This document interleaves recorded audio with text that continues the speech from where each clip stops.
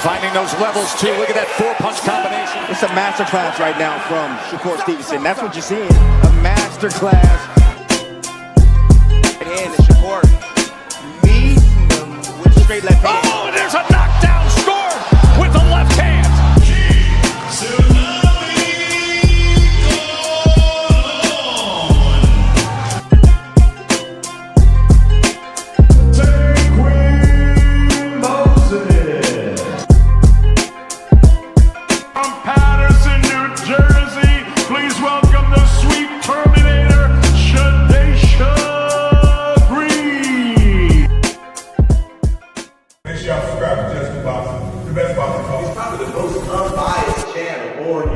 Right now, we're going to give him his just due. Shout out to my brother, just due. Do you foresee yourself being in, let's say, more thrilling fights as you get older? Basically, what you're saying is Floyd. Get beat up and get some black eyes, then get your hand raised. No. Stoop to everybody else's level and be stupid. When you get older, I'm saying. When you get older. Do you think there's nothing cool about taking punishment, getting beat up, getting bloody lips, and getting a check. The coolest thing I can do, I can dominate you, shut you out, and make crazy money, and go home and live with my family in a very, very comfortable and happy way. That's how I like to do it. Lifting weights and being strong doesn't win fights.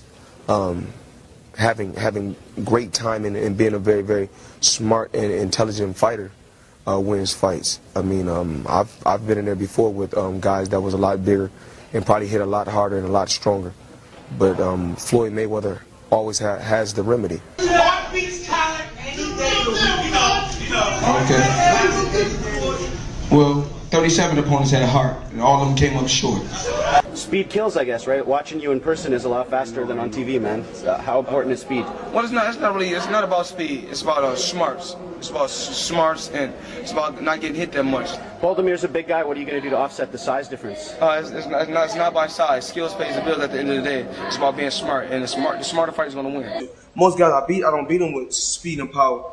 I beat them with smarts. I'll think about it. It's more up here than here. Bring the truth or tell on your ass what you're doing or what you're not doing every single time. You can lie, you can bullshit and all that, but when that bell ring, if you ain't put that work in, it's gonna show, bro. It's gonna show. Not to mention y'all in a sport that can cost you your life. Literally, you can die in this shit. So if that's the case, man, if you're gonna do this, don't bullshit with it. If you don't really want it, say to yourself, keep it real with yourself. I really don't want this shit. I can't put the work in that it requires. Walk away. Ain't nobody mad at you. Go out there, you're young enough, you go get educated, get a skill, do something, man. But don't play with this, man. You can get killed in this shit, man. You want honesty? His channel. It throws real punches. Just Boxing gives you skills, heart, and culture. Straight up. I catch every drop on my lunch break. Can't miss it.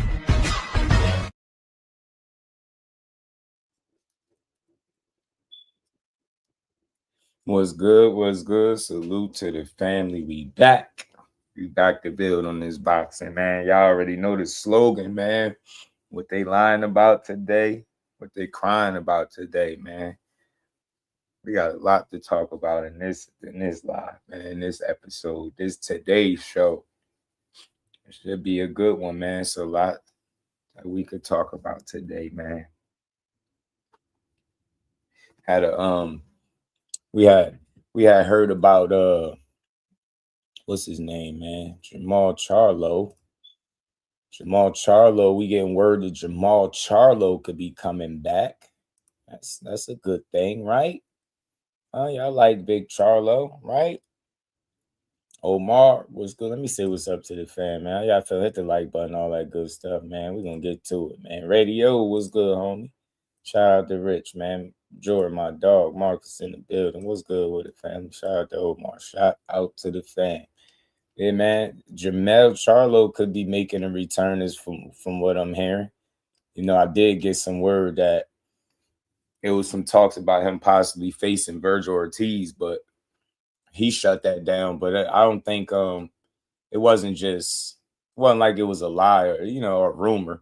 It was some talk, some conversations about it. But a lot of times, just like with any of these fights, the the business don't always reach the other side of the street, if that makes sense, right? You know what I'm saying? Something to be proposed, talked about, some people will catch wind of it, and then the conversation won't go far enough to make it to the fighter and his team.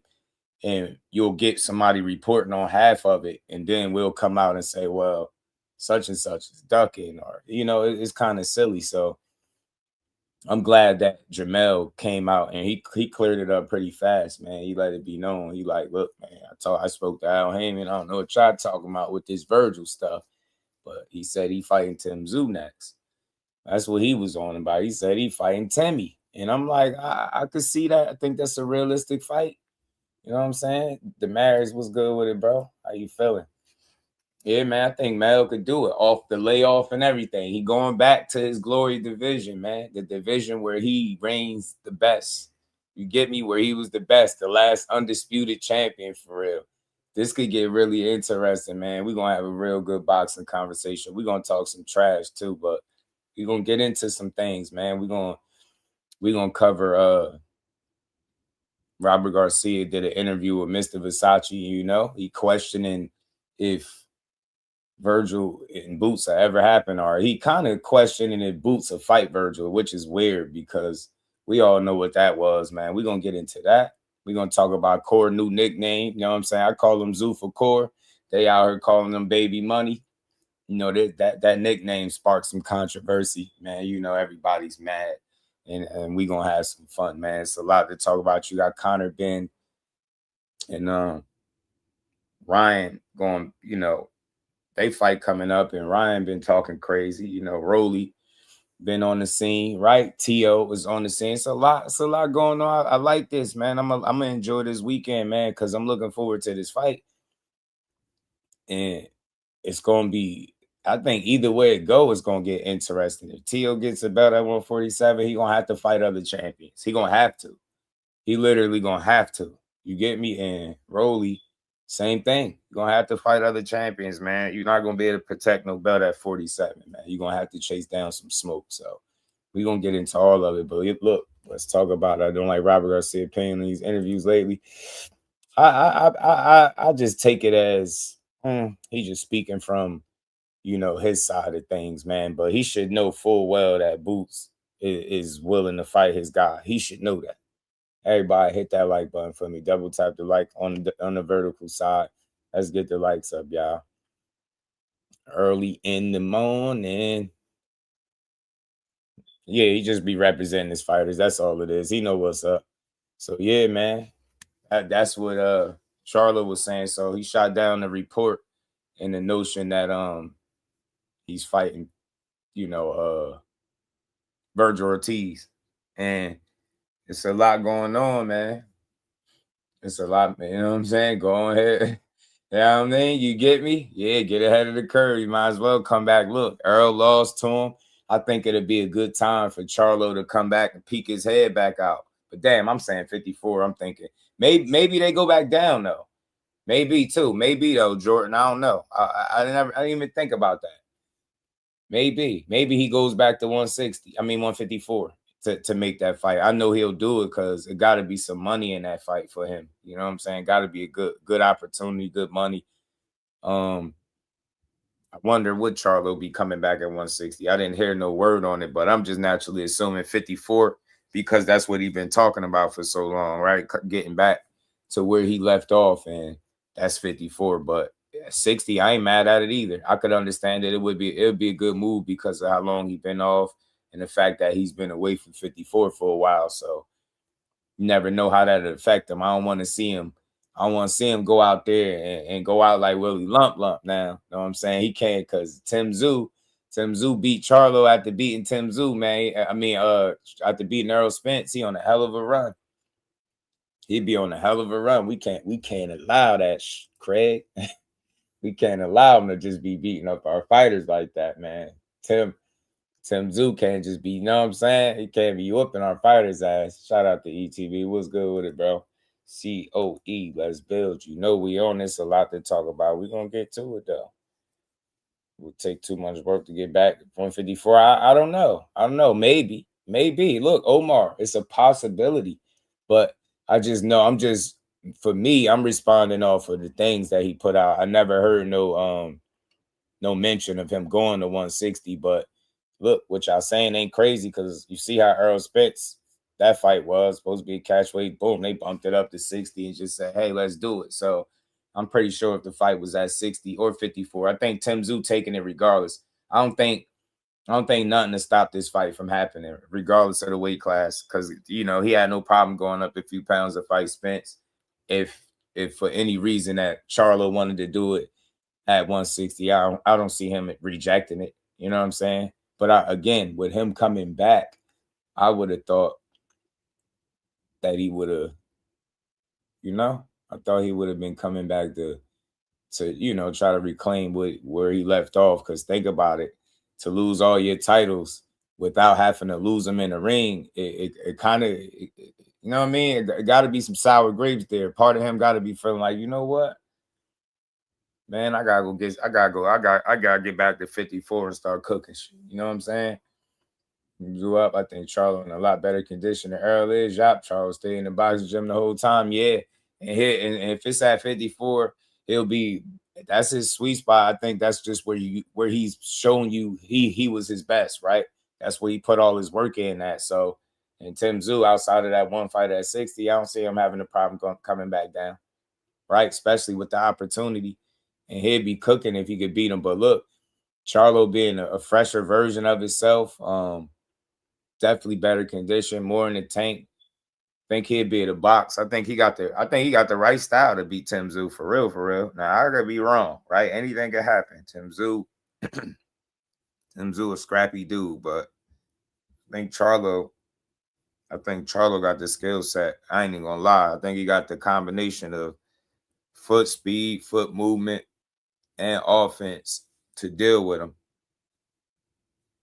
Especially if it's at 54. I know it's been a while, so it seemed like it'd be extremely hard for him to make it. So, you know, but I don't think it's a big deal. You know what I'm saying? I think either way he coming back and he could win. Boxing Dad, what up? I think he'd be good. Yeah, I think 160. I wouldn't trip on it. The Wonder Boy, nah, hell no. Damaris, he never had one. He never had a nickname. But yeah, man. Vergil is on the outs, man. We was talking about this too, because this ties into this conversation too about the Vergil Ortiz thing. We're gonna talk about that as well, man. We're gonna get into Robert Garcia interview, like I said, man. But this is crazy. It's weird, right? Because right now there's a lot of smoke, there's a lot of talent at 54. Charlo coming back, if he was to come back there, would just make it that much better. Vergil Ortiz staying put would make it that much better. But at the same token, I could understand Vergil's thought process, or him and his team, because I'm sure they'd be making that move collectively. But again, remember, we said this could happen. Find yourself on the outs, you know, overplaying your hand to a degree, right? Because I don't care what nobody say, man. There's no way that the minute it was time for you to fight Boots, it should have led to, you know, suing Golden Boy and then the fight not happening and Boots moving on. And that's really what the problem is now. So you find yourself on the outs being forced to possibly move to another weight class, because there ain't no way you're going to be a champion at 54. The belt's going to be tied up.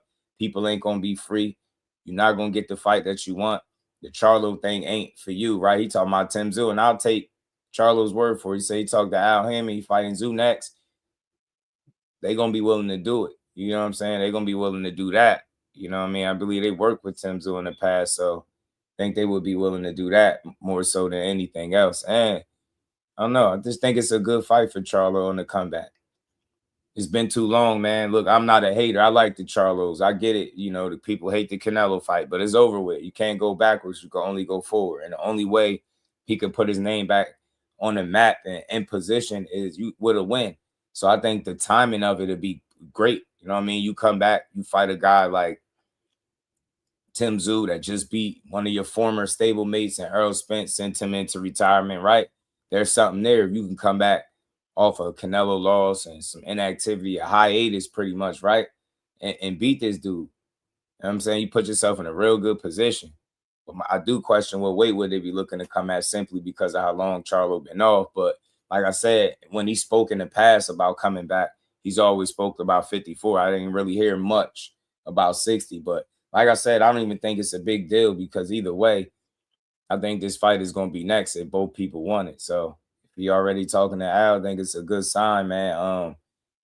The reason why I would think that this is possible as well, man, y'all remember the talks, y'all remember the news came out with PBC doing the deal with the zone and them having more of a budget now. So with the budget comes the opportunity to make more better fights, period. Whether it's a big fight or just a good fight, they have the breathing room to be able to do so. Whereas, and that was just Paramount Plus, it wasn't the same situation.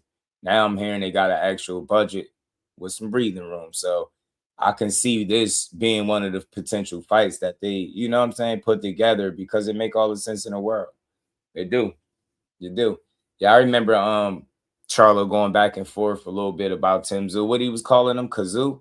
Yeah, I remember that them little clips and stuff that was floating around. Them joints was funny. He wasn't saying is it Tim Tszyu, Kazoo. He was calling them all types in there. I remember that. So it's a good fight. Tszyu scrappy, he tough. He experienced, he battle tested, he took losses, he's bounced back, right? He's been knocked out, right? He's had it happen to him. So I think I want to see this. It's a perfect opportunity for him to get back in the mix. Perfect. Charlo by decision. I'm telling you, I think he can box him. I think he got the combination of offense with movement and not standing straight in front of Tszyu, right? Speed. You know what I mean? Quickness, he can get in and out. A lot better, you know what I'm saying? A lot smoother, man. He just got more left in him, unless he fell off a cliff, which I don't think that'll be the case. Because dude, like ETB said, dude, stay in shape, man. Charlo be in shape. Charlo be in good shape. Find out Tim getting pushed. Hey, Jordan, low key, they like, hey, man, you beat Earl, man. We might as well push him. Let's see what he got. They put him in the gauntlet. They're like, hey, what you think about this Charlo fight? Hey, Jordan, what's happening is they pissed off, so they're going to go get angry Charlo to avenge the Earl Spence joint. You know what I'm saying? A little storyline right there, going to avenge the Earl Spence loss. You know what I'm saying? They like, nah, we can't go out like Tim done took one of our best. You know what I'm saying? Took one of our best. That's what it is. They out here trying to get Tim head bust. You know what I'm saying? Al said, all right, you got big fish. As soon as they realized Earl Spence was losing, Al Haney was on the phone with Charlo. Like, yeah, man, Tim got that. He got that. You got your off in Australia. You got that off in Australia. Yeah, I got somebody for you though. I can see it. Yo, when they announced the winner, and Al was right on the phone with Mel. Like, look, man. Or Mel was calling Al, like, look, I could beat him. Mel was on the phone, like, I could beat him. I'm telling you. Set it up. Set up. Call Al. You know what I'm saying? Set it up. I can see it, bro. I'm telling you. Two inactive black fighters back to back. But I think, look, inactivity is not the end all be all. You know what I'm saying? It's not the end all be all. But Tszyu was battle tested, and some could say a little shot worn, man. Earl Spence just couldn't push it. You know what I'm saying? I think this is a different fight for him. Because any other version of Earl Spence besides the one that got in there would make this like a much different fight. You know what I'm saying? Man, yo, what's good, homie? How you feeling? Al said, you caught the big fish, but you kept with a lie. You get me? You know what I'm saying? Yeah, ETV, they on the phone like, yeah, man, we're going to get this Tim Kazoo. We ain't going out like that. We ain't going to let it slide. Al, you know what I mean? Charlo was on the phone with Al like, look, we ain't let none of that rock. You know what I'm saying? I got you, Al. I got you, Al. You know what I'm saying? Say no more, man. I got your light work. Get me? Line it up, man. I'm coming back. You know what I'm saying? I'm in. You know how Charlo be. I'm in shape. Y'all, man, hold on. I gotta find the interviews, man. Hold on, man. Y'all gotta level with me, bro. This was funny. Hold on, man. Where is that, man? I gotta find it. You know, me in shape. You know how Jermell be talking.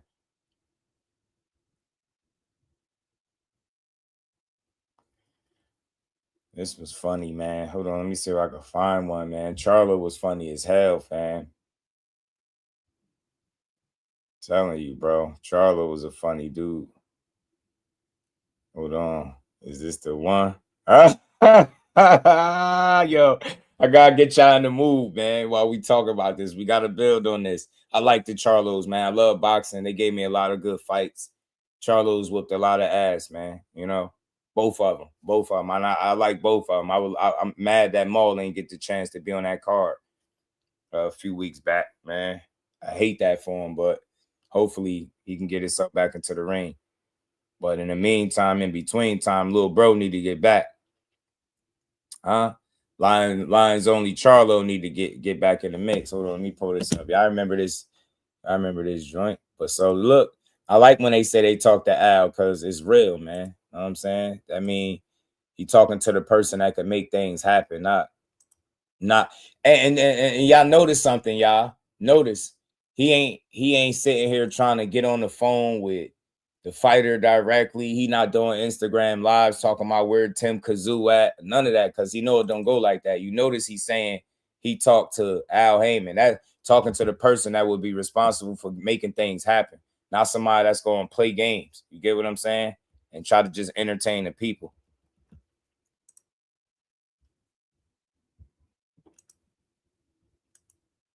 Shit different, man. Hold on. I got to get to this, man. See if y'all remember this joint. Is considered a paper champion. If he gets the WBO and they elevate him, he's a paper champion. A champion that didn't have to do anything, a small champion. I have to knock everybody out for my belts. So if Tszyu watching, hey, don't be too high up on your horse because you didn't do nothing in boxing. And of course, I'm going to take a bigger opportunity like Canelo over Tim Tszyu. Who is Tim Tszyu? Australia knows, not the world of boxing. Come on, fam. Come on, man. Give me that. Give me this back. Y'all don't care what nobody say. Win, lose, and draw. Give me this Charlo back, fam. Man. Of course, I'm gonna take Canelo over Tim Tszyu. He ain't even. He can't even. He won't even say that man's name right, man. Come on, fam. Now, how y'all want to see this back, man? Get Charlo back. Teach what's good. Favor G's what's good. Right now, get him back. Tszyu is considered a paper champion. If he gets the WBO and they elevate him, he's a paper champion. A champion that didn't have to do anything, a small champion. I have to knock everybody out for my belts. So if Tszyu watching, hey, don't be too high up on your horse because you didn't do nothing in boxing. And of course, I'm going to take a bigger opportunity like Canelo over Tim Tszyu. Who is Tim Tszyu? Australia knows, not the world of boxing. Australia knows, not the world of boxing. Come on, fam. None of that fake drama. None of that fake selling shit, yo. I'm telling you, because that's not how fights get made, fam. That's all I'm saying. I say that that's not how they get made. Hold on, I got another one I got to get to. I got to pull. I'm telling you, bro. Yeah. I got to refresh y'all memory, man. Take y'all down memory lane. You know what I'm saying? You know, it's Charlo like, man, who was Tim Tszyu, man? You know what I mean? Paper champion. He said Australia knows, but not the world of boxing. If Charlo a fool, man. I'm telling you, bro. This is a funny dude. Get him back. I don't care what ETV. I don't know what they talking about, fam. Yo, y'all remember Charlo with the poncho? Remember he was on the Instagram live with the poncho, talking crazy. Remember Crawford. Man, Crawford need the man. Look, don't make me pull it up, man. Pull up the old interview with the poncho. I'm gonna show y'all, man. Give me that Charlo back. Bro was whistling and everything, walking away from the camera, coming back. Bro had a damn like a Mexican poncho or something. I'm like, yo, why is he dressed like that in the crib? Man, Charlo is a fool, fam. He had a damn did he have a cowboy hat on or some shit? Tell you, that shit was funny, man. That shit really was funny. Hold on. Shout out to Fight Hype, man. Here from Fox Sports Australia. Congratulations. Amazing achievement. I'm not sure if you were aware, though, but Tim Tszyu was at the fight tonight watching you. Full respect from me, so just don't shoot the messenger here. But pre-fight, he said he expected you to win. But real quick.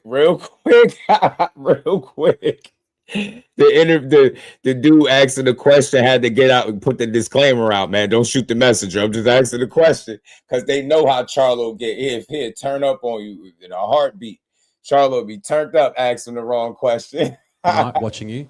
Full respect from me, so just don't shoot the messenger here. But pre-fight, he said he expected you to win, but also said that you're a little bit soft and that you don't bring the pressure. That's funny. That's dope. Can I get your response to that? And what do you make of Tim as a fighter? And would you like to fight him, Jermell? Well, I saw him his last fight. He should be quiet. He really didn't look. He didn't really look so. I don't really watch a lot of boxing. Motherfuckers out. But just so happened I did see him, and he didn't look so great. You hear Charlo over there? I'm not motherfuckers out. Yo, this is the man. Get him back, bro. He didn't really look so. I don't really watch a lot of boxing. Motherfuckers out. But just so happened I did see him, and he didn't look so great. So get him back, bro. Nothing to answer. He didn't look so great the last time. He should work on his own situation. He said stylistically he'd match up well against you, Jermell. Have you got any thoughts on that? Yeah. Hey, it's different heat over here in America, baby. Right, it's different heat in America. How much Tim 2, whatever his fucking name is, how much they got? Hell nah, get him back ASAP, fam. What he just call him? He was just calling him Tim Tszyu. Now already he calling him something else. It's like a movie. Hey, it's different heat over here in America, baby. Right, it's different heat in America. How much Tim 2, whatever his fucking name is, how much they got? How much money they got? Him too. Would you take a fight against Tim? Man. Fuck you and Tim Tszyu. Change the mic. Now he called him he called him Tim Tszyu. Keep changing his name. Said fuck you and Tim Tszyu, man. Oh, this man is stole off. I had to bring y'all back. We're gonna talk about. Look, I want to see Charlo back. This gotta get you in the mood to want to see Charlo back. When he in his bag, yo, it's funny because he be dead serious. He be mad for no reason. Yo, Charlo be turned up. He is a one-man army. He his own party. He turn up by himself. This should just be funny, bro. He like self-motivated. He be like amped up for no reason. He be chilling and then he just turn up. How much they got? How much money they got? Hey, it's different heat over here in America, baby. Right, it's different heat in America. How much Tim 2, whatever his fucking name is, how much they got? How much money they got? Don't worry, bro. How much money they got? Would you take a fight against Tim? Fuck you and Tim Tszyu. Change the mic. Like, stop asking me questions, dude. All right, I think we have one more question. I told you. Didn't I tell you? Yo, he was just chilling, fam. He was just chilling. They asked him. They started out asking him the question, but Derek James answered, and he softened the blow. Charlo was chilling. He was like, I'm not out. He still was saying that he was chilling. Dude gave a disclaimer. Look, don't shoot the messenger. The other guy didn't do that, and he snapped on it. You see how he paid? See how he turned up? He said, F you and Tim Tszyu. Change the fight. Stop asking questions. Yeah, I love this shit, bro. Wow, joke. How much money they got? It's different heat in America. How much Tim 2, whatever his fucking name is, how much they got? How much money they got? Don't worry, bro. You don't How much money they got? Yeah. Would you take a fight against Tim? Fuck you and Tim Tszyu. Change the mic. Like, stop asking me questions, dude. Would you take a fight against Tim? Fuck you. Different heat in America. How much Tim 2, whatever his fucking name is, how much they got? How much money they got? Don't worry, bro. You don't I answered that. Yeah. Would you take a fight against Tim? Fuck you and Tim Tszyu. Change the mic. Like, stop asking me questions, dude. All right, I think we have one more question. I gotta make a short video out of this, man. Go ahead. Charlo is a fool. He dead serious. He said they was asking him the question, would you take a fight with Tim Tszyu? He said, you and Tim Tszyu. Change the fight. Stop asking me questions, dude. He was just chilling. That's why I say, bro, you gotta approach the line with caution. Man. He be snapping, fam. Yeah, I'm telling you, other guy didn't put out the disclaimer. He wasn't safe. First dude was safe. He caught him while he was chilling. He already turned up Charlo every single time. Do not ask him a dumbass question or something that's gonna annoy him. He gonna let you know. I don't care. He did it with Brian. When I seen him do it with Brian Custer, I was like, yeah, he'd do it with anybody. Yo, Charlo will get annoyed with anybody asking a question, fam. That should be funny, man. This dude really don't care. I'm telling you, got some story I can tell you. I've never said it live. Man, I could just imagine.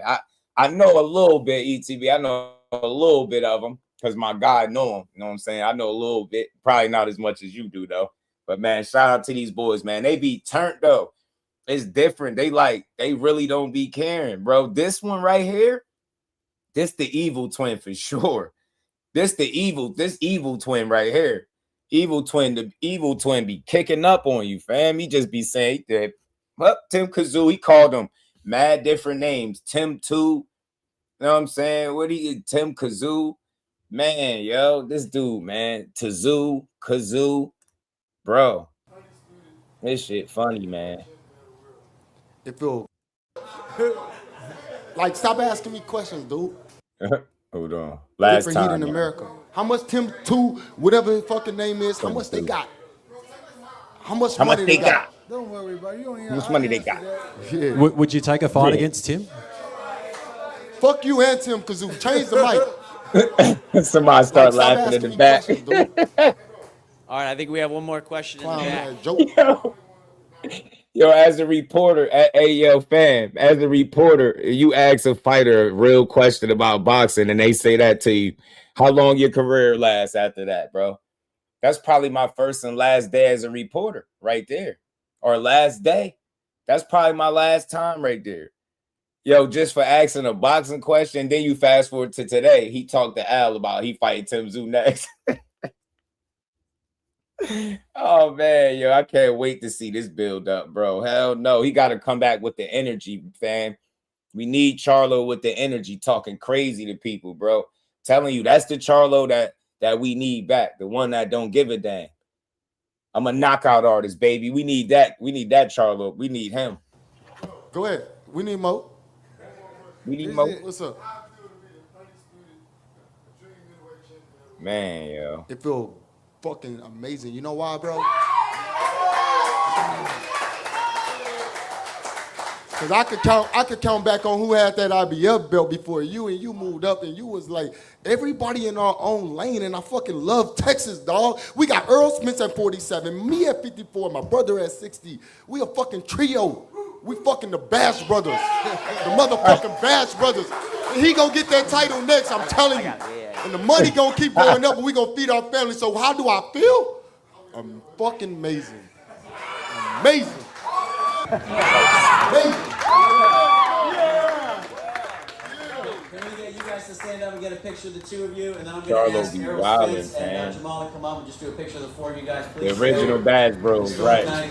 Congratulations. Man, nah, that was funny. I got another one. He was on Brian Custer, but I had to take y'all back, man. I had to remind y'all, like, this is a fight worth seeing. They got the history out there. They got the little history out there. It was already, remember, it was talks about them fighting. Remember, he was saying that they ducked and all that.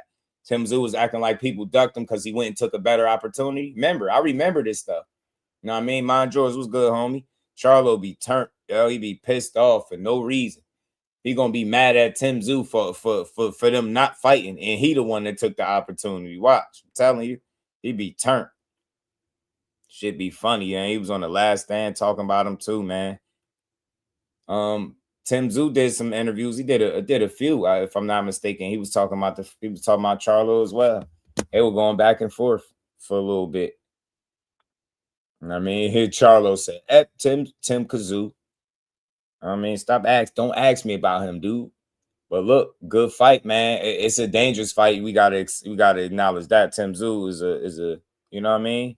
It's a dangerous guy to just jump in there off the couch, so to speak, right? But I think Charlo has the style, skill. I think he believes in himself, especially at 54, man. He that's where he's his best. You know what I'm saying? So I'm just assuming that that's where he'll be back at, right?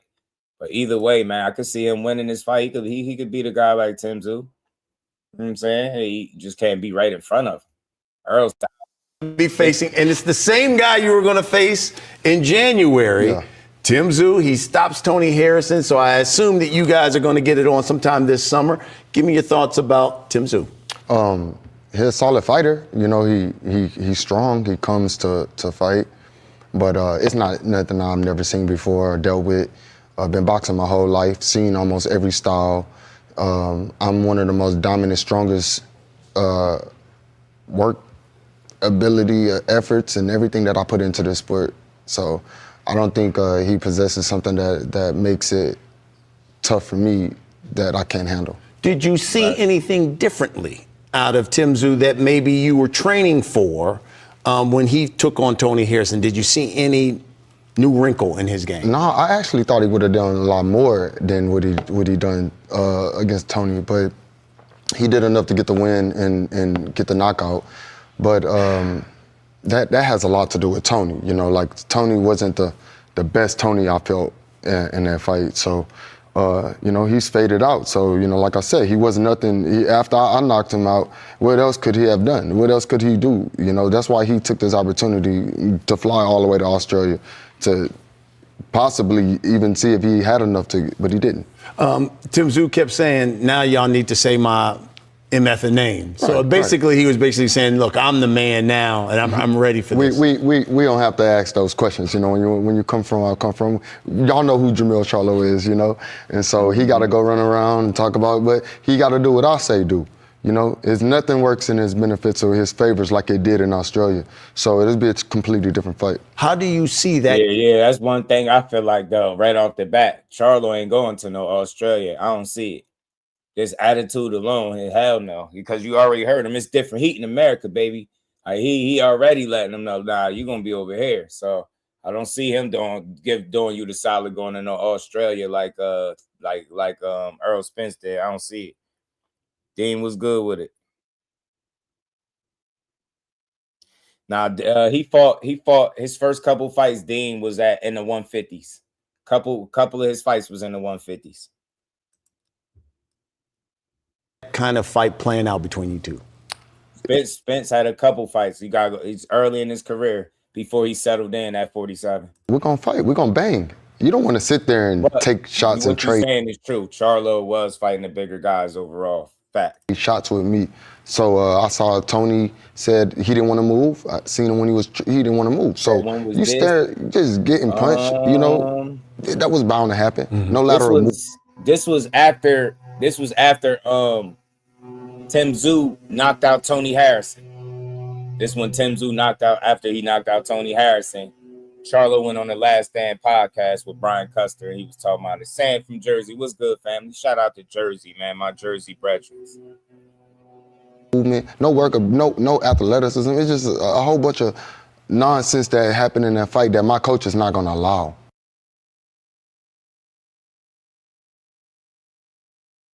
So yeah, man, hold on. I got something from Tszyu too. Tszyu was talking. I remember they was going back and forth for a little bit. You got Tszyu. Yeah, I think Canelo is Canelo. You got to consider the circumstances. I mean, well, I ain't telling you. I consider the circumstances with that fight. Jumping up to 68, you was like a fish out of water. You was somewhere where you didn't belong, and it showed.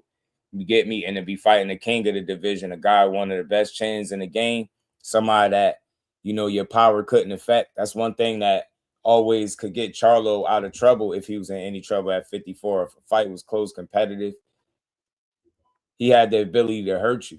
You know what I'm saying? And with Canelo took that off the table. You know what I'm saying? Canelo took that off the table for him, and I think it made it a much different fight. Any fight where Charlo's power can be a factor, it's a much different fight. But if you remove that element from the fight and strip him of that, then think about that. If you in there with somebody that not only can match you in skill, he got more experience than you because he's been fighting since he was 15. He's the natural bigger guy because he's been fighting at the heavier weights, right? He's used to fighting the bigger dudes, and you just jumped up off of injury and inactivity in a weight class, 2 weight classes up where you never been. So it was always going to be an uphill battle for Charlo. We just still expected more. But I think it just goes to show you that what we already know, there's weight classes for a reason. And when you do move up, you got to acclimate the right way. See what Bud did. He took his time. He took a lot of time to put the weight on.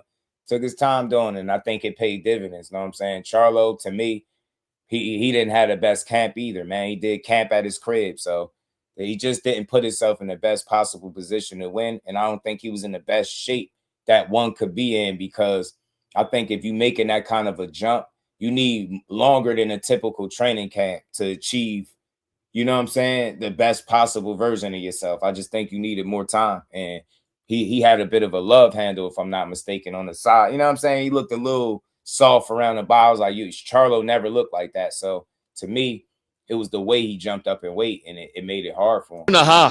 Year and a half I was supposed to fight him. And then he had the deadline. Rules are rules.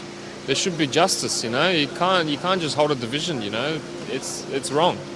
So if he wants that belt back, then bring the other 3 along with it, because I want all 4. They're already talking about coming down, which means that he already knows that he's going to lose to to Canelo. You remember, man, he was mad calling for his shot, and it was some talk about him. He was running around talking like Charlo ducked him for a while. He was talking crazy. He was pissed off. He was pissed off with the situation, man. And he wanted that opportunity, but it's cool because things could come full circle now. You still can get the opportunity to fight him, right? You know what I'm saying? Now, I think, he done took another loss. You've taken losses. It's a good fight still, you know? It's a good fight wherever y'all fight at, 54 or 60, but I'm assuming 54. I would think that's what Charlo want to come back and reign at, unless, you know, he having some type of difficulty getting there. Then I could see it being at 60. But other than that, we'll see. We just thought Big Charlo would beat Canelo. Yeah, Chris, me too. I felt the same way. I just wish he would have been on point and ready to take the fight, and we wouldn't have seen Jermell take it. A lot of people forget that Jermell was in position for that fight. Lil bro stepped up. He just didn't have it. You know what I'm saying? And I felt like Jermell was the bigger body, and it would have just been a different fight, in my opinion, overall. But it just wasn't in the cards, man. Charlo just didn't make it to the dance. But yeah, man, shout out to Al Heyman, man. Make this fight, man. PBC got a budget now. You know what I mean? Don't be stingy with the fights, PBC. You got people that still rocking with y'all. People like me. We love boxing. We want to see some of those guys come up off the shelf, that PBC shelf, and fight. Get me? Come on, Charlo. Come up out of the gym, man. We know you've been working. Now it's time to beat somebody's ass under the lights, man. I need to see, bring that Charlo energy back, man, that he just had in that interview. Oh, Tim Tszyu. He said, F you and Tim Tszyu. Stop asking me about that, man. He's like, how much money they got? You know what I'm saying? That's all he wanted to know. Pay that man. So I assume this fight would be somewhere in the States. And look, I like it. I like the opportunity for Charlo, man. It's just been too long. He's been out the ring, so the sooner the better. You know what I'm saying? I want to see him back in the ring against somebody that is dangerous. Tim Tszyu is one of them guys. I feel like he got a good win over Errol Spence, but it just was what it was. But I feel like Charlo just different. He had a different point in his career, so it should be a different turnout. I think he should be able to handle what Tim Tszyu is bringing to the table a little bit better. You know what I'm saying? Different fight. It's gonna be tricky though. You know what I'm saying? Tim Tszyu be out there trying to knock your head off, man. I'm trying to tell you. But after what I seen from in the Errol Spence fight, I'm sure as long as Charlo is in top shape, he could win this fight. Yeah, you always worry about some ring rust. You run the potential of being a little rusty, but I think he'll be all right, bro. Right? You just need a really good training camp. That's all. You need to be in top shape. That's all I'm worried about. Time off, making sure you ain't compromise your condition no type of way, because that's what you're gonna need with this dude. You're gonna need to take some shots. Charlo got a pretty good beard on him. You know what I mean? He took shots from Canelo for sure. You know what I mean? I think it'd be the deal with Tim Tszyu for real. I really do. Come on, we got 60 people in the building. Everybody hit that like button, man. You already know, Sam, I appreciate you, bro. Shout out to my Jersey guy, man. Sam from Jersey. Let's keep rolling, though, man. So, I want to see an interview, maybe an update. Charlo did say something about talking to Al. So I think it'll happen, bro. I do. But something I want to get to, man. Something else I want to talk about while we here. A bunch of stuff we're gonna get to, but we're gonna segue into this Vergil Ortiz conversation because, you know, this is just my opinion, right? Of course, nobody's forced to do anything, but I think to put it in its proper context, put it in perspective, I think the business of things is forcing him to the next division, if that makes sense, right? We seen how everything fell apart with him and Boots. Everything fell apart with him and Boots. They had a couple situations where the fight seemed like it could have been made, but my problem with all of that was Boots wasn't in the same weight class yet. But when he got there, he got one fight and everything was ready to go. And then next thing you know, Golden Boy getting sued. So, you know, you fast forward all of that, the face off, him getting out the ring with Boots talking about his dream fight is Errol Spence. Errol Spence retired, so he could scratch that off his bucket list. He won't get an opportunity to beat him. Nope. And now, you know, they're in a position where they're on the outside looking in. Boots got 2 titles, essentially going for his 3rd with Josh Kelly, right? Fundora about to fight somebody else. Vergil is going to be iced out almost. You kind of iced out at 154 in terms of being able to get a title. And it's crazy because the only thing you could do is keep trying to fight credible guys. But at some point, fighting a credible guy or a good opponent gotta materialize. You got to be able to capitalize off it. It got to mean something. And he'll be going. He's been in 2 divisions, no title. Ryan Garcia got a title. Rolly Romero got a title. I'm not knocking nobody. We're just talking this boxing, right? If I would have told you, or if somebody would have told you some years ago, based on what we know about all 3 of these guys, early on, though, you'd have said it's Vergil, Ryan, and Rolly. And somebody would have told you Ryan and Rolly is going to have titles before Vergil, and then Rolly would be a champion before Ryan. You would be like, yeah, right. You get me? But that's just how boxing go. I think for Vergil, his health has led to him not getting certain opportunities as well. We've seen it. He was supposed to get Stanionis, right? Remember they scheduled that fight like 2 or 3 times. He was getting sick, rhabdo. Stanionis had appendicitis or something like that going on. Had to get his appendix taken out. Like that fight just didn't materialize. And then next thing you know, Vergil was forced to 54, right? It's crazy what kind of career he got. Because look, I'm putting all narratives aside. I'm just telling you what I think about Vergil as a fighter. I think he'll fight anybody. I really do. He a maniac, bro. Like I really see that in him. That dude really be trying to eliminate you in the ring, bro. He fight like a damn cyborg. Vergil is a dog to me. I think he trained extremely hard. I think he fight extremely hard, right? He got a real good run of, you know, he fought Madrimov, Boachuk, Madrimov, Erickson Lubin.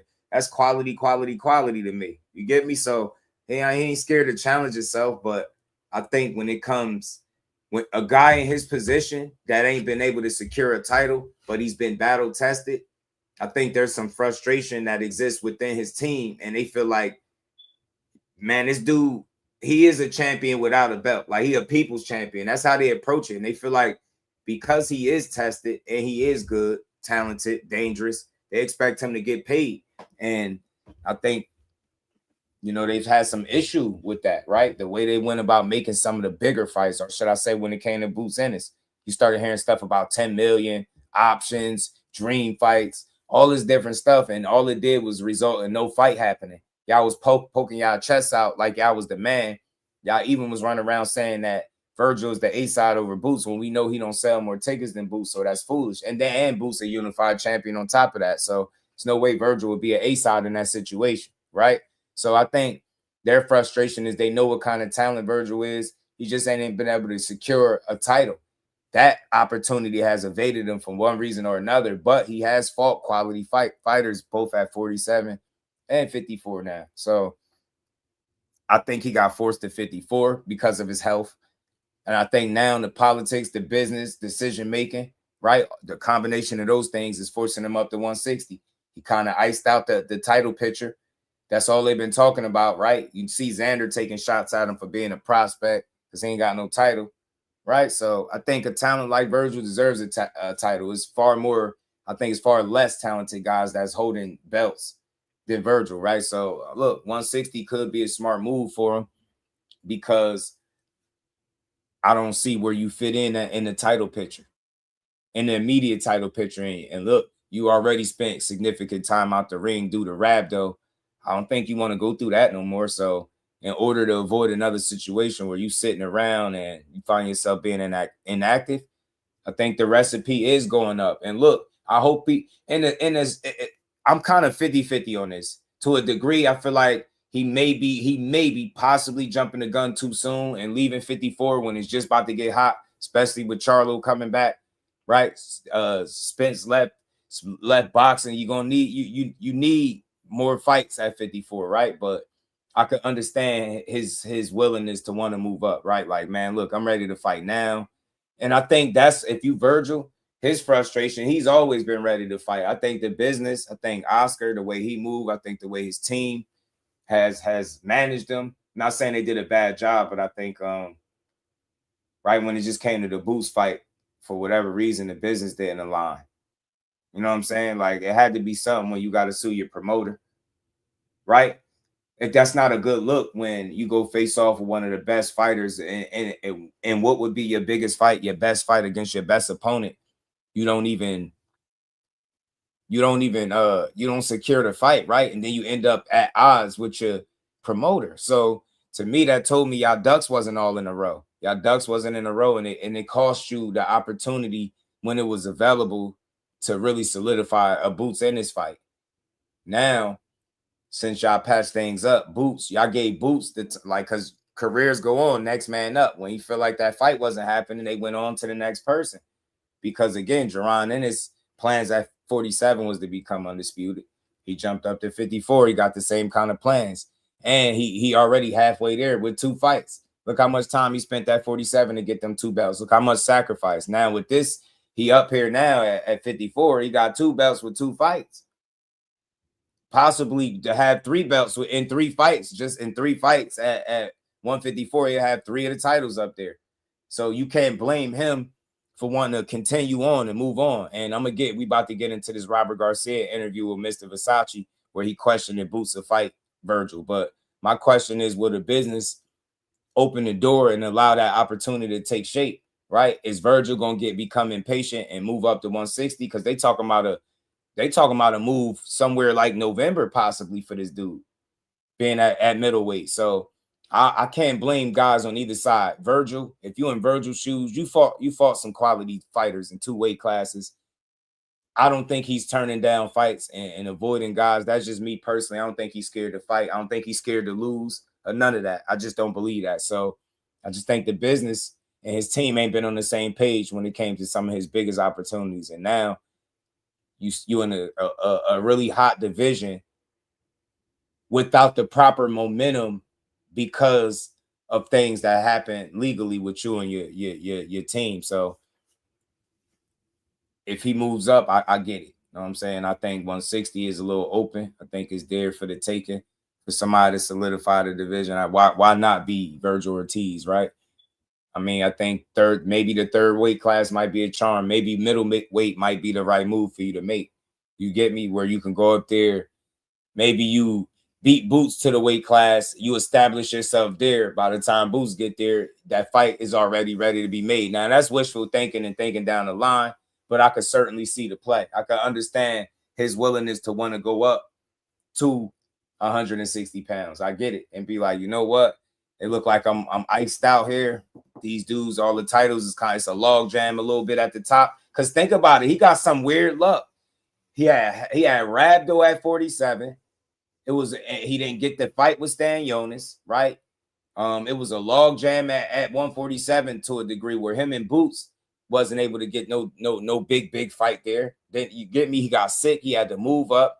Now you fought some guys, but now it seemed like you just don't have the momentum that would come with fighting quality opposition. So now you sitting there looking at the title picture and you just don't fit in it. And 160 looks a lot more open for the taking. I don't think it's as deep as 54.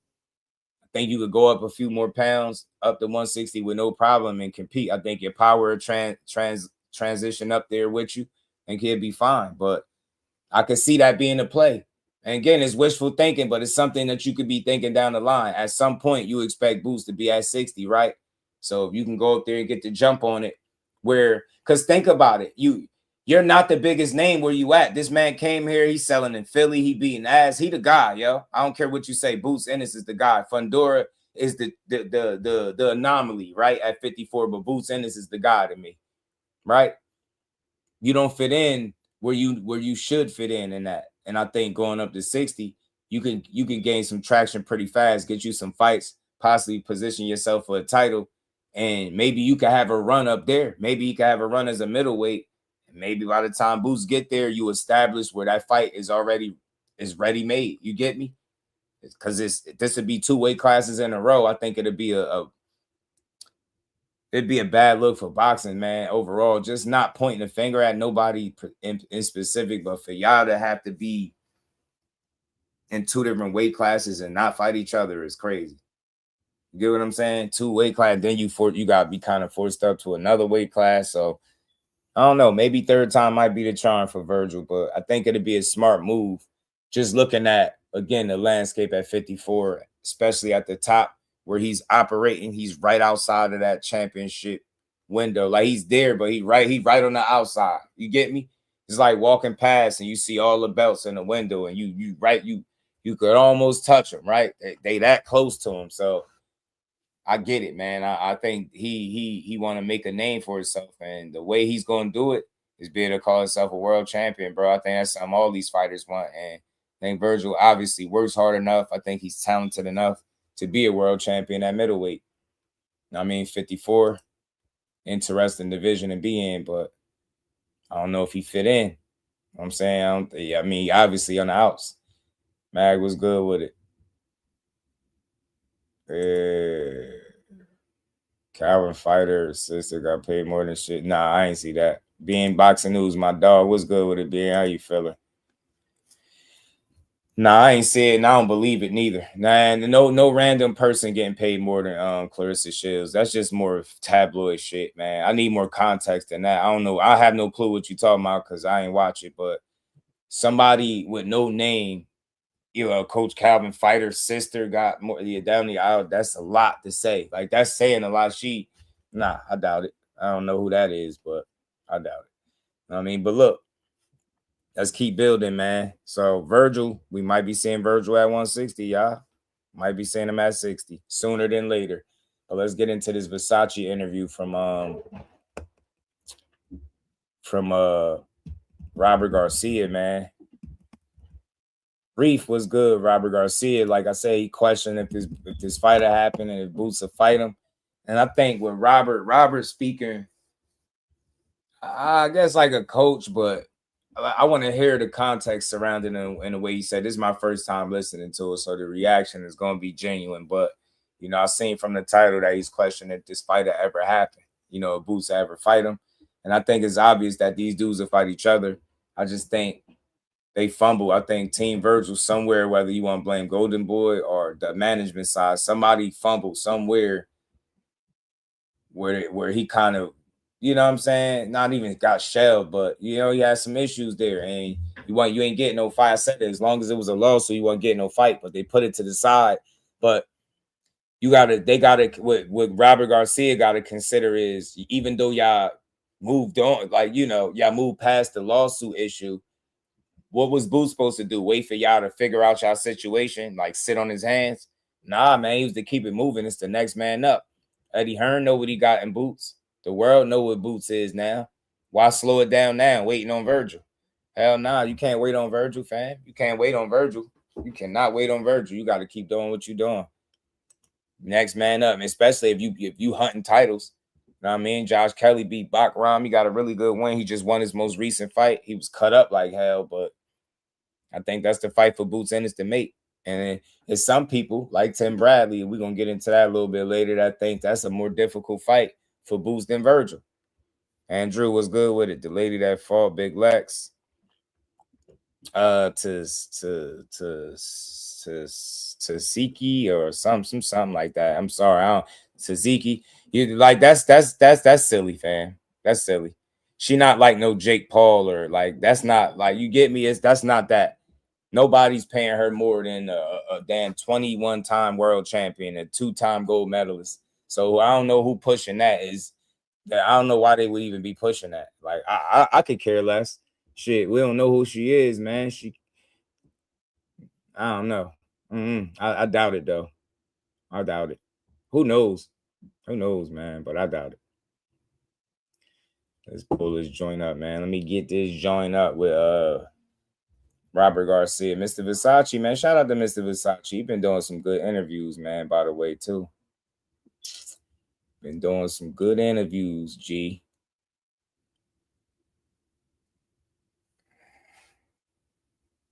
yeah, that's crazy.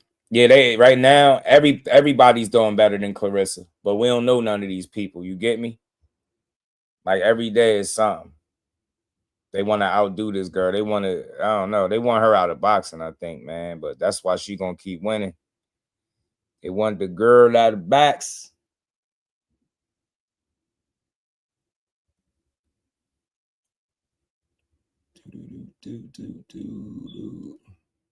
My bad, y'all. Trying to get this going. Yeah, man. They want her up out of boxing ASAP. I remember Coach Kenny saying if you knew how much these rally stars get paid, he'd have his daughter switch. Watch on the zone. I get it, but I just don't. I don't see it, fam. Me personally, I don't see it. I just don't. I don't see it. I don't see it. Like that's tough. Like I don't see it. I get it. I know they could be getting paid and stuff, but the people coming into these fights 0-0. I just don't think so. Just don't think you getting paid millions of dollars to do that. They such low level. Like you would just be giving away the money. That girl is not like I barely know her name, right? And I know the Big Legs name more than I know the other girl name, but I just don't think she's a big enough reality star to garner more money than a Clarissa Shields. Like I think that's ridiculous. But if the people pushing it are from that side, then you know why they would be pushing that. You know what I'm saying? And then think about something. For us to know that, you would have to know how much Clarissa got paid. I don't know how much she got paid. I didn't even think about that. I just know she got treated fairly, I would assume, and she beat ass. That was the main focus, but I just couldn't see it. Let's get into this interview. Y'all hit that like button, man. We got about 70 people in the building. Let's keep it. You're on the vertical side, double tap that screen, y'all. Double tap the screen. Let's get the likes up. We got a lot more we're going to get to, man. We're going to get to this Versace and Robert Garcia interview, man. Podcast. I'm your host, Mr. Versace himself, Rick Reno, and joining me today is one of the most respected trainers in the game. Some call him a manager, some call him a fight advisor, a career advisor, Robert Garcia. Rick, thanks for having me. So I was waiting for that phone call. I know. I've been waiting for a while. I know. I started getting some of the threats coming in from Cali. I said, I got to fly in and get you right on. That's awesome. Now, starting off, talk a little bit about your own professional career. You were a world champion by 26, but you retired relatively young. And I know you've said that at the end, you practically hated boxing. What made you fall in love with it again? Because boxing's pretty much become your life. Well, look, I became champion at 23. 23? I was 23 when I became champion and retired at 26. Oh, retired at 26. Yeah, retired at 26. Yeah. Look, boxing was never really my sport. I always wanted to do other stuff. Real quick, this I'll say this, and we getting back to this interview. I don't remember seeing the fight purses being posted nowhere at all. But from what I understand, Clarissa got a situation going on where her earnings is backed by her deal with Salida and Win Records. So she, on average, they saying her fight purses should be anywhere from over $1 million, 1.3, something in that ballpark. I doubt that she only got $500K and both women got $500K. That don't even make sense. But I doubt it. I doubt it. You know what I'm saying? I doubt it.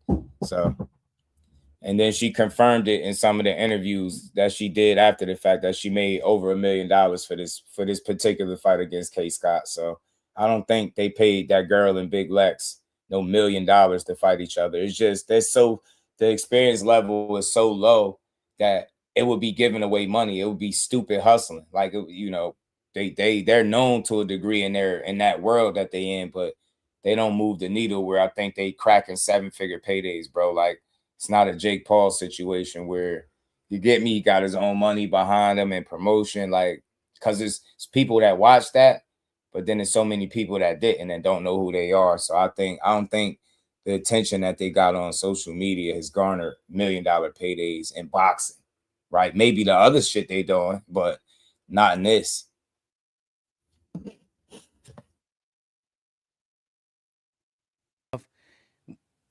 When it came to sports, I love football, high school football. I never played it because of boxing, but I always had that. I always wanted to play other sports. You know, soccer was still one of my favorite sports. I love soccer, but I never really played it because of boxing. My dad, since I was a kid, my dad always raised us to be in the gym, training, boxing. My dad, we grew up in a trailer park in Oxnard, California, and my dad trained all the kids in the neighborhood, all the kids my age, 3-4 years younger than me. They all know how to fight because of my dad. They're in the trailer parks. We grew up, you know, learning how to box. My first amateur fight was when I was 5 years old. So that's how much my dad always pushed us for boxing. And because of boxing, I didn't try any other sports. So I was never really I never really loved the sport to a point where I was giving it my 100%. Never did. When I retired, I thought I would never go back to boxing. It's over. I'll find something else. I'll do other stuff. I was 26, so I could, you know, go back to school, whatever. But then my dad again invited me to come join him in the gym. You know, La Colonia Boxing Club in Oxnard. Said, help me out with some of these kids. You know, maybe you'll like it.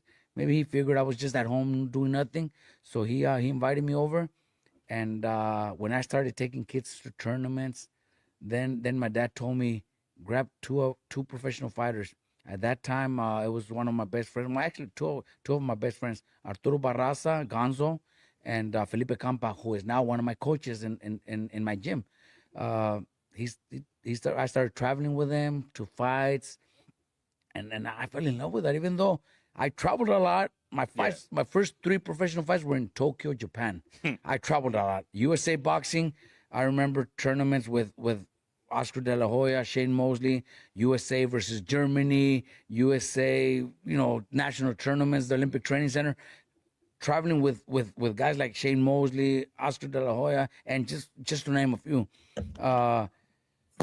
I never really enjoyed traveling because, you know, you're making weight, you're focused on your fight, you're focused on you're dedicated. So never really enjoyed the traveling. When I traveled without having to make weight, without having to go to bed early, I fell in love with it, man. I loved it, and that got me started. And your dad, he made a real name for himself in the training circle, especially with Fernando Vargas, other fighters. Was there always going to be a path of boxing as far as the family business for you and your brother, Mikey Garcia? Well, look, everything we know is because of my dad. My dad tells us that when he was young, 15, 16-year-old in Mexico, that he boxed a little to raise money for a church, that he was boxing and fighting in tournaments and fights to raise money for a church in Mexico. So he always loved the sport. He tells us stories that he used to listen to the fights through the radio, because back then there was not even TVs. So he would follow boxing through the radio, and all you got to do is do your own homework, man. Don't rely on nobody that's just telling you anything to believe. Just look it up. Like, she'll set it out her mouth. How a stranger on the internet know how much she got paid more than her. Like, I hate these people, man. And that dude, I ain't gonna say his name because I don't do channel beefs, but y'all know who he is. He's a clown, man. And the rest of these dudes are too. Dudes transform their whole channels into tabloid channels, hate channels, fucking gossip, false narrative pushing. Like, man, I'm so tired of these and it's men doing it too. Soft weirdos, man. Why they pocket watching? Whoever putting that out ain't never made 500 and nothing K. You know what I'm saying? Why do they even give a fuck? And they can't beat Clarissa. Nobody that they talking about. I hate these people, man. I really do. I really got real disdain for these goofy individuals that sit up all day lying, just making shit up. Grown men with a straight face. Then when they get called out on it, they be sitting up stuttering, talking about they don't be lying. Man, all y'all do is post false. Now y'all weak ass, soft beta male, fake content creator ass dudes, man. You talking about a guy that faked a fucking car accident for money and attention? Yeah, I never forget that. That dude is a clown. He a buster. And I knew this space was in trouble when I seen the way they be supporting a dude that be tearing down the very same people we support. Then he tried to delete all his videos and turn the corner. And then he right back shitting on boxing. And that's what people support. Boxing full of some miserable ass fans. And these weak ass content creators just feeding these miserable fans with the tabloid shit that they feel like they looking for. It's views over integrity for these idiots. Views and money over integrity. They don't care. They don't care. They lie with a straight face. They make stuff up, remix shit. You should see some of the stuff I seen today before I came live. I just ignore it, man. These people are idiots, man. Let's get back to this, man. How much money Shields got, man. And she did it doing real boxing. She ain't doing celebrity boxing. And he talks about guys from from the past from Mexico, that were his heroes. But look, he loved the sport so much that when he tells me a story that when I was born, because I was born here in California, when I was born, he grabbed my hand and that he told my mom, "This boy's gonna be a world champion." So I guess that was in his mind, just to have a world champion. But even your brother Mikey, he retired relatively young. He probably could have had some major fights still on the table. Same thing. I think Mikey never really loved the sport either. Mikey never wanted to box. His first amateur fight, I tricked him into a fight. It wasn't even a fight because nowadays you have to have a license book and be registered with USA Boxing. So I tricked him into an exhibition. We had, rest in peace, Pelos. We had a nephew that was boxing. Yeah. And we went to one of his boxing matches, and on my own, I found somebody that was Mikey's age, Mikey's weight, and Mikey was a dog, man. The coach, can we do an exhibition? I don't think they got no timestamp, so we just gonna rock out with this interview. Can we do an exhibition? Hit that like button, y'all. Brother in there. So they're like, yeah, let's do it. So I told Mikey, you're gonna fight. And Mikey's like, how? I don't have shorts. I never even trained before, because I know you're good. Just give it a try.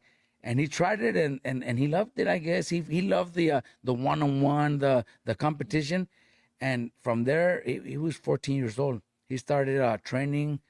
He had like 9 fights when I put him in the Junior Olympics. Yeah. He went all the way to the Nationals, lost in the very finals of the Nationals, beat a lot of kids with hundreds of fights, beat a few kids that were supposed to be the next great stars, and was able to beat them.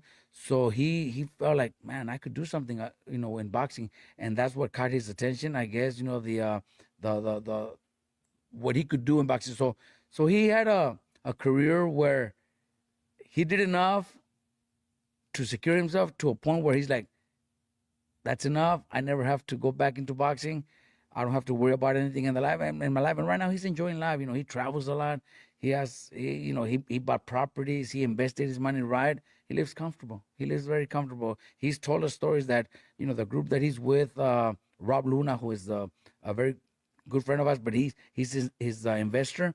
He tells us that Mikey's better off now than when he was fighting financially. So Mikey's doing good. He, like I said, he travels a lot. He's enjoying life.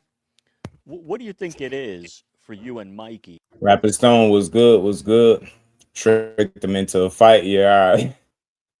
That kept you guys from not coming back to the ring, because you could have made some more big paydays yourself. You were in the mix. You were a highly rated fighter, because you see a lot of guys, even when they walk away young, all of a sudden 3 years later they're back, or 4 years later they're back. And sometimes it's because they need the money, but that's not always the case. Sometimes they just whether it's the limelight or the headlines, they want to come back. That is true. Look, we see it out all the time. We see it going on right now with fighters that are actually trying other stuff like BKB, stuff like that, where maybe they're making good, decent paydays, but money has never been like the big motivation for us, especially for me. I'm gonna tell you, I know Mikey never wanted, he could have made a lot more money, but he was just comfortable where what he did, and he was fine. But I'm gonna tell you, in my case, when I retired, I was 26, and I already had my two oldest sons, Pita and Payo, my two oldest, and I missed out on school activities. I missed out on soccer games. I missed out on birthdays because of boxing. And I didn't want that, man. I didn't want that. When I retired, I was already retired for like 4 years, and rest in peace, Genaro Hernandez was still alive.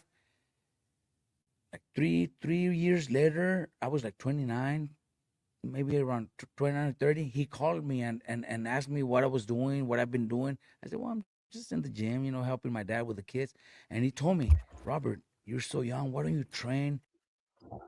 Real quick, I gotta say this. I gotta say it because some people really just don't get it.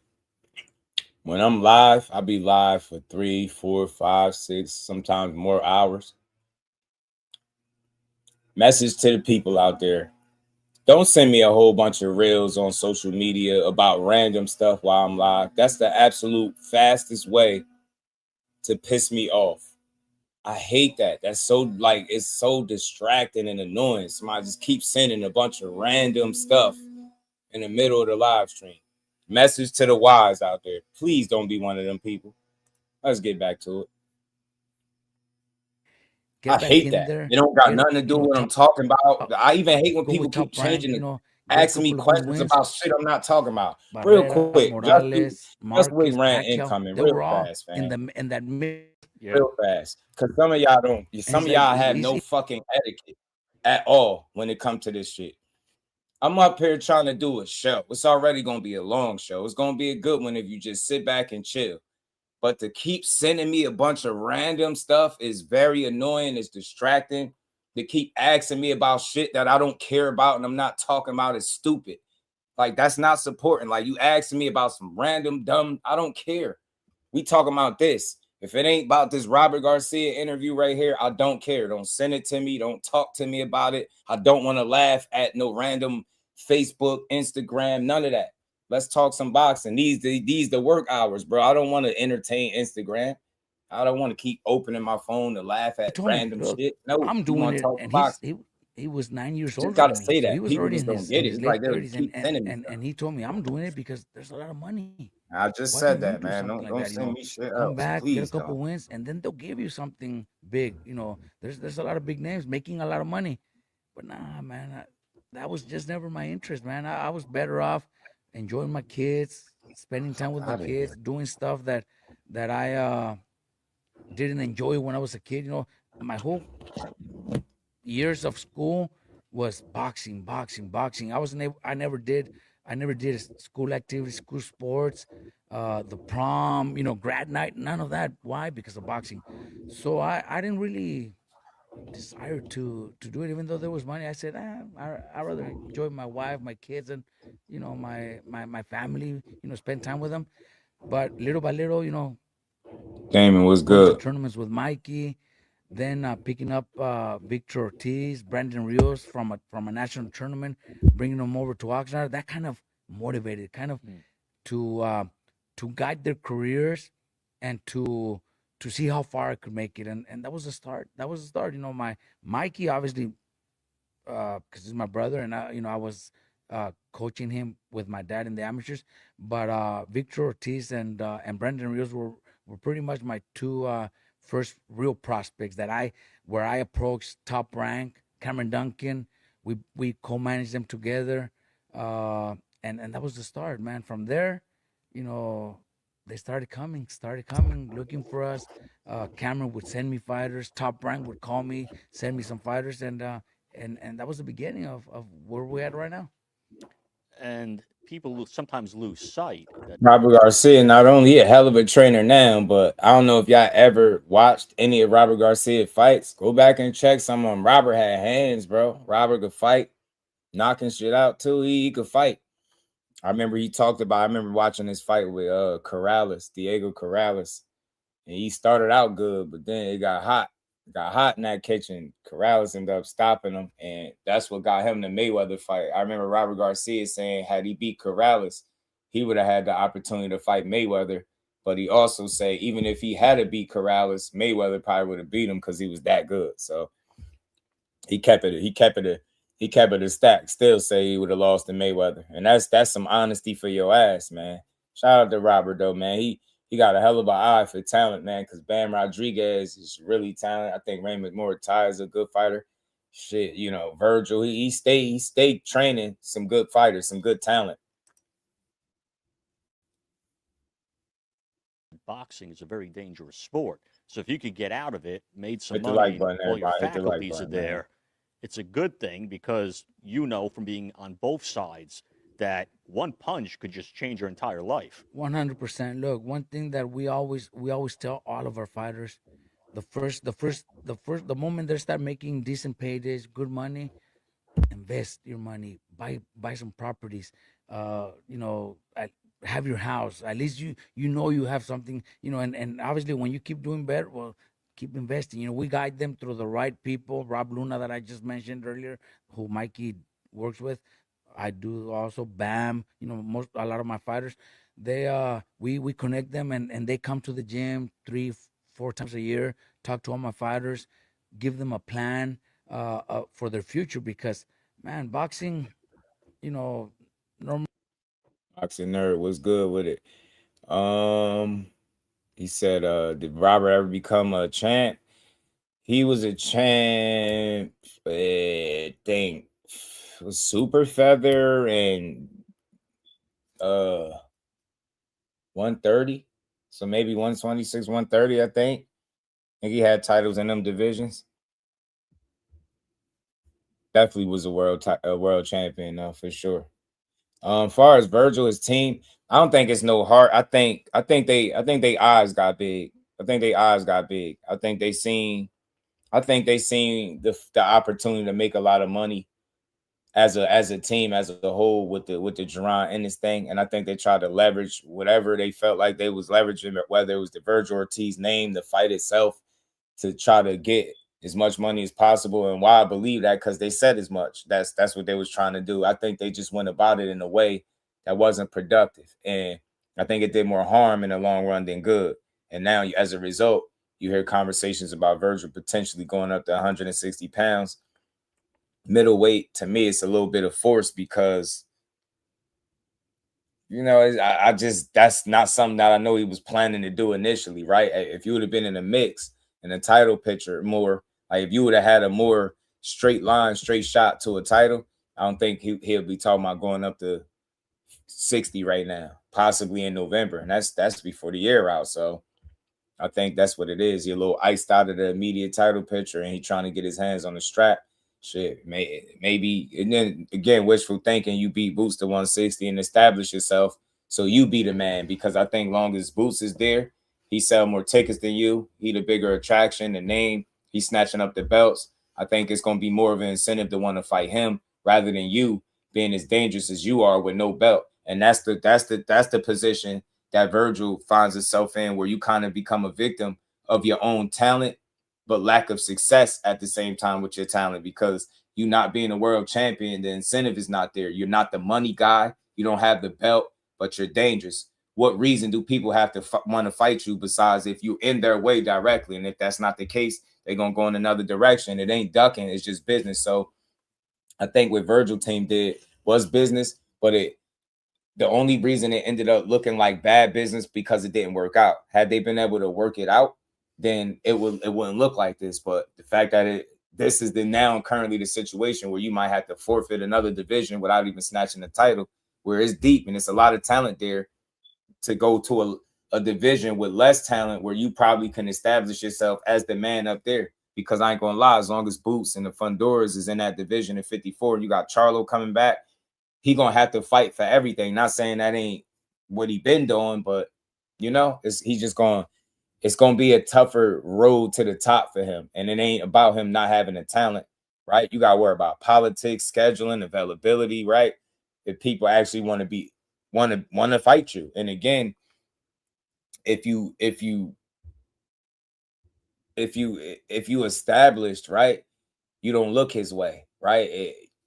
He don't have nothing, or if you're looking to get something, you don't look his way. So what is the incentives for the champions to fight him, like versus focusing on other champions? And then the guys coming up, same difference. They're gonna be looking at guys that got belts.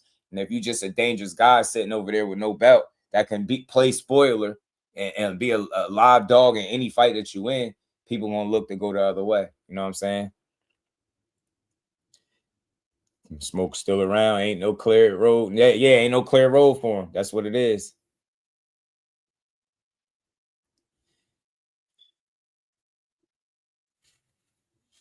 Just look at it this way. If people are getting paid because they boxed, then boxing is doing fine. Boxing can't die if people are getting paid a lot of money to box. Boxing is doing fine, man. Boots should fight Ortiz. Kelly can't wait. Yeah, I think Josh Kelly is the focus for Boots. And I think because of the lawsuit situation that happened with Vergil and them, they moved on. And you get what I'm saying? And then from there, you know, we got the current situation where Vergil might be moving up.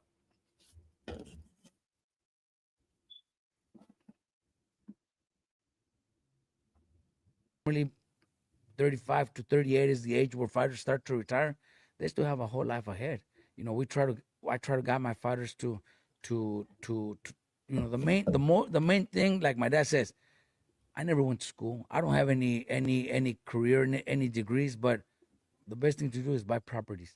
And my dad always told myself, my brother Mikey, our fighters, Brandon Rios, who was a knucklehead, he bought some properties. He bought his properties. He's doing good.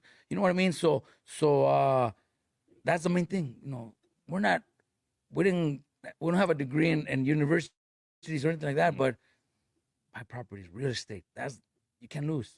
That's the same thing I tell people. Yeah. Because I go heavy with investing in real estate. Exactly.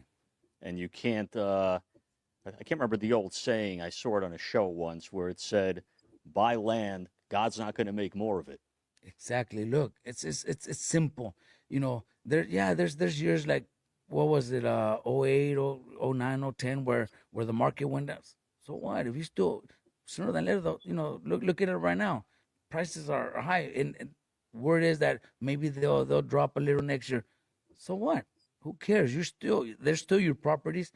You know, give it a few more years, they're gonna go back up anyways. You know, that's why I buy in cash. Because when you buy in cash, if something goes down, it's really like an equity offset. Exactly. But if you have a mortgage and you bought high and then it goes low, then you're in trouble. Then you're in trouble because it could be upside down. But look, I don't want to hear about this. I'm into the boxing. My bad. They're making that kind of money. They got timestamps. My bad, y'all. Buy properties. Let me get to it. You know, and like you said, if the market goes down, you don't have an equity. Your house is still there. You're still getting money from the rental. We're okay with that. But nobody, and you guys will be fine, man. 1 or 2 houses paid off, you're set for the rest of your life. That's it. Now, swinging from your career to some of the guys you have with you, first one, right now, pound for pound talent. Yeah, they trying to kick knowledge. We want to hear about violence, Jesse man. Bam Rodriguez. And there we go. Obviously, the big discussion is potential fight when Naoya Inoue, another pound for pound talent. And I know there's been 2 scenarios discussed, him fighting Inoue next, and I know you've mentioned maybe he takes another fight before Inoue. Are you, at this point, leaning towards one scenario than the other, or will either one suit you? Well, look, there's been talk or comments or maybe even somebody involved with Inoue. I don't know, that Inoue says that he would, you know, he's moving up sooner than later, that he probably won't wait past March of next year. We're okay with that. But nobody's got a hold of me. Nobody's told me that. Nobody from Inouye's team has approached me saying, look, Robert, this is what Inoue wants. He wants to know if you guys are interested in the fight. If not, he's going to move on. Yeah, we're interested in the fight, but I'm not trying to change the date. Why can't I work something out with Eddie Hearn and the Zone to put him in November? Get me. I've said it. I would love Bam to get one more fight at 118. He just had one fight. That was his first fight at 118. But I want somebody that's gonna test him a little more. I want somebody that has good power, so Bam could feel that the difference. Look, Vargas, good fighter. See, that's why I like Robert Garcia right there. People might not like what he's saying, but I respect it. You want him to get another fight because anyway is the real deal. You're gonna be going up. That dude really punching like differently than anybody you've been in the ring with. And Bam was getting clipped in his last fight a little bit. He definitely was. So if that's anyway punching you, man, I don't know. You get what I'm saying? Anyway hitting you fast, speed, combinations, like he dangerous. So that's why I like Robert. He care about his fighter. He want to approach a fight of that magnitude the right way. You want to do what you can in the time provided to you to be able to prepare your guy for that. And you want him to get as much experience as possible. You want him to fight somebody that's going to put up some resistance so he's going to know what it's like to go through that fire, because you're going to go through some fire with anyway. I don't think you're just going to get in there. Oh, it's going to be like, the Bam show. He's going to just do footwork in it. He Bam great. But then again, man, anyway, has been holding it down for a long time, man. And it's not going to be no walk in the park. It's nothing easy about fighting that man. So I like what Robert was saying. I just hope the two teams could get on the same page, because anyway did say he's not going to stick around and wait for nobody. But I don't think they're trying to stall him out, make him wait. I think it's simple. He said he just wanted to get another fight, a little more experience, man. Fight somebody that can punch a bit, preparing for what's going to be next, man. Because he know, hey, man, you can't deal with that heat that anyway throwing. You in trouble. You are in trouble. David Third Eye, what's good, homie? Everybody have to like, but let's keep going.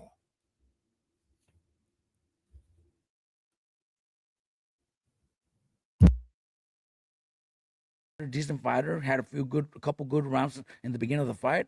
Tall, speed, but it's not physically that person, that fighter that I want to test Bam with. I think somebody like Medina is perfect. Give me a good little test. Give me a few good rounds. November, early December, and then March. We still got 4 or 5 months after to get ready for Hanoi. So we're not saying no to the fight, but I would just like to get that one fight sometime in November to get Bam somebody solid, somebody that's going to test him good, somebody that's going to show us that we're good enough, strong enough to compete against Inouye. Now, if I like everything he's saying. Now, look, it's going to be hard to find that perfect match, but maybe you can get an ideal to a degree of what to expect, maybe to a degree. But there's no monster anyway, especially at no lighter weight classes. But I get it, Robert. You just want to be better prepared than underprepared. I totally understand it. You know what I mean? But I don't think Medina is going to prepare you for what anyway is bringing. I think it's going to be really difficult to find that person. But shit, I don't think Bam is the easiest to prepare for either. But the problem is going to be that he's going to be the naturally smaller guy fighting the bigger guy and the bigger puncher. So that could get tricky. That could be tricky. You know what I'm saying? For anybody. But I just hope we get to see it. And I hope any team anyway don't get too impatient and move up before they could seal the deal on this fight. I think this is a mega fight for boxing for the smaller guys. And my question would be for Team anyway, even though you might have plans on moving up, I would ask, even with moving up, is there a bigger, better fighter than you and Bam? I'm not saying that it ain't, but is there? You know what I'm saying? Is there a bigger, better fight right now? If Inouye were to go to 126, would that effectively kill the fight with Bam? Why would it kill the fight when you know what would kill the fight is if Inouye retires soon. If he's still willing to move up to, if he says he can't make 122 anymore and decides to move up to 126, well, Bam's gonna be there in a couple of years. You know, Bam doesn't want to fight that long. Bam has always said he's not gonna fight past 30. So we got 3.5 years left. Well, we never know if Inoue will be around that But long. that's what I was gonna say. That's why I said. Because I don't see him going higher than 126. So we could meet him on 126 2 years from now, if that's the case. But if they want to fight now, well, at least get a hold of us. At least tell us, look, Robert, call me, because I they could call me. I have the power on Bam. I could make that decision. So they could call me and say, Bam, look, Robert, we want to do the fight in March. Well, 100%, I'm in for it.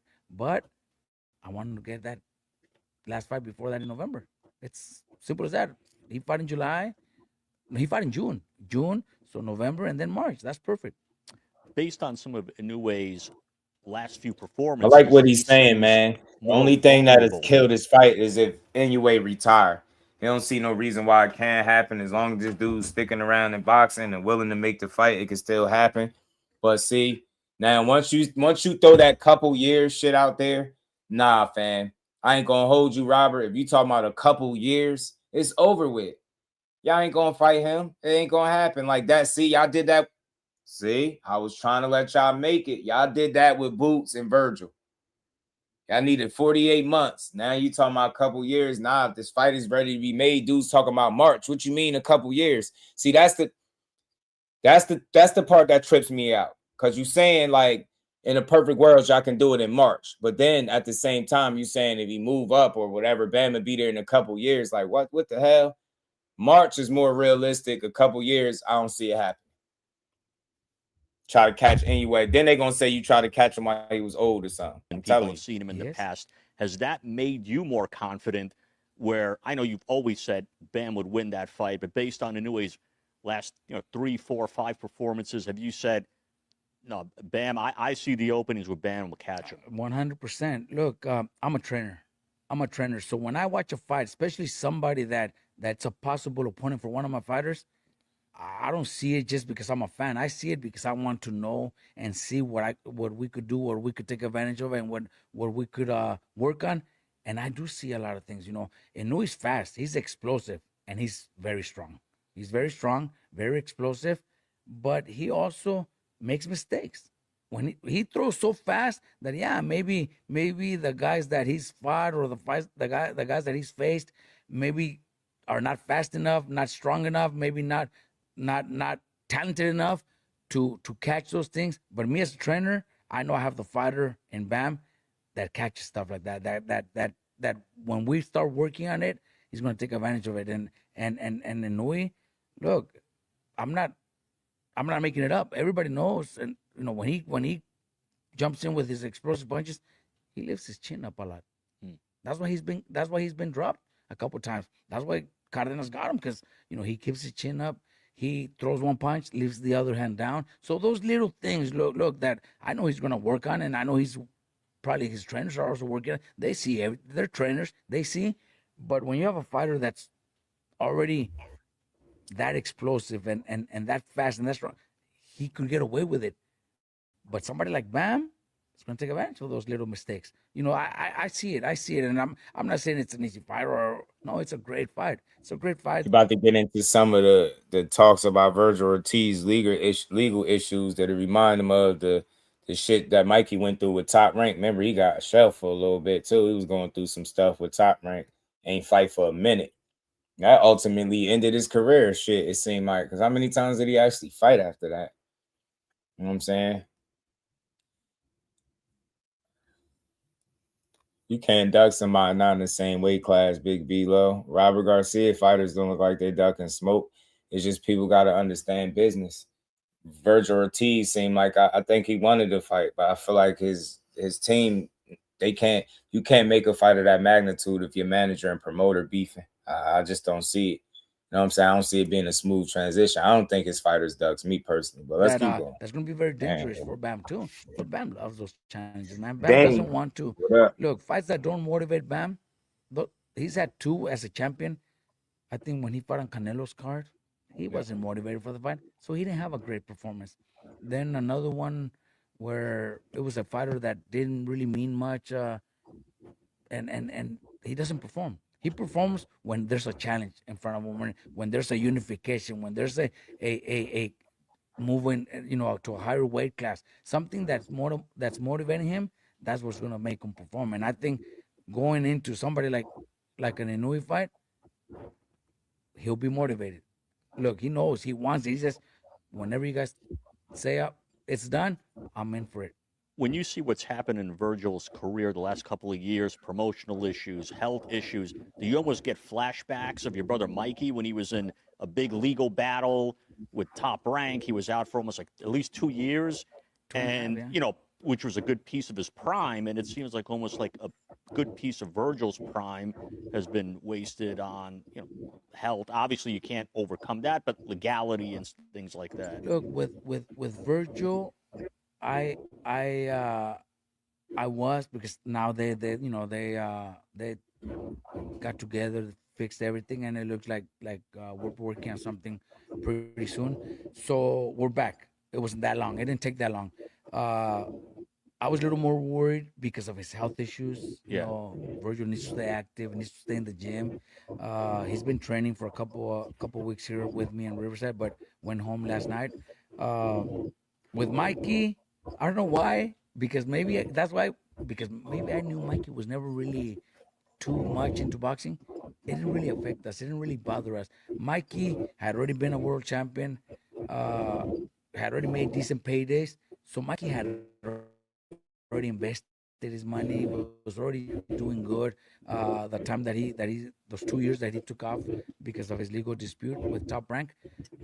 That's good to hear. Maybe that's why Mikey wasn't in no rush. He did right with his money. Dude started racing cars and shit. Came back, stole a couple more bags, and got up out of there. Or what? Yeah, because he didn't fight. He didn't stick around too much longer. I think that was the best part of his career. Made a lot of money. Oh, no, I remember some of the payday figures. He made a lot of money when he came back. Money, was able to make more investments, and that. Yeah, but the duck conversation is ridiculous, man. The duck conversation, you got to think dudes be just getting the weight divisions, and we be trying to force them up. So the thing is, that's the problem with boxing. Some of the most intriguing matchups have a weight discrepancy. It's somebody in this weight class and then somebody from another. That's the problem, but people got to stop making it seem like if a guy don't go up right now to make this fight while we won it, then he's ducking. Nah, it's like, what about his plans? If his plans is to get another fight in before he move up, fans just be like, F his plans. We want to see the fight now, and it don't go like that, man. But that's what I see. So, like he said, he want to see his guy get a little bit more experience, fight somebody with some power. He gave great explanation as to why he want to move the way he do. I think it makes a lot of sense, and approaching the fight that way, I think gives him a fair chance to win, the best chance. Son of God was good, homie. Let's keep going.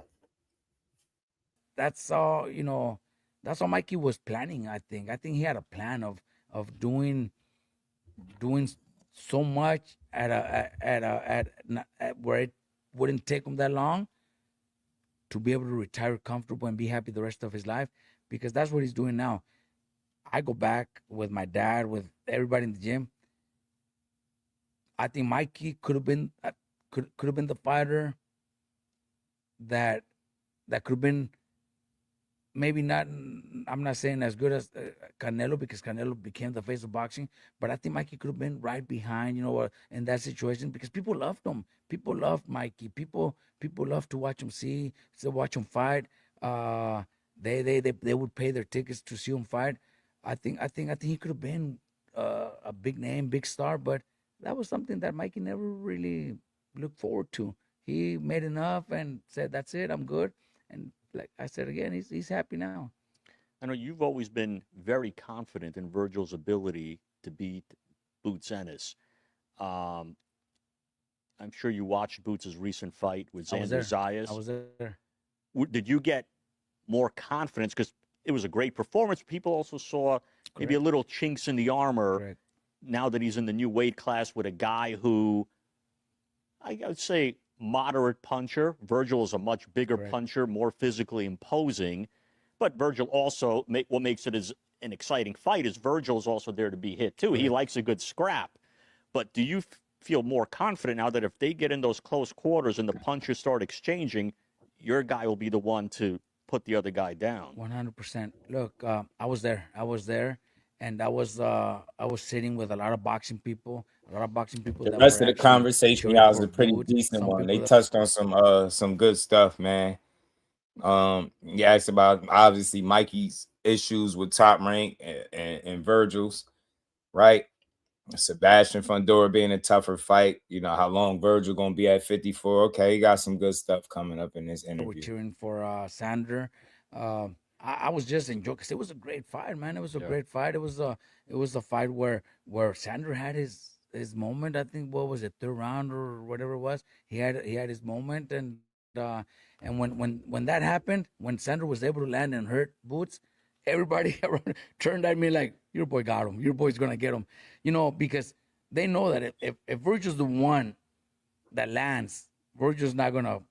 He's not gonna stop until Boots is down and out. Virgil's a beast in the ring. Virgil is strong physically, mentally. He's always in great shape. Virgil's never gonna give up. You're never gonna see him tire out because in his mind that doesn't exist. And he also has great skills. You notice, man. I always listen. I get it, yo. But when you really be feeling like somebody's super nice, you start talking about skills first. When you start talking about the physical side of it, he's strong. We did talk about the mental, so that is very important. But when you talk about the physical aspect, knowing the game is more mental than physical, and then you get to the skills last, kind of tells me something. A lot of people, when they describe Vergil, they lead the conversation with talking about how tough he is, how strong, he hit hard, and all this stuff. Like, that's the physical side, but the mental side is, and the skill side is what could end up getting him in trouble, right? There's no doubt he's strong-willed and mentally tough. Like, we seen him get knocked down, pop right back up like a jack in the box, trying to get right back to Boachuk. But Boachuk ain't the kind of puncher I think Boots is. So it's a two-way street. Yeah, if Boots landed some of them same punches Xander got, we might be having an interesting conversation after that. But on the flip end, if Boots is able to land some of the same shots Boachuk landed, does Vergil make it about the fight? You get me? So there's danger on both ends. But I just think it's more athleticism and skill coming from Boots' side. Yeah, Vergil is super, super tough, but sometimes that shit could work against you. And I think against somebody like Boots that's going to have an answer for, I think, everything you bring, you're going to have to be more than tough that night. You're going to have to be skillful, right? You're going to have to be mentally, physically locked in, all that stuff. But I just think Boots is on the path. I think his run about to be special. People seem to forget the performance he had against Madrimov. Madrimov coming off a very close loss by decision to Crawford, and then Vergil dominates the way he did. Vergil was able to box, counterpunch, feint, and land, and made Vergil look like a superstar. And it was against Madrimov, a guy that almost was very close to beating Crawford. Seems to me, it seems like people forget that performance because they come back and they see a couple fights that he had, Chuck, probably exactly, mean machine. Exactly. So Vergil has skills. That's why I know there's a lot of word about Boots preferring to unify against Kelly, I guess. It seems like the talk right now is maybe he's leaning more towards Kelly. Yes. What do you think would get a fight with Vergil and him over the line? Is it a money issue where the money has to be right for both sides, that right now are both guys asking for too much? Or I think it's up to Boots. We want that fight. That's the fight that we were asking for. We wanted. We told the Golden Boy, go after the fight. But from what we hear, that Boots and Eddie, they want to unify. It's more important. It's the biggest fight at 154 is Boots versus Vergil. And if you guys are choosing to fight, to go and unify before fighting Vergil, because you don't want to fight Vergil, because the unifications are always going to be there. The champions are still there. If you're so sure you could beat Vergil, then fight him in November and then go unify after. Because I know Nah. See, nah. I don't like to disagree. I see it way differently, Robert. You can't tell somebody to basically put their career on pause while y'all sort out y'all situation. Had y'all never went through the legal situation with Oscar and Golden Boy, that fight would have been put on, because that's the only fight that was being talked about for both of y'all. When it fell apart is when the legal stuff came out and Team Ennis moved on like they were supposed to. The man has been on the championship hunt since 47. Why should he slow down? So Robert, it don't go like that. It's not as simple as saying, oh, if you really feel like you can beat him, just fight him first and then you go unify. The champions are going to be there. It don't work. Boxing don't go like that, fam. Anything can happen. It's nothing is promised in boxing. There ain't no tomorrows and none of that, fam. You got to get it while the getting is good, bro. When the opportunities present themselves, you take them, because you never know what could happen. Don't be a guy thinking, oh, yeah, you know what? It'll be there. You'll mess around and never make it to that fight. Hey, look at y'all. Just look at y'all. Mr. We need 48 months to be ready. Now, look, you fast forward. We in 2026. Them 48 months been passed and y'all still ain't got a Boots fight. It's not Boots' fault why y'all ain't fought yet, man. You can't blame it on him. So right now, you got to figure it out. Either you stay put at 54, keep knocking heads off, because he going to eventually fight you.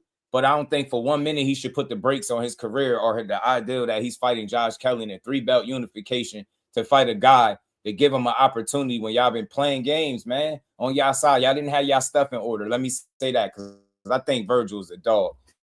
Until I see definitive proof that he don't want to fight people, my opinion of him is he a dog, and I think he'll fight Boots tomorrow if he could, right? But they got to clearly, Golden Boy and the rest of his team, his manager they all got to be on the same accord. Now y'all putting a full court press on Boots, because y'all know, just like we know, because you talking about it. You know that they talking about him fighting Josh Kelly next, and you know that's the right move to make, because that's the move you would make. You ain't gonna stop waiting. You ain't gonna sit there and wait for Boots. You ain't gonna wait. Now, I said it before, no fighter should wait for another man. Move on. Get to that next situation. Now Boots could arguably have 3 belts and 3 fights at 54 and be 1 belt shy of being undisputed. And you think he about to deter his plans and goals all because y'all no longer are suing Golden Boy? Nah, fam, it don't go like that. It's unfortunate, but that's just part of the game. Now, if this Josh Kelly didn't have a belt, then I would clearly say, that the Vergil is the better fight, because he, he ain't got nothing that you should really need, right? But he got a belt. He beat Bakram. Go beat his ass. He beat the so-called boogeyman that people felt like nobody wanted to fight. Go beat him and use your own logic, Robert. You're saying the champions and stuff gonna be there. Well, he might feel like Vergil is gonna be there. Let me get this champion now while we ironing this out. Just imagine that he don't take that fight and he goes spin the block with Vergil, and for some reason the fight don't happen, and then Josh Kelly go on to fight somebody else. We've seen this stuff before. So it was some discrepancy about when y'all was gonna fight once upon a time. It was essentially offers made to him before he was to the weight class. He got to the weight class. Since then, it's been inconsistency on Team Ortiz side, right? Y'all ain't have y'all ducks in a row. So he moved on. Now you gotta wait. So if you really believe in yourself and you believe that you can beat Boots and you believe that you're that great, then don't go to 160. Keep beating people ass at 54 and put yourself in position to get the fight, rather than expecting somebody to double back, spin the block on you, ignore the 3-belt unification, and give you the opportunity to do exactly what? It don't make sense, fam. It don't make a lot of sense. You get me? So I understand it, but that you supposed to lobby for your fighter. You ain't supposed to say the things I'm saying. You're supposed to create a case in a scenario that would make people feel like, yeah, man, Boots should say hell no to Josh Kelly. Yeah, he should. If you really believe you could beat him, just fight him now. Josh Kelly will be there. You mess around and go negotiate with them again. They overplay their hand trying to make a certain amount of money because they fighting Boots and they know that's a dangerous fight. And then if fight don't happen or negotiations get dragged out, and then Josh Kelly go fight somebody else, and now the belt change hands, like, you just never know. So seal the deal with Josh Kelly if you Boots. Vergil Ortiz, if y'all really believe that 54 is the division where you need to campaign at, if you really, really want this Boots fight, then you should understand how it kind of slipped from your grasp the minute you started suing. Don't sit here and ignore that. It's annoying, right? We talking about two dangerous fighters. They dangerous for each other, but I just feel like Boots got more that he can do than Vergil. That's just what he showed me. So it don't mean he'll win 100%, but I think a lot of people feel like he can. So again, sit tight. Keep building your name at 54. What's the rush to 60? If you want the boot smoke, you really want the boots smoke. It's not on Boots, man. Y'all did this. Y'all did this. That's why sometimes you gotta realize who be talking. You got the coach/trainer talking. You had the manager speaking. You had the promoter speaking. You had the fighter, the father of the fighter speaking, and they all was saying different stuff. Their ducks not in a row. Meanwhile, Team Ennis they are men of a few words. They didn't have a bunch of dysfunction and disarray on their side. Their ducks was in a row. They was all systems go on fighting you. Eddie Hearn wanted to fight. Because he know what he got. He know he got one of the best talents, man. So Eddie ain't worried. I think we've seen in the past Oscar's reluctance to put his best talents in there with the dangerous guys. We've seen that. So, and think about it. You think of how he's moved certain guys, and then you think about the beef between the promoter and the manager, Rick. Y'all going at it. You get what I'm saying? It just was silly. It was a mess, man. It was a mess. Shout out to Lisa. How you feeling, Queen? Good to see you in the building. You feel me? Exactly. Fighters, the team is going side with their fighters. Yeah, that's all. That's all. I get it. Robert ain't wrong. He's supposed to state a case that holds his fighter in a positive light, right? And that makes people want to you know what I mean, want to see his fighter get this shot as opposed to seeing you know what I'm saying? He like, man, nah, me and Vergil is the fight. You know what I'm saying? Me and Vergil is the fight. Vergil and Boots is the fight, not Josh Kelly. I mean, you could wait for him. So look, I get what he's doing, right? Let's talk about both sides of it. It's fair game, right? Think about it. I ain't gonna lie to y'all. What's the more appetizing fight? Vergil and Boots or Boots and Josh Kelly? It's gonna be Boots and Vergil. So if he was the beeline back to Vergil, I wouldn't trip, but I just don't think that's the reality. I don't see that happening.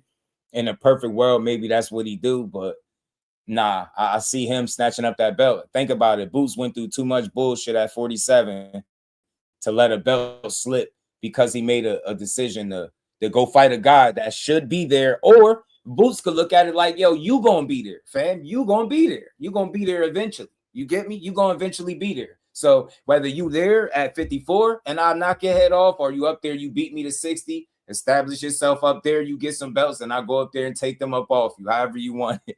However you want it. Shout out to my team. What's good with it, my guy? Sam, I appreciate you, man. Vergil even said Earl was his dream fight. Yeah, Lisa, when he said that dream fight-ish,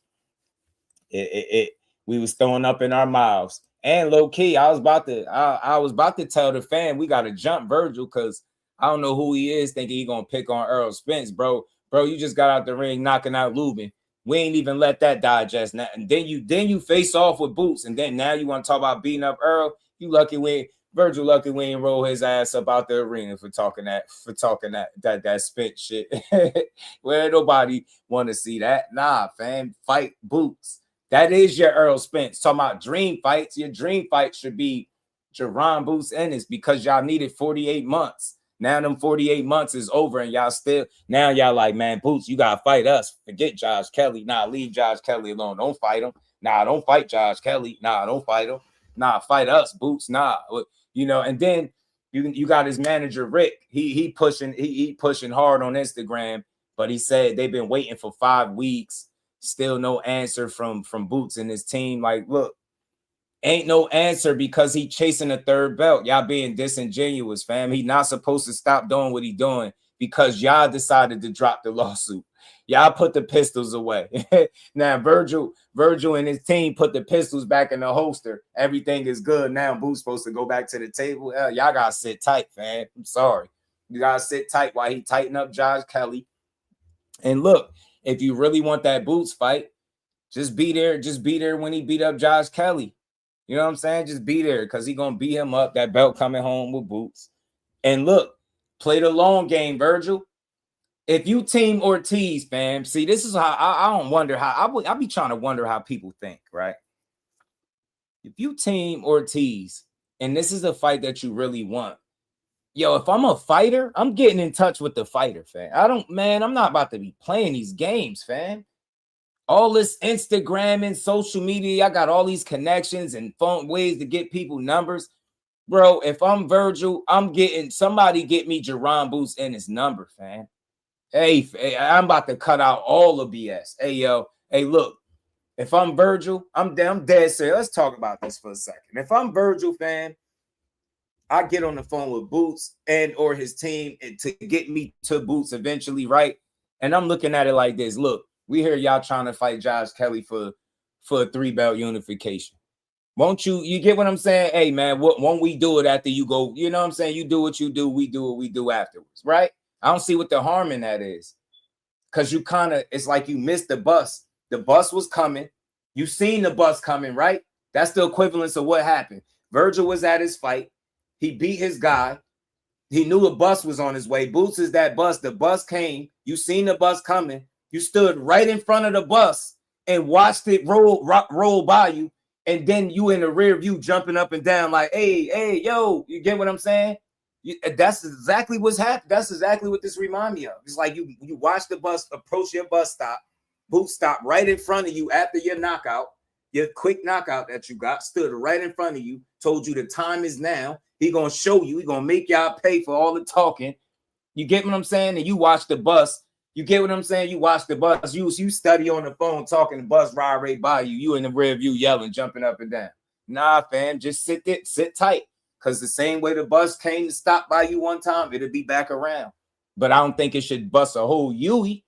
Nah, Boots got to go finish doing what he doing, bro. You not en route. You ain't make it back to your stop yet, bro. Next stop might be Josh Kelly, fam, for 3 belts. So, again, if the shoe was on the other foot, I would be saying the same thing with Vergil. I would expect him to do that, but I wouldn't be mad if he actually went and entertained the fight with Boots and then made it happen.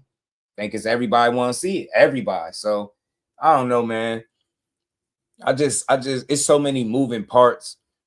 And I tell y'all all the time, if you see a team beefing, if you see it one of the sides beefing with their own team, you're less likely to get a fight, especially a fight of this magnitude. So the minute we started hearing the riff with Vergil and Oscar, I was like, oh, that's going to kill it right there. When his dad, when Vergil dad started coming out talking about options and how he don't fight for Eddie Hearn don't tell us when to fight. His manager talking about 10 million and all the opportunities and money they can make with other people. Now look, if that were true, then y'all would be going to make all this money and all this other opportunities. Y'all would be going there instead of trying to make it seem like the reason the fight didn't happen is because of Boots Ennis. And we all watched y'all watch the bus pull up on y'all, stood right in front of y'all. Y'all looked, y'all talked for a second, and the bus kept it moving. Y'all didn't get on. Get what I'm saying? Y'all missed y'all stop. You know what I'm saying? So now you got to sit back and wait for them to spin the block on you. Telling you, bro, ain't nobody supposed to stop their career for you. Hell no, you got to keep it moving, bro. And I'm being dead serious. I would love to see them fight next, but I know what Boots is on, and I listen to the fighters. I know what he said he want, and shit. In this era where people been undisputed, I love to see Boots get all the belts at 54.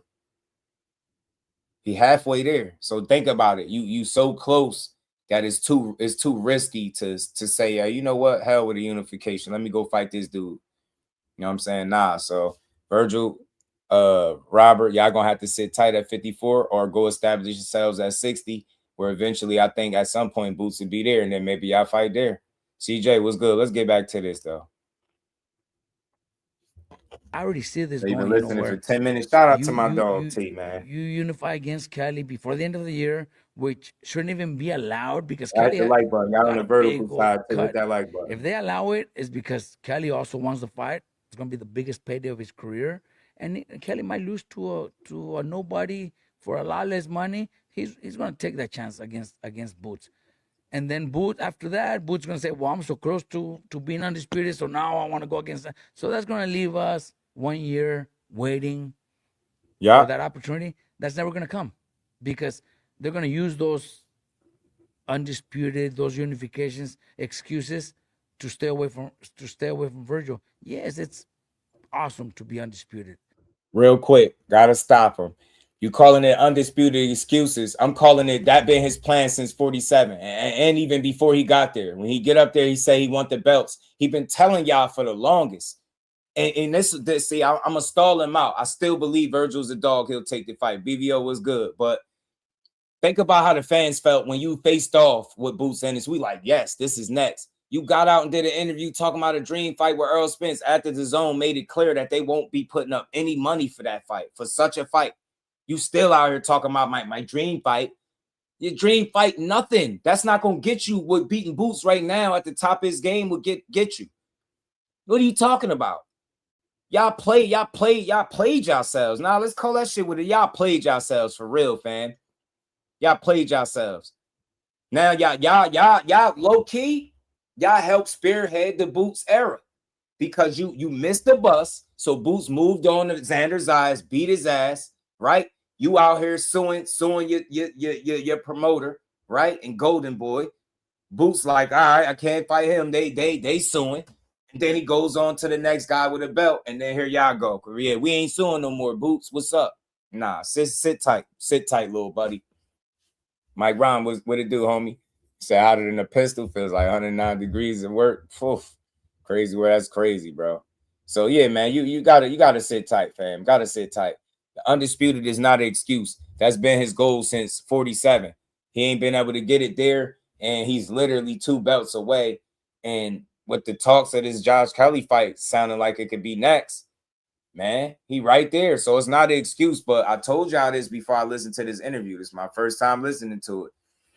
That's my thoughts is why they being forced to 160. Not that nobody's physically forcing their hand, but the business, the non-availability of the fights that he want is going to make him explore other options and possibly a middleweight. You get what I'm saying? He wouldn't be wrong for doing it. It wouldn't be a bad move if he did it, but hey, don't expect people to look at Boots like, yeah, Boots, you really ain't want this fight because you went and took a 3-belt unification instead of fight. Nah, that shit gonna be silly. So nah, Boots the man, and you gotta sit back, man. You gotta sit back and watch this.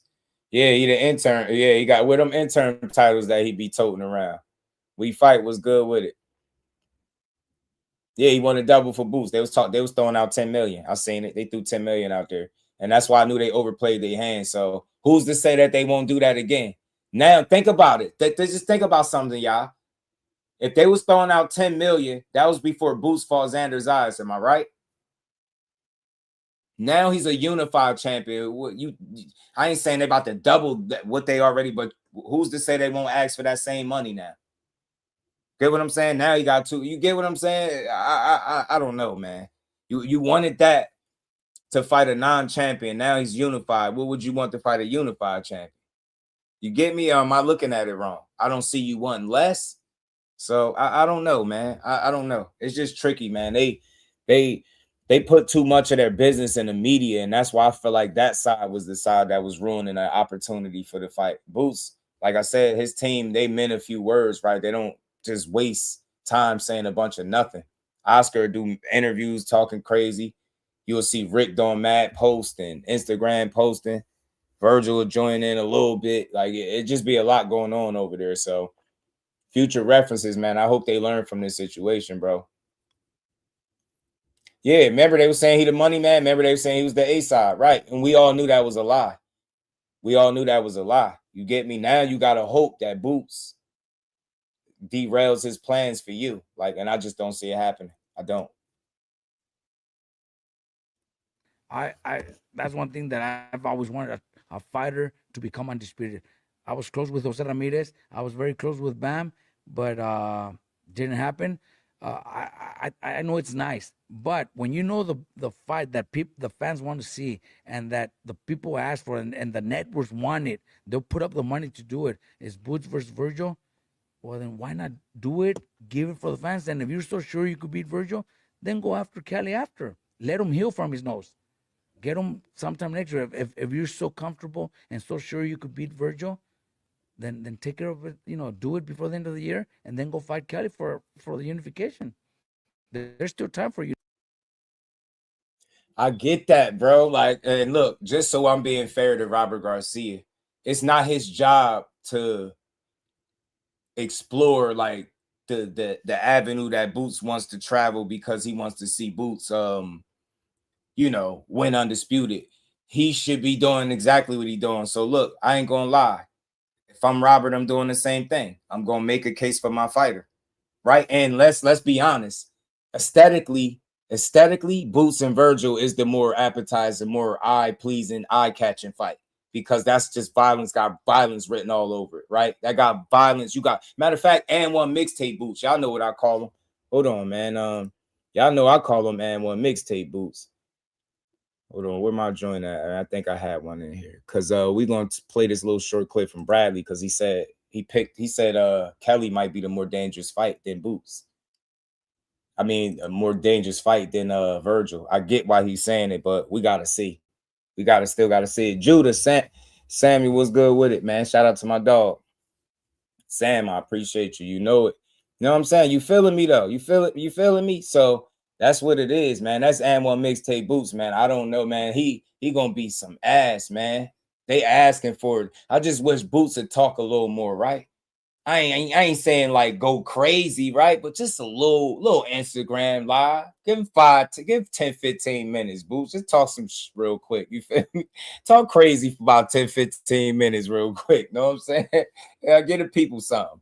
Get the people something. But we gonna see. But look, Robert Garcia is doing an excellent job lobbying for the fight.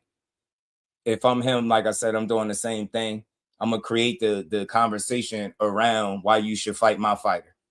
You know what I'm saying? I'm going to say things like, look, if you really believe in yourself, right? Because if it's any way I could influence your decision to come back to the table with us, then I'm going to do that. And that would be a job well done by Robert. So I completely understand. He like, nah, Boots, come on, fam. You believe in yourself? Look, Josh Kelly, look, he like Josh Kelly cut up from his last fight. Let him heal. Let him heal. We over here, look, we ready. We've been on the sideline for a while. The lawsuit it's a thing of the past. What's up? Be like, come on. You know what I'm saying? Boots, what's up? You know what I'm saying? He basically just lobbying for the fight. Like, hey, Boots, you ain't gonna fight us? You know what I'm saying? Come on, man. Look, Josh Kelly, you know, his joint cut up. People don't know him like they know Vergil. You know, Vergil is the bigger fight. You know, I know Josh Kelly got a title, and I know how important Undisputed is because, you know, I got close with Jose Ramirez. You know, we didn't get there. You know what I mean? But I know how important Undisputed is. But think about this fight between Boots and Vergil. You know what I'm saying? That's the big fight. Nah. And then just say it out loud. You got Jerron Boots Ennis, Vergil Ortiz. You got Jerron Boots Ennis, Josh Kelly. Get me? You get me? It's a no-brainer. If you did a poll, like which fight do you want to see? I'm pretty sure people would say Boots and Vergil. So what job well done by Robert Garcia. You know what I'm saying?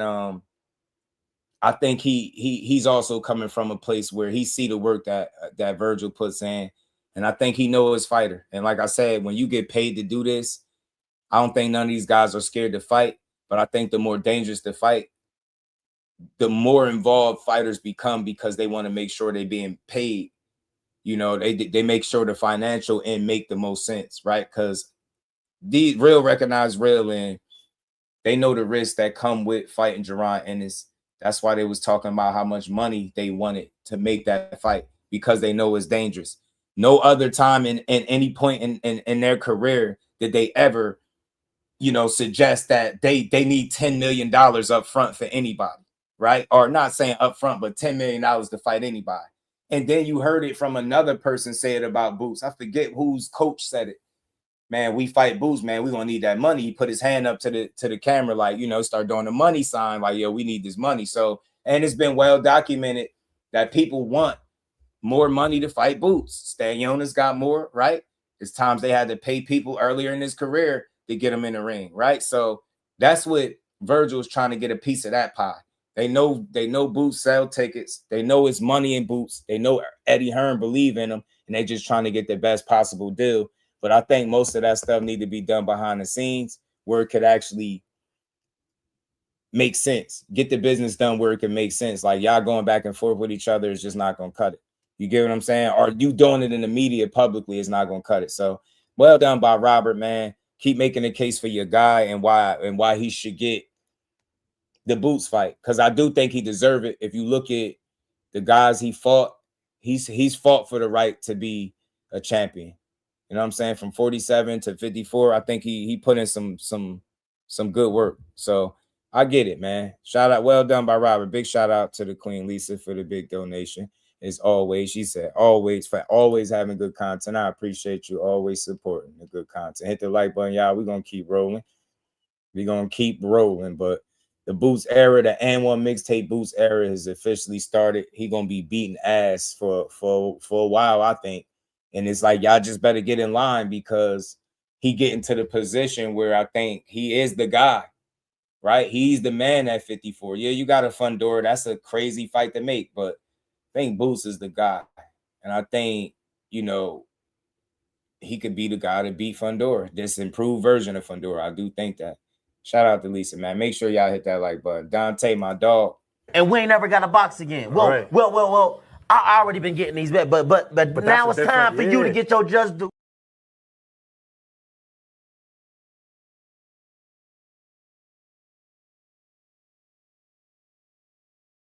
Starting to fight with Boots because he wanted more money.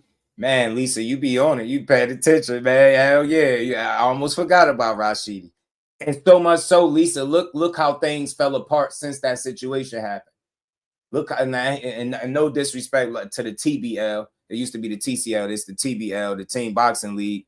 But he over there doing that with like blonde hair or some shit. No knock to him, because he's still a hell of a talent. And I still would watch that fight to this day, because Rashidi's still fast. He still could fight. But look what happens, Lisa, when you don't make the most out of an opportunity, or if you overplay your hand. And remember, see, I don't even fully blame Rashidi, but I'll hold him accountable to a degree, because remember, it was his team that said the money was no good, remember? And then he came back and did the interview and said, all right, the money is cool. He probably had a conversation with dude on his team. I think one of his coaches, somebody said that the money wasn't right, but he spit back and said something different. And that's why the fighters got to speak for themselves, because it's your career. You're taking the punches. You make the final decisions on what bags you accept. You don't let nobody make that decision for you. Now, look, now you fell into irrelevancy. You in a bit of that boxing purgatory space where you still talented. You still have some of your youth. You ain't no old guy, right? You can fight still, right? You're fresh enough, but you're just not getting the opportunities. They're not presenting themselves, because I think when it came to it, one of the biggest opportunities, you allow somebody to speak for you, and you tried to over-negotiate your asking price, and it left you on the sideline. Now you don't got no fight. Now you fighting one-rounders in the TCL when you should be in 10 and 12-round fights, championship-type fights. You should be in a conversation with fighting the likes of the top guys or good fighters at 54 or wherever weight class you plan on being at. But it sucks, man. That's why I said ain't no tomorrows in boxing, man. When the opportunity is staring you right in the face, you got to go get it. You can't turn down a for sure thing for something that might happen. You understand what I'm saying? You can't turn down a for sure thing for something that might happen, that could happen. Just don't make sense. Just don't make sense. It's not a smart gamble, man. Vergil need to fight Brandon Adams, Charles Conwell, Bakram, rematch Bullchuck, which a lot of people think he lost to. I mean, I think a number of those fights is cool. I think Charles Conwell, a Bakram, it'd be cool. Brandon Adams, they ain't gonna do it. Charles Conwell just came back on the scene with a win. I think that'd be a fight that's worth something. Bakram did lose, but one loss shouldn't mean you can't get another opportunity. I would like to see a Bakram and Vergil. Bakram a dog too. He got outboxed by Josh Kelly, but Vergil got a different style. Styles make fights. It'd be like two trains on the same track. Them dudes not concerned with anybody's boxing match. They both got seek and destroy mentalities. Hey, man, I like what you're saying right there, Samuel. That's a great fight. Right there, I ain't gonna lie. Bakram and Vergil. Bakram and Vergil. But Speedy better be glad that he won Team Haney. Said they would have went to every podcast. Shit, nah. At this point, he might need to be part of Team Haney. Shit. One thing they do is that media thing. I swear, I gotta give them credit. It's annoying, but I respect it because it's effective for them. It's annoying for me and funny at the same time, but it's very effective for them. They know what they're doing when it comes to them that media, that propaganda shit. Be a good fight, yeah. Shout out to Team Haney though. Notifications after that. If that fight can't be made, would Sebastian Fundora be the next best thing?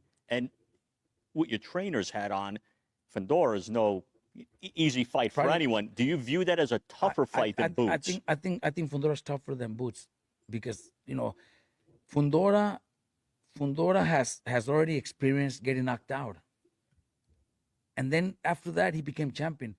Since he became champion, he's gotten so much better. Every fight I see, he's getting better and better. Plus, he's the tallest guy in the not in the division and probably the whole boxing. He's so tall, so awkward, so lanky that that's gonna make it difficult for anybody. But even there, Fundora has a mandatory already, if I'm not mistaken. So even if we already approached Mauricio, and Mauricio told me, look, whenever you guys want, I'll enforce it. But now he's got to do his mandatory that he has. After that, we could go straight into a Fundora fight, March, April of next year, somewhere in there. But if Boots fights Kelly, and then Boots says, well, I'm just one fight away from being undisputed, a unification for undisputed beats us as the mandatory. So more likely Fundora will say, well, guess what, guys? Sorry, Vergil, but I'm going to go for undisputed too. And you know what I mean? And that so, would probably, so that's going to be another year for us. Well, that probably would, I assume if that fight were to happen, you would probably be leaning to Fundora. I think so, yes. So that would probably kill the opportunity for a Boots fight. Yes. I would pick Fundora. Just too awkward, too difficult. I would pick Fundora. But that's why, look, if we have to go through all that and wait to all that, to wait for all that, I think Boots, if he really feels comfortable and his team feels that they could beat Vergil, why not? We're available November. Let's do it. And then if you beat Vergil, then go after the unifications and undisputed. But in the meantime, show the world that you are better than Vergil. He won't do it. He won't do it. They're going after Kelly, who if they make him fight by November, a doctor will clear him. They will clear him, But it's not the right thing to do. No, Man, well played, man. I'm not even mad. Well played, Robert Garcia. Well played, fam. Well played, man. You really sat up here with a straight face and made it sound like it's not the right thing to do to chase down unifications and other belt holders, other champions, because y'all out there and y'all need a fight. Well played. I get it, but that's not the right thing to do for the Vergil Ortiz business. But for the Boots business, put yourself in his shoes, Robert. The same way I'm putting myself in yours, and I can see where you coming from. Put yourself in Boots' shoes. Boots been wanting to be undisputed since 47, right? It was a log jam at the top. He couldn't get Boots. He couldn't get Boots, right? You get me? I mean, he couldn't get Bud. He couldn't get Crawford. Bud and Crawford. Bud couldn't get Spence, right? Settle for Stan Jonas. Had to overpay for that. That was the end of his welterweight run, being a unified champion. Now he up here, and one of his ultimate goals is like, I know he could see it. Like, he could see the vision clear. It's right there. He could see a path to undisputed right now, because you see who got the belts, and he know how he feels about his chances against either one of them dudes, whether it's Josh Kelly or Fundora. He feels like he'll beat them both. So again, I'm pretty sure he still would like to beat up. Yeah, you already know. I be talking so much. I be mixing the names, remixing the same names all over again. It is, man. He gotta go do it right now while he got the chance, man. So again, Robert Garcia is funny. He's a funny dude, man. It's funny how he doing it, but I respect it and I understand. You get me? But again, he's far too close to his destination, I think, to kind of deter from it. Especially if you got something for sure going on, like if the negotiations are going well. There's no need to pull out of negotiations now. And that's what that's the side that he's not exploring. But I guess he's not supposed to because he's making the case that the fight should be there. So it is the right thing to do if you Boots. But if you're on Team Garcia or Team Ortiz, then of course Boots taking the 3-belt unification is not ideal because that leaves you out in the cold. It kind of ices you out of the immediate title picture, and it leaves you having to figure out what's the next move for you at 54. Do you stick around or do you move up? And I think they want to stay put for a second, but the fact that it's going to look like everything is kind of jammed up, you'll have your opportunities not going to be what you need them to be. So I ain't going to be surprised if they move up at all, but Boots is absolutely doing what he's supposed to be doing. Vergil's a pretty big kid. Is there a And then he said Fundora is the more tricky fight. I think everybody feels like that because he's the Mr. Fantastic of boxing. He's the Stretch Armstrong, the damn the Doslim. He like Doslim from Street Fighter, Sebastian Fundora. So I think he's a tricky fight for everybody. I think people feel like he's the roughest fight and things of that nature, but he very well could be the toughest fight because of not just the physical stature, but the fact that he's learned to box with that physical stature, and that makes Sebastian Fundora a headache to deal with. So I ain't tripping off him feeling like that could be the more difficult fight. But I think Sebastian Fundora could be the most difficult fight for anybody that hasn't fought him. That's a top guy or a champion at 154 pounds. He shouldn't even be there. His diet, I don't care what they say. They don't feed Sebastian Fundora shit. They feed him table scraps, lettuce wraps, and rice cakes. I'm telling you, that man don't eat shit. He got to be some type of vegan, vegetarian, something, bro. Bro eat all fruit. Like, what is it called? He's off a fruit diet. Ain't no other explanation for why that man's 6'5", 6'6", and he built like me. We both look like cardboard cutouts. If I stand next to Fundora, we built the same, fam. He might be taller, longer, all that shit, yeah, but we built the same. Like a cardboard cutout. They not feeding that man. Somebody get that man a steak. And his sister, I love Gabby Fundora. She's a dog, but they ain't feed her either. We about to call CPS on them because they ain't been feeding them shit. Like, I figured it out. They just not feeding them. The riddle has been figured out. Just Do figured it out. The only way somebody that tall, that long, that man got the reach of a heavyweight. That, first of all, that's cheating. The fact that he don't weigh shit is cheating again. And y'all not feeding him, that can't be healthy. Nah, bro out there, and who the fuck taught him how to box? Whoever taught him how to box, you bogus. He already was a lot to deal with. Now you slowed him down. Now he boxing behind his jab. He got like 80-inch reach. That shit wild. Yeah. Nah, y'all bogus. Hey, y'all not feeding that man. So we gonna find it. We gonna get to the bottom of this shit. Y'all not feeding him though. I figured it out. Not feeding him. He don't eat shit. He don't get that man a steak. He probably blow up. You know what I'm saying? Feed him. It's all right to feed him. Take your ass up to 60 or something, especially if you lose. Hey, Sebastian Fundora got one more loss at 54. He got to move up, yo. We going to jump him because I ain't, bro. I want to see how he look at a heavier weight class, bro. 54, it look unfair. You know what I'm saying? 60, it might still look like that, but not as bad. But nah, they not feeding him, bro. He ain't eating. I swear they don't feed him. Telling you, Fundora, what you eat? Nothing. Rice, not rice. Lettuce wraps, rice cakes, and leaves, bro. They feed that man leaves, lettuce wraps. That's it. J.A., what's good with him, homie?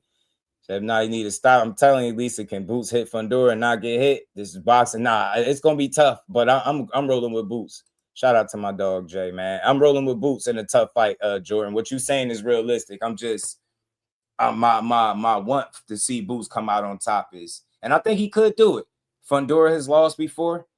I think Boots could be tricky in ways to Fundora the same in different ways that Fundora will be tricky to Boots. Get what I'm saying? Boots had never been in front of somebody that tall, that long, and has happened to be disciplined enough to be able to box. I don't think Fundora's fought an athlete like Boots that wants to accomplish what Boots wants to accomplish. Boots trying to beat your ass. So they both got they bring some elements to the table that I think could present some level of difficulty for them both.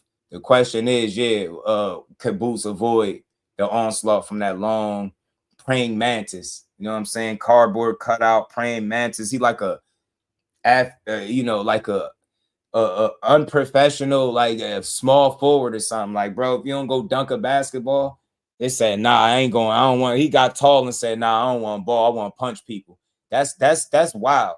To be 6'5" and not one of you 6'5", 6'6", and naturally the first thing that come to your mind should be dunking the basketball. Fundora said, I want to punch people in the face. That's the minute it became crazy, right then and there.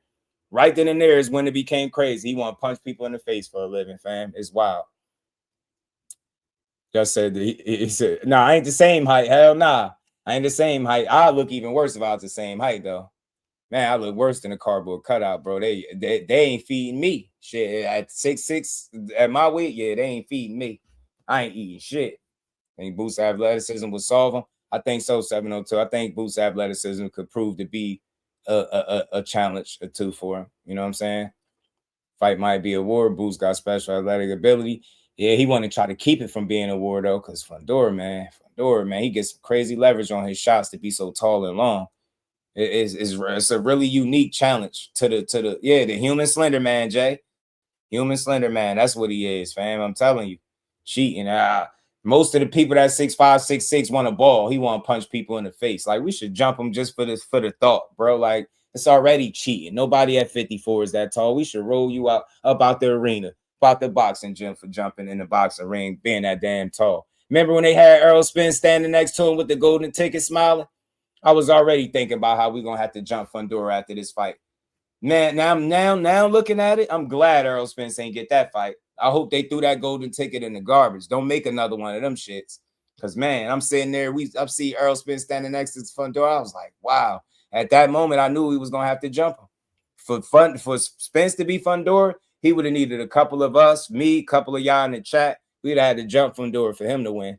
There's no other way for him to do it. He championed in recess, man. I don't think he hiding, man. The only thing I'll say about that briefly, because I see you mention it, I think Tank, the only thing I question is if he still won a box. I think when you made a certain amount of money and you had enough time to think about something, you could change your mind. It's better shit to do in life than get punched in the face. And I feel like those kind of thoughts are loud in the back of Tank's mind. I feel like he thinking about an exit plan or life after boxing. That's all I'll say. But he's officially champion in recess. They said he ain't coming back till 2027, so that's next year. Yeah, that'd have been worse than losing. Now, J.A., I would have needed you. I'd have had to come. We'd have had to come link up with you. We'd have had to roll Fundora ass out. No lie, we'd have had to jump him. He'd have punched on Spence like that. Yeah, we'd have did him dirty. We'd have jumped him for that. You know what I'm saying? See, Tim Tszyu knew. He knew. See, Tim Tszyu, he could. It looked like he could have did a little bit more. Tim Tszyu, I heard Tim Tszyu heard one of my streams. He was like, man, I don't want Just Do to get the troops. Let me chill. You know what I'm saying? I know how they feel about Spence. Let me just win this fight. And I'm like, yeah, you better. You know what I'm saying? Tim knew what was going on. Tim knew what was about to happen, fam. You know what I'm saying? Get out of hand if you want to. But nah, this gonna be a what he said? I'm gonna hold you for no fire, but Eddie said, yeah. Nah, EJ, my guy, we would have jumped him. We'd have jumped him. You know what I'm saying? You know what I'm saying? You better. You know what I'm saying? Leave our guy the hell alone, fam. He thought he was gonna give Earl a lesson. Nah, he would have been the only one getting a lesson and messing with, you know, the chosen ones. You know what I'm saying? We rock with EJ the real way, you know. So hell nah. I'm glad we didn't see that though. But Fundora will be a tough fight for anybody. I think that's the trickiest fight at 54. I think Boots is just he's a violent guy. Like he's a puzzle in and of itself too. Right, it's going to be a lot of people that's going to have a tough time dealing with him because of what he's capable of doing, especially when he operating at 100%. Man, Boots be out there playing, and he's very creative, versatile. He could switch. He's willing to get hit sometimes because he be in that fire. But as we learned with the Xander Zayas fight, if you don't put Boots away, he ain't going nowhere. You know what I'm saying? It's going to take more than a couple good shots. So I think that fight solidified him in ways that people didn't expect, but it's good to know that you could take some shots and get through the fire, and that's what Boots showed us. Timeline on how much longer he could stay at 54. He's not going to stay forever waiting for these guys. At some point, he's going to say, you know what? I'm just getting bigger. It's time to go to 160. We've already went through all that with the team. We're really considering that too, unless something changes for our next fight where maybe Boots decide, because I don't think he has a contract yet signed to fight Kelly or anything like that. We might consider going to. We've talked about it. I've already talked it over with Vergil Senior, with Rick Morrigan, with Eric Gomez. We've talked about it. I think we might end up doing that. We might have to. I know at one point in time there was like some whispers of him potentially going to 60 and fighting Erislandy Lara. Were there ever any real discussions about that fight, or was it just a scenario? I think they were not. I can't tell you because it wasn't me and the conversations. Yeah. But I know through Louis de Cubas and Rick Morrigan there was those discussions. Yes, and look, Tszyu just fought at 160. Yeah. And said that he looks like he's going to stay at 160. So I wouldn't mind that fight either. Then at 60, then there's Lara, then there's Sandro Sayas also, who already mentioned he's moving up to 160. We just have a new champion, the IBF champion, the Irish kid. Aaron McKenna. There's fights that could also happen. We might have a better chance of fighting for a title at 160 than waiting for Boots or Fundora, because the closer they're getting to unifying their fights, I think they're both gonna want and make the decision that Undisputed might be their better choice. So that leaves us waiting. Another kid you have, world champion, unbeaten, Raymond Murataya, and the talk, seems to be, even during his last fight, was him and Shakur Stevenson. And I know you've said Shakur has asked you for that fight. Would that be a realistic fight? And real quick, like he's saying, Robert covered his base as well in his interview. He didn't waste his time. He made an excellent case for, hey, look, man, don't take the fight with Kelly. Let him heal, man. We over here, fight us, man. Our fighter deserved this fight. This is the better fight. He made a hell of a case, but he covered his bases because he also went a bit farther, and he understands how important Undisputed is to fighters. He had a fighter that was chasing that once upon a time, so he's familiar with what Boots wants as a fighter, but he's still trying to put his bid in and try to convince whoever he can that, hey, this is the fight to take with us and Vergil. You get what I'm saying? But he also went a step further and said how if they don't get that fight now and these unifications and these champions start fighting each other, then that leaves them kind of out the picture for maybe a year, maybe more. And then by that time, you know what I mean? If you Vergil, you can't afford no more time out of the ring. Why? Because Rabdo kept you out. You lost critical prime years, right? Or would be prime years to Rabdo. So you got to get a rush on. And then you had this little stint right here with the Golden Boy lawsuit that kept you out the ring when you probably could have been securing your next bag in your next fight. So if you Vergil, he don't got time to sit around on those sidelines playing with nobody. So if I'm him, look, I make the best decision I can. If I can't get a meaningful fight at 54 and it don't seem like it makes sense for me to stick around and try to maneuver to get a fight with Boots, then go up. 60 is always there. It's open. I think that'll be the division where you become world champion. Shout out to Lance. Kawhi was good with it. World Order was good. Fight for him in his first fight at 140. Look, it's great that you brought it up because I'm driving back. Well, I'm not driving. I'm in the back seat, and I got a call from somebody bringing that fight up. So I'm not. That's it. That's all I'm gonna say. But I got a call. Somebody bringing that fight up. So things are looking much better now. Shakur came to my gym a few months ago when Bam was getting ready for his last fight, because Shakur brought in a kid to spar Bam, and Raymond was there training when Shakur was there, and I had a good talk with Shakur.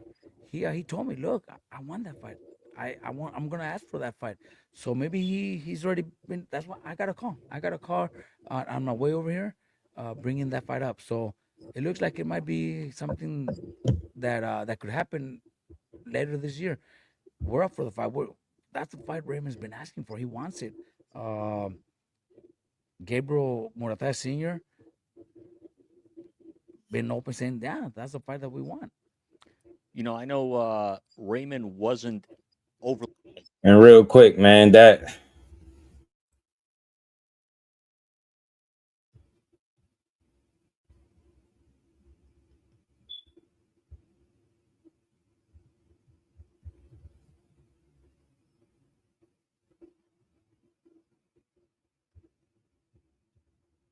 my bad. Oh yeah, that's the thing about that fight. Raymond Moritai and Shakur Stevenson. I know people was asking me what fight do I think he gonna have next. Who do I think he gonna fight next? I think that's the fight for him. I think it make the most sense. The dude already talking about coming up to 140. If you can't get a ring belt at 35, scrap the whole idea of fighting him at 35 and beat him up where he the most comfortable at. So people like Showbiz and the rest of these goofies could stop pushing weird ass narratives. So I think it's a good fight for him. Raymond said he wanted. He said Shakur came in his gym and told him he want to fight that dude. I heard him say it in an interview. Like I told y'all, man, I'll have him back up here. I'm gonna see. I'm gonna ask him about it too, because I think that's a good fight for him next. People telling Spence better stay away from Fundora before you get hospitalized, and they start saying I was hating on Spence. It's crazy, right? And they don't even know you're a supporter of his, but when you tell the truth, you'll immediately become a hater. Nah, that was gonna always be a dangerous fight for Spence because he make mistakes. He make mistakes. He make mistakes, and he get hit, and Fundora do some hitting. So. Yeah, that would have been dangerous, ETB. It ain't hating. OT was good with it. Vergil fighting Charlo next is the rumor. A world order, yeah, that's over with. Charlo said he spoke to Al Heyman. He said the next fight for him is Tim Tszyu. He said Charlo himself said he fighting Tim Tszyu next. So the Vergil thing, he said he ain't had no word about that. He didn't know what people was talking about. He said Tim Tszyu. So I'll tune into the Tim Tszyu fight. I like it, man. He gonna get that get back for Earl. Even though him and Earl ain't cool, he gonna get the get back anyway. Tim Tszyu is what we calling him. You know what I'm saying? From now on. Especially if Charlo beat him, I'm calling him Tim Tszyu. All right. But yeah, man, Raymond, Shakur, that's a fight to make. I don't think it'll be difficult. They already spoke. They both won it. He went back and forth with Robert Garcia before. He talked to him. It's a solid fight. Raymond it would be a former champion moving up. I'll say a run and fade. Everybody else got fights. I don't know who else he gonna fight. I think Raymond makes sense, and he ain't take no punishment in the last fight. A lot better to beat a guy like Shakur, who I always tell people, pound for pound, I think is the toughest style in boxing. I agree. When you look at a guy like that, are you like, man, I'm gonna have to really do my homework to overcome this guy? We are gonna, do our homework, and it won't be easy. We're gonna have to work extra hard. But look, Raymond said it after the fight and told me personally, look, Robert, I felt really good condition-wise, but my strength wasn't there anymore. He cuts too much weight. So Shakur's champion at 140. He's WBO champion at 140. Man, let's do it at 140. Let's do that fight for his title at 140. There's no. And he's the ring champion too at 140. What else is there to ask for? We publicly made it way before this fight that this could be our last fight at 135, especially with the IBF rehydration clause where we can't gain more than 10 pounds. That really hurt. That really hurts fighters. But more Raymond, because Raymond's a big boy. He's been fighting 135 his whole career. Yeah. And now it really hurt him to make weight. It wasn't easy. It was not easy making weight. He made it because he's very responsible. He's very disciplined. The kid is responsible year round. He knows what he's in. He knows that making 135 is not easy. That's why he stays very, very, very responsible the whole year. But even then, it's very hard. It's very hard. And then still having to make that second day weigh-in, it's even harder. So it's impossible. So 140 is our next step. Shakur's champion at 140. He's the ring champion. He's the WBO champion. I would love that. And Raymond is ready for it. Did you look at all? See, I get it. I get what Robert is saying. Again, he's supposed to lobby for what makes the most sense for his fighter, especially health-wise, career-wise. They have talked about going up to 140. I've heard for some time that, you know, this fight with Tszyu was going to be the last fight. So I understand why he's saying it. It make the most sense. But again, it make the most sense for you. Shakur Stevenson made it clear that he could still make 2 divisions. The only issue I will have, only resistance, not even an issue, because I wouldn't mind seeing it. I want to see it where he's the healthiest at, so it's no excuse. But if Shakur is looking at it differently, which he very well can, he could say, look, I want to fight my next fight at 35. You really want to fight him? What could you say? He ducking you? Are he trying to drain you? You get what I'm saying? So it's silly. You get what I'm saying? Silly talk. But I do want to see the fight. He got a title up there. Why not make it a 140 title defense, especially if they can't put the ring belt on the line? It makes no sense to even entertain it. You know what I mean? If it ain't a tank fight or something bigger at 35 or not, you know, something bigger than Morataya, then nah, fight him at 140 where he healthy at, beat his ass, defend your title, get a title defense, and move on. It is a good fight, but when he's making the case for it makes the most sense for his fighter. Your fighter, you saying it's impossible to make 135. This is why I've always said, why waste the fight on Tszyu? That Tszyu fight proved absolutely nothing.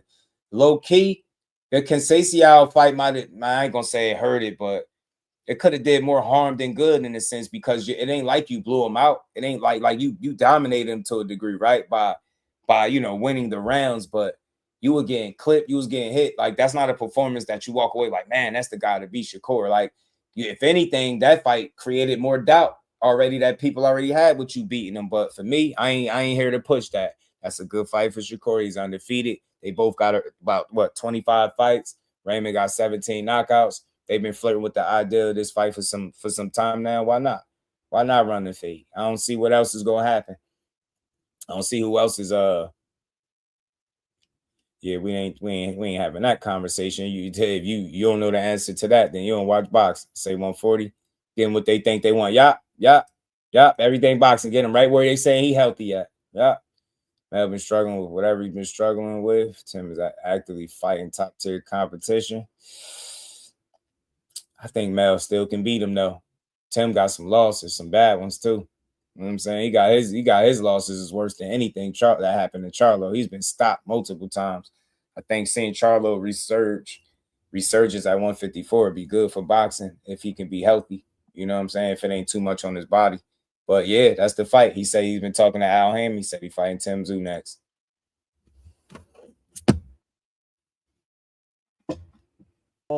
On anything in the way Zepeda strategized against Shakur? Because he had success in the fight. He did. He had probably more success than, I can't even think of the last opponent that Shakur had that much success against him. But it seems like with those type of fighters, even when you had Maidana facing Mayweather, so you know the blueprint, you got to stay close, and Maidana just kept letting his hands go. Look, at 140, those 5 pounds will make a big difference for Raymond. Raymond is such a big boy, so strong, but cutting down to 130 and still able to beat Andy Cruz the way he did, putting pressure, body shots. And even though I'm telling you, he wasn't as strong, he told us, you know, the cut weight really hurts me. His last fight, same thing. Yeah, at 140. That's the fact, ETB. We don't, because I don't want to hear an excuse. Shakur already showed you he's more than capable of going up there and challenging somebody at their weight class that he's never been in, with no rehydration, no catch weight, no nothing. And you know, he got one fight in. Let Raymond come up there, and because he big, he think that's gonna be enough.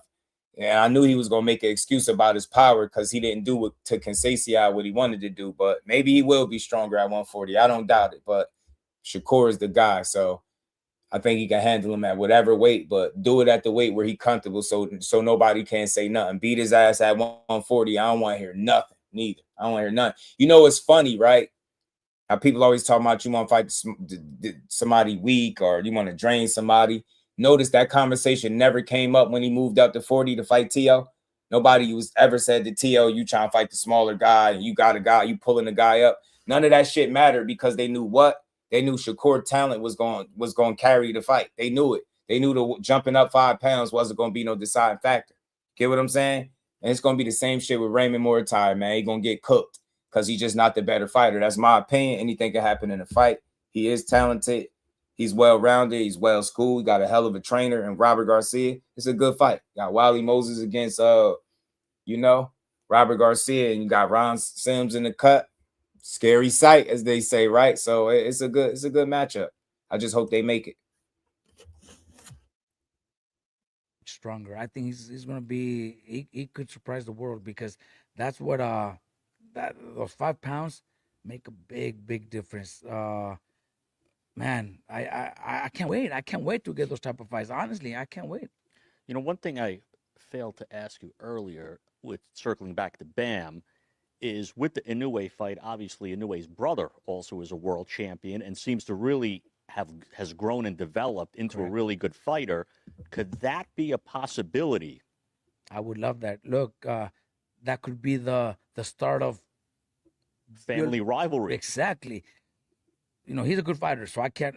But if we go in there, beat him, maybe even knock him out, then well, now we want the brother. You know, that would be the best news out there, especially in Japan. People would ask for it. People would want it. I know what they did. You know, because publicly they announced they did really good numbers with Junto Nakatani and Inoue. I think Bam would probably double everything they had. So it's a huge fight.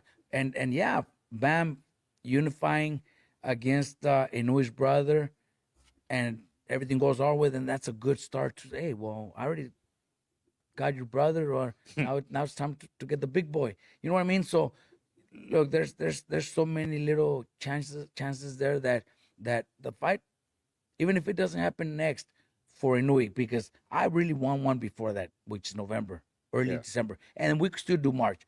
But even if it doesn't happen by March, I think it could still happen in the future at 126.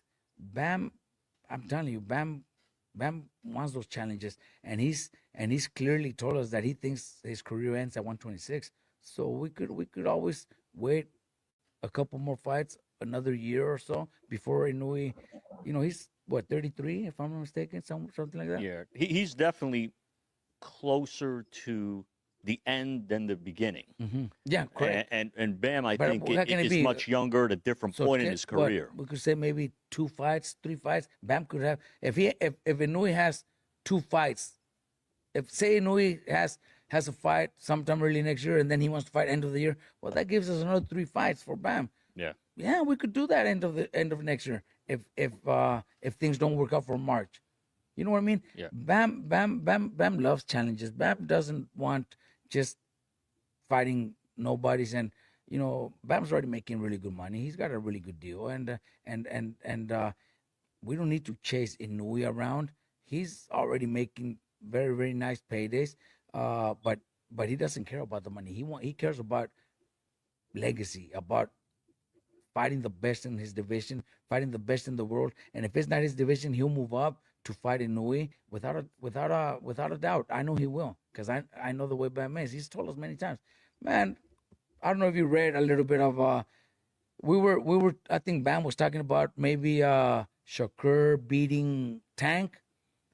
I think it was something like that. Yeah. And then a couple of days later, Bam got a message from Tank. I want to fight you. Bam responded, yeah, let's do it. You know what I mean? You know, I think Tank had no idea. Bam a damn fool telling Tank, let's do it. Hey, boy. But shit, you got to snatch it while the opportunity is there if it was really there. But, man, that would be bad. He's just too small. You got to think about it. Y'all trying to approach an Inoue fight strategically. Imagine fighting Tank that's at 35, that fought as high as 40. It's going to be all bad. It's going to be all bad. I don't think he'd be able to deal with that punching power, man, at all. That would be really bad. That would be a stupid move. You said Padley had more success than Tszyu. It's crazy because you right, he did. But, man, that'd be all bad. But Tank had to just be on one, man. Ain't no way he actually thought people was going to want to see him fight no damn Rodriguez, man. That was going to be, he was getting ready for his first fight at 118. So he was still a 115-pounder. So I think Tank probably had no idea that Bam was that small. He's like, I want to fight you. Bam's like, yeah, let's do it. All right, I'm gonna tell Al Haymon to make it happen. That's what Tank told Bam. Bam replied. That's crazy. Right, Tank's stupid. Bam doesn't care. Tank a troll, man. You know, he'll fight anybody if I tell him I think you could beat him. Do you think you've trained a lot of guys over the years, is Bam probably the best natural talent that you've trained? He's still not retired yet. So I cannot say that yet because he's not retired yet. He ain't tripping. I think he was just trolling though. I think when he retires, I think that's what I think I will say that. Plus, he's still active, so I don't want to say something that might change in his next fight or 2 fights from now. I think I've had great talent. Nonito Donaire was beautiful working with him. I enjoyed the way he fought, his footwork, his counter punching, his left hook was killer. Yeah, that's So what he is, yo. I love Bam, working with Nonito.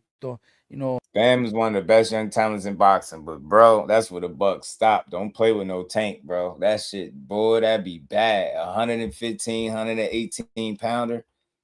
Imagine him at 35, bro. He will get punched, man.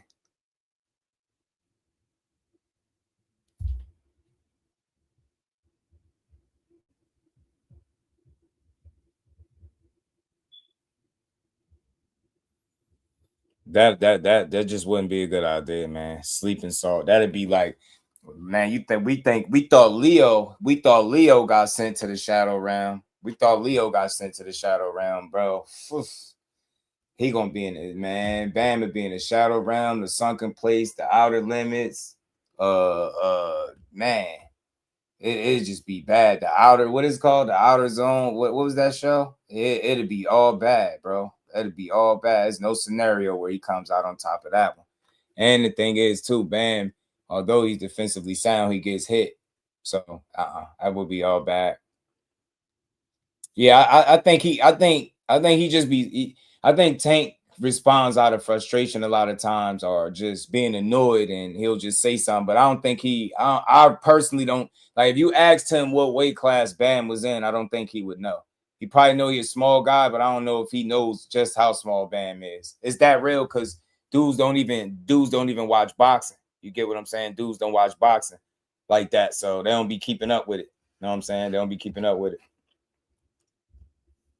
You missed my point, World Order. My point is not, who people don't get hit in boxing. My point is very clear.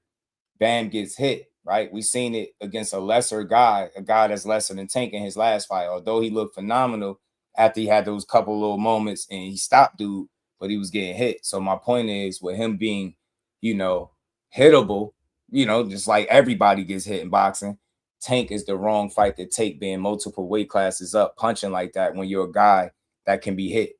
That's my point I'm making. Let's get back to it. This is almost over, and then we're gonna move on. By the way, man, we're gonna keep it pushing. But when it comes to obviously talent and Bam is up there with not only the best I've trained, but the best in the world, pound for pound. That's why he's number 2 or number 3 on most of everybody's paper, pound for pound. So yeah, at the end of his career, I probably will say that. But right now, since he's still active, I know there's still going to be a lot more of him to show the world that he is the best, not just the best that I've worked with, but probably one of the best of all time, especially in the lower weight classes. Now, you trained Anthony Joshua. You mentioned AJ earlier, potential fight with Tyson Fury coming before the end of the year. And you trained him for, I believe, his rematch with Usyk. Correct. Why did things have a fallout after that? Because he did really well in the rematch. He did really well. He had I think it was the 9th or 10th round where he had Usyk very hurt and hurt him to the body, yes, and then Usyk came out like a madman in the next round. Look, the main thing is, me having to leave to train him in England or back home, and leaving my gym behind for that camp. I remember flying in from Saudi to San Antonio for Bam's first title defense. Bam's first title defense, when he beat Cuadras, he fought Rungvisai. That camp, he did it here with my son and my the rest of my coaches. I wasn't in camp for him. I flew into San Antonio for that fight. I worked the corner, but I didn't train him for that fight. It was just my son and my other coaches. So I can't do that. I really can't do that. It would have to be him coming to me. I did talk to his management team very well before I left. I said, look, even if it's not me, keep him busy, keep him active. That's what Anthony needs. Anthony cannot be home or in training camp because he's always training. So he's pretty much always in camp. But just not having a day, not staying active, not staying busy, because it really affects him in his head. It really affects him, especially when he starts going through comments and seeing negative stuff about that. Really affects him. Look, now it may be even worse that accident that he was in with his coach, one of his best friends, passed. That's not easy, man. That's not easy to deal with. It's not easy to handle. So when I left, I did say that, look, even if it's not me, I would love to, but it would have to be in the States with me. But even if it's not me, just keep him busy, fight him after. And that's when they brought him back. I think he had like 3 or 4 fights in a row after that. Really good performances, really good wins. So they did the right thing. He needs to stay active. He needs to stay active. He needs to focus on his career and forget about stuff outside of the ring, because I think he is one of those fighters that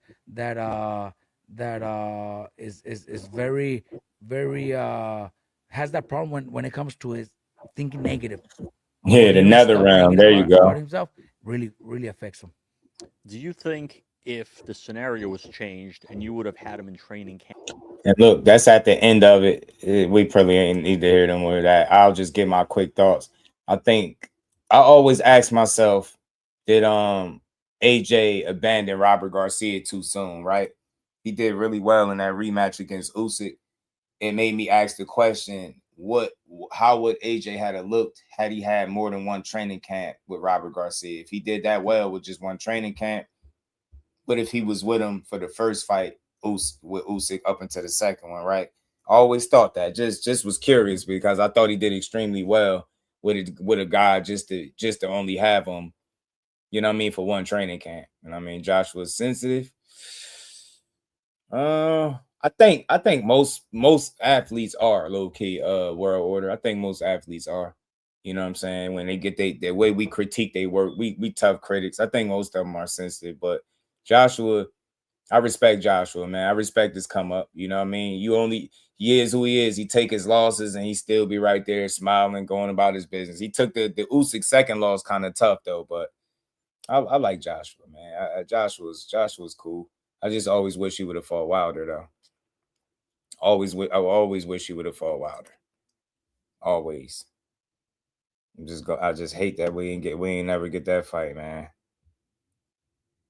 And he said some good stuff in his interview. Shout out to Robert, but I just don't know, man. If you're Boots, you stay the course, man. You stay your course until you see a reason to go do something else. And I just don't think the incentive. I don't think the incentive is there for him to just give up on his goals when he that close, right? But I understand. Shout out to Robert. You made a good case, man, for your dog, for your guy Vergil. Hopefully they learn next time it's a big fight on the horizon not to sue your damn promoter. You get me? Hopefully they know not to sue their damn promoter the next time. Maybe they'll learn. Let's keep building, y'all. On the Classic Clown Show. Yeah, that post fight, yeah, that was tough. That was tough to watch. So, man, I seen a little post from the businessman. Seen the businessman say he came so far with his family on his back and put people in position, and now it's time to finish off the year with a bang. So, Brickhand Davis, man, that's his post. He said an announcement coming next week. I think he said next week announcement. So, hopefully it's a fight date for him. I hope so. You know, that's my hopes for him. Look, we get it. We could be disappointed with him about the fight with Devin that didn't come to fruition, right? We could all be disappointed with him.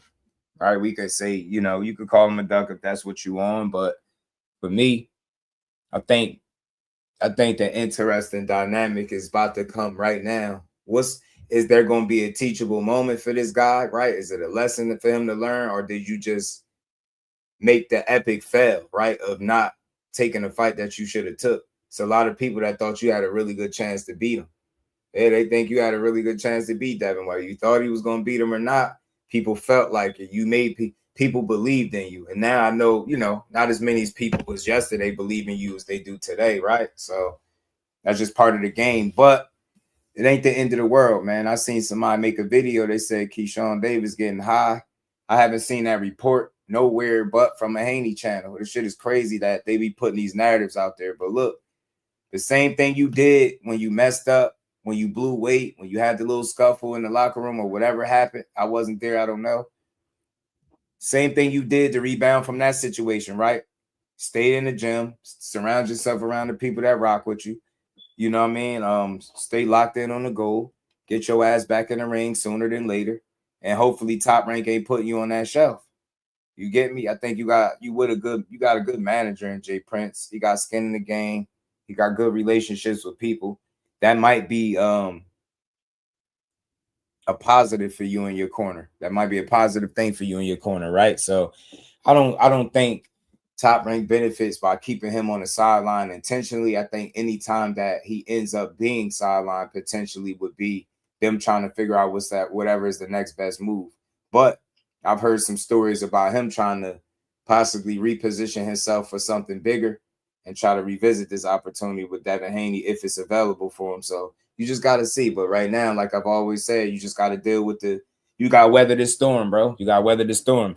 The things that you promoted, the way you talk, you made everybody a believer. So a lot of people that's going the other way is simply because of what you said didn't line up with what you did. And I get it, but I'm not tripping off that. I know promotion. I know how to separate the promotion from the business. I heard specifically from my guy that knows, a little bit more about the situation that he wanted the flat fee. Top Rank wasn't willing to give him that. They gave it to Devin, but not him.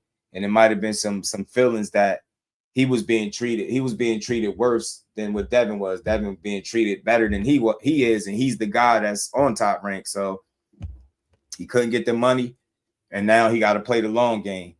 Brian Norman, it worked out for him. He played the long game. He ended up with the boot situation didn't come to fruition. He played the long game. He ended up in a fight with Devin Haney for the most money he made, right? They made some money. They had a good fight. Shout out to Dev, right? So, maybe that could be the same situation for him. Like, I don't know if his next fight going to be a welterweight debut. I think I seen somewhere somebody say Shakur said he was vacating his title for Keyshawn. I haven't seen that update nowhere, so I don't know how true that is. And Pride, what up? So we'll see, but his career ain't over, man. He's talented, yo. If it ain't Top Rank, he gonna be fighting for. He gonna be fighting somewhere for somebody, beating somebody ass, yo. He just got to tighten up, and learn from the mistakes. That's all. I think some people felt like he was too small for 47. I beg to differ, man. You know what I'm saying? I beg to differ. I think he got the frame for it. Shout out to Dante. I know that shit, dog. Blew it up. Pugilism. Let Zeus pick up the tab. Shit, man. Somebody, look, if it ain't going to be Top Rank, it's going to be somebody. Keyshawn is going to fight for somebody. He going to fight for somebody. Said you seen Key? He going to be all right, man. He going to be all right, bro. They just want to, they just think, people gonna talk like his career over right now, but in reality, you just gotta write this shit. You know what I mean? He veered off to the left or to the right a little bit. You know what I mean? Now you gotta get it back right. But it ain't like this the first time this has happened. It's not like this is the first time a fight hasn't happened because of business. So I don't see this affecting him long term. I don't see it. Short term, yeah, of course, because it was a big opportunity. And I think with a win, you put yourself in position. Regis Prograis gave his thoughts on this, and he was talking about how he felt like Keyshawn got the chance. Not saying he would have beat Haney, but he said he had a damn good chance. You know what I'm saying? And, a lot of people been weighing in on this. I seen Mikey Garcia weighing in on this, basically saying take the opportunity, you become the man. All that stuff is true, but ultimately it's about money. They could keep talking like fighters all they want, but when it's time to fight, people want their money, bro. And that money ain't right and you feel like you ain't being treated like a priority and you getting treated more like an option, I get it. Just know that what comes with that decision is going to be people saying that's not what you was saying weeks ago when you was promoting. You was talking about taking the 25 and X, Y, and Z, and I get all of that, but promotion is promotion, business is business. But I think say Key in a better position than Devin. I'm telling you, I don't think he's going to have a problem making the next fight. Yeah, he might have to deal with a little more inactivity because they locked in a date for you. It was a fight set up for you. They bid on it, all that stuff. So it might be a little salty, but I think they'll still push him for as long as he's on that roster. Yeah, he's 15-0. He'll be all right. He'll be all right. He cooking with house money. It's the reason Devin put Shakur and Key on his list and not Catterall and Parrell. Go sell some tickets there. Right. Right.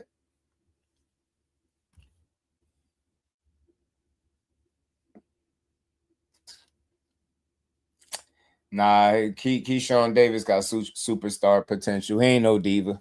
He a human. That's what he is, World Order. He a human, bro, and he made mistakes. Just like I'm sure you made some mistakes in your life. How is it any different? Because he a boxer, he's supposed to be perfect. We know athletes are some of the most imperfect individuals we got on the planet, fam. So I don't excuse no mishaps. We hold them accountable. The little scuffle in the back room, right? The missing weight. You know, this not taking a fight, you know, but nah, I don't think that stuff makes him a diva. Not at all. You know what I'm saying? I just think he young and he learning. You know what I'm saying? And guys gonna make decisions that a lot of times we might can't understand, but you know what I'm saying? You know, he said not athletes, human, right? Because they act like they're not. So that's all that is. He made some mistakes, bro. Think about something, and I always give people something to think about. Think about it. Every time you made a mistake, it was put on Front Street. Think about that. Think about it. If every single time you made a mistake, it was like people talked about it. It made the internet. People tweeted about it. People recorded videos, made live streams. Imagine it. Like you making a mistake that people make in life, period. And just imagine people like reporting on it, talking about it. Imagine people slandering you for you making a mistake that so many people before you have made. We're not justifying it, but why make it so permanent? That's why it's called holding people accountable. And with accountability comes, you know, acceptance, right? You get what I'm saying? You got to accept you made a mistake, you learn from it, but we ain't got to be permanent. Like you make a mistake and you do something wrong and it's the end of the world. I ain't gonna lie, fam. I've been doing a better job this week ignoring the trolls because since you came in here, you've been offering a lot of like negative. You one of them. Like you just talk crazy about boxers. Oh, he's this. We don't care about no assault, fam. Did you see it? Did you see it for yourself? Did you see this so-called assault? Did you see it? Tiger Johnson got jumped. Where's your energy for that? We seen that shit. He got jumped. Bill Haney glasses was off. He got jumped, fam. Like shit happens. We not saying it's cool, but shit happens. Like, so what? You ain't had a fight before? You ain't never put your hands on nobody before? Go ahead and tell me you ain't never had a fight without telling me you ain't never had a fight. That's the first thing you went. I know you, matter of fact, don't even answer that question. I know you ain't had a fight because you said something about assault. You used the word assault. Fam, we don't give a fuck about stuff like that. That's soft shit, fam. We see people get into scuffles and shit all the time. We see this shit all the time, fam. We see it all the time. Like, we're not excusing it. We held them accountable, but that's like soft shit. I'll hit assaulted them. Bro, we don't give a damn. We didn't see it. We ain't see nothing that happened. Nah, you ain't got to be a thug to have a fight, fam. See, now that comment got undertones. Now you got undertones because all types of people fight. Why you got to be a thug, a quote-unquote thug to have a fight? Matter of fact, let's get back to this cook. I'm gonna let you simmer in the chat. I'm gonna let your ass simmer in the chat. I ain't even thinking about what you talking about. I'm gonna let you simmer in the chat. Wes, what's good, homie? Shout out to the OG. He said no harm, no foul. Shout out to the OG, man. Irvin, what's good, homie? How you feeling? He should have took the fight to doing all that clout chasing. Look, stock chasers. Yeah, he should have took that damn fight. Because that's my guy. I believe in him. Yeah, he should have took that fight. He should have took the fight. But yeah, man, the thug, you got undertones in that, fam. I ain't even gonna lie to you. You over here crying about a fight that you didn't even see. You seen a man had a knot on his head, bro. I ain't even gonna say too much, but like I've had some scuffles. I've had things happen to me where I ain't get the upper hand too.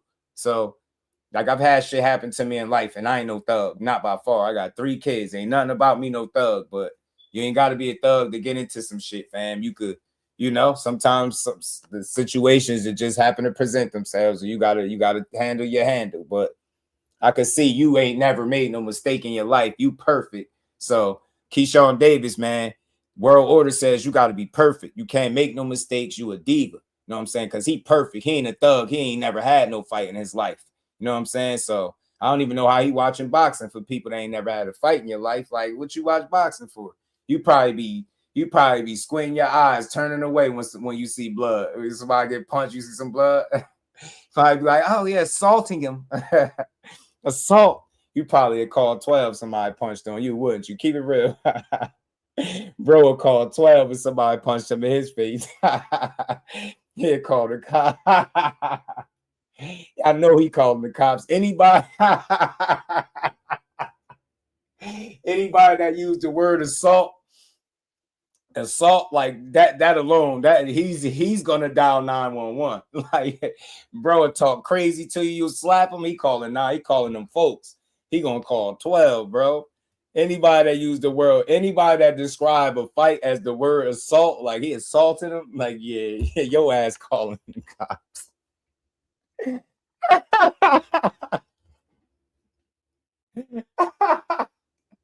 Your ass calling the cops for sure, man. You get somebody cased up. You get the little scuffle, fam. 12 on speed dial. Man, I've been shot and I ain't called the ambulance, 911, and none of that. Imagine getting into a fight and like calling the cops. Like, yeah, man, I just got beat up. Yeah, I just got assaulted. Imagine being a grown man. And now I'm dead serious. Certain shit I'm just not with. Bro, if I get my ass beat, I just got to take the L. The last thing I'm going to do is pick up the phone and dial 911 and tell them, yeah, I just got assaulted. Yeah, some thugs. Let me use your words. Some thugs just assaulted me, man. Yeah, imagine it, though. His ass calling 12 immediately, fam. You better be perfect in your life, man. Back to what I was saying, though, man. These fighters, they fuck up, man. They human. They not above making mistakes. Keyshawn has made some mistakes in his career. Behind the hands, my brother, what's good with it, bro? He's made some mistakes. He's missed weight. He had the little situation in the locker room, right? Cool. He didn't take the Devin Haney fight, right? But the life ain't over, right? Like ain't like you get me? Like it ain't over, man. He gonna fuck up probably again before it's all said and done. Unfortunately, right? But hopefully, with time and maturity, that he continues to learn from each one of these mistakes, so they could be life lessons, right? Not losses, but life lessons. So he seemed like his spirit's up. He talking about an announcement being next week. He popping back out. You seeing him? Yeah.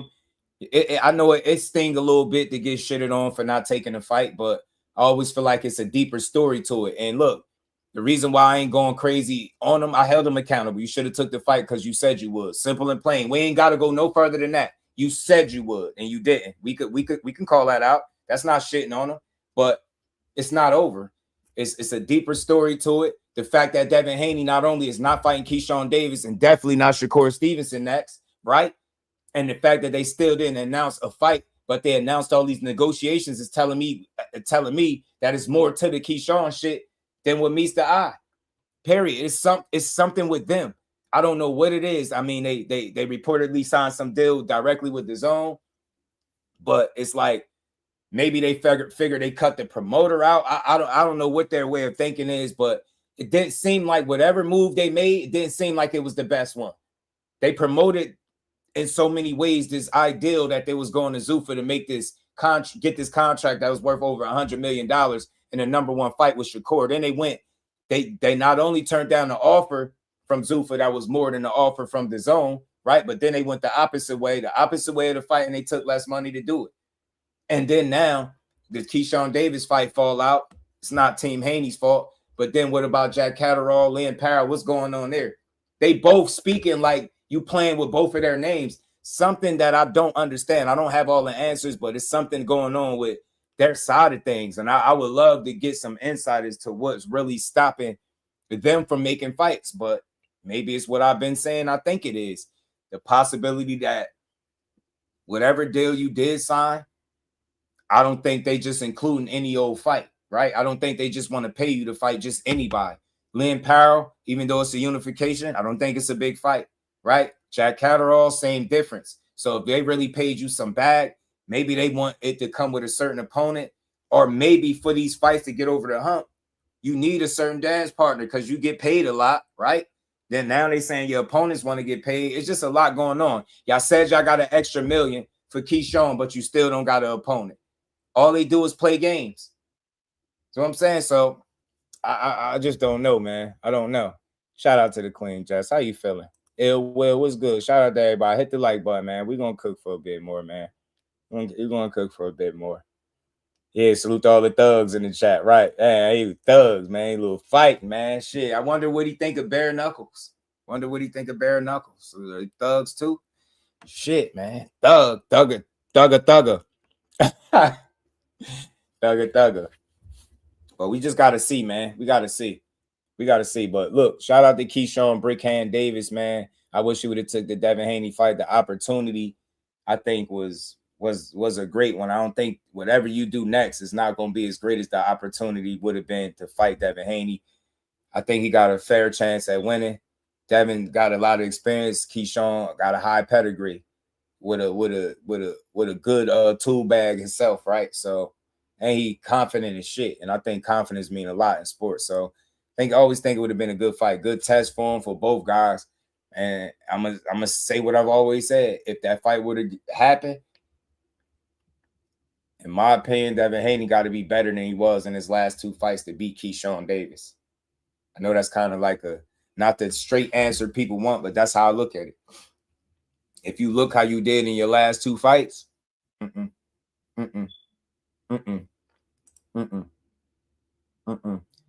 on, let me call this Uber. Let me call him an Uber. Somebody need an Uber call. Let me get his Uber. Let me get your Uber for you, fam. There you go. You create another fake profile. Create another, and for the record, just for the record, fam. Just for the record, I ain't never been in jail. No record, no none of that. Record clean. I ain't a thug. You know, I'm a family man. But that's corny. Like that's corny. You know what I'm saying? We talking boxing. You trying. I thought you was being more sarcastic and joking, but you dead serious. Cater all. Yeah, that's not the fight, bro. That's not the fight. That's not the fight they want. I don't think so. And that's what it looked like, because if you listen to what was going on, you had a Shakur and a Keyshawn. I think either fight would have been great for boxing. And then you got Catterall and Powell. Powell is good for Devin Haney's legacy, I guess, to add on another trinket accolade, right? But overall, I just don't think it's the fight that people was asking for. I just don't think it's the fight people wanted and they expected. Like, think about it. Bill Haney went on the podcast and he was talking to Cam in Sin City. Sin City hit on something. He said, Bill, like, he was a little disappointed. What'd he say? He's like, yo, y'all do all this promoting and y'all get people excited for all these fights and then they don't happen. So that's going to point me to my next conversation, and we got to get to it. We got to talk about this. I know this conversation ain't going to be for the Haney hoes, but y'all going to be mad, but we're going to segue right into it. Shout out to Keyshawn. Let's see if he make his debut at welterweight. I hope he do. And I don't think Top Rank would intentionally put him on the shelf, because I don't see why that would make sense, right? Unless you're trying to, ruin his career. And I don't think they're going to go that route. I ain't saying they never done it, but I don't think they're going to do that with him. You know what I'm saying? I think he's just going to have to deal with some sideline activity until they figure out the next date and opportunity for him. But he said an announcement coming next week. So hopefully that's something boxing related and that pertains to his career and what his next move could possibly be. I want to see. I would love to see what it's going to be. Said Power and Patty Donovan, yo, nasty work, bro. Bro, if you let somebody else steal your fight, and I don't even like saying it like that, but secure a fight that could have been for you, that's not gonna be a good look, man. So look, let's get into this, man. I try be trying to let them make it, but they don't leave it alone, fam. They keep talking about this list. Y'all keep adding people to the list along the way. Y'all keep playing with Boots. And I'm gonna just be honest, man. Look, if you're Team Haney, you working for Team Haney, if you're involved in Team Haney and you come up with this list and then get people talking, I mean, I guess that's you could check that box, right? You got people talking. You generated some interest. You got people talking. Your name keep coming up in conversations because people are they're hell bent on disproving that this list has any validity to it, right? All these different names and you checking people off your list, but the real shit is that you get credit for shit like this, like nobody else. I don't know no other fighter, and I don't dislike him for it, but I'm just pointing it out.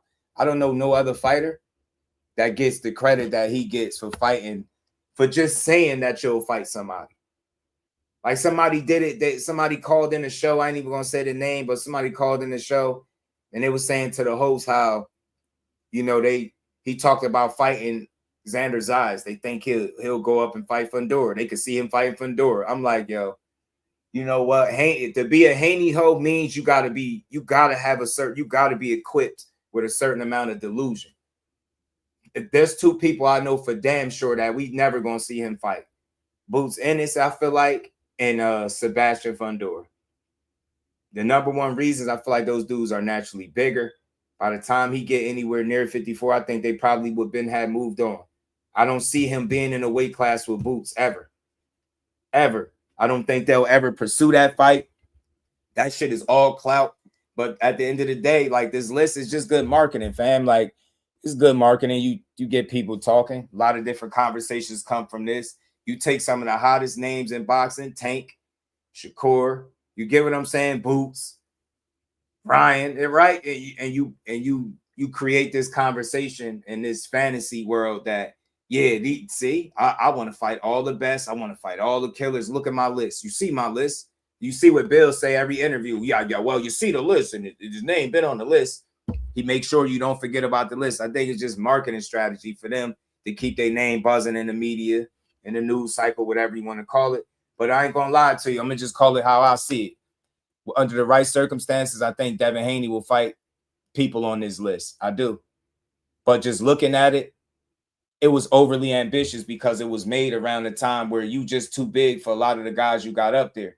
You get what I ain't gonna say everybody, but I don't know where all the lightweights, all them extra lightweights came from. But I know you had Keyshawn, Shakur, Tank.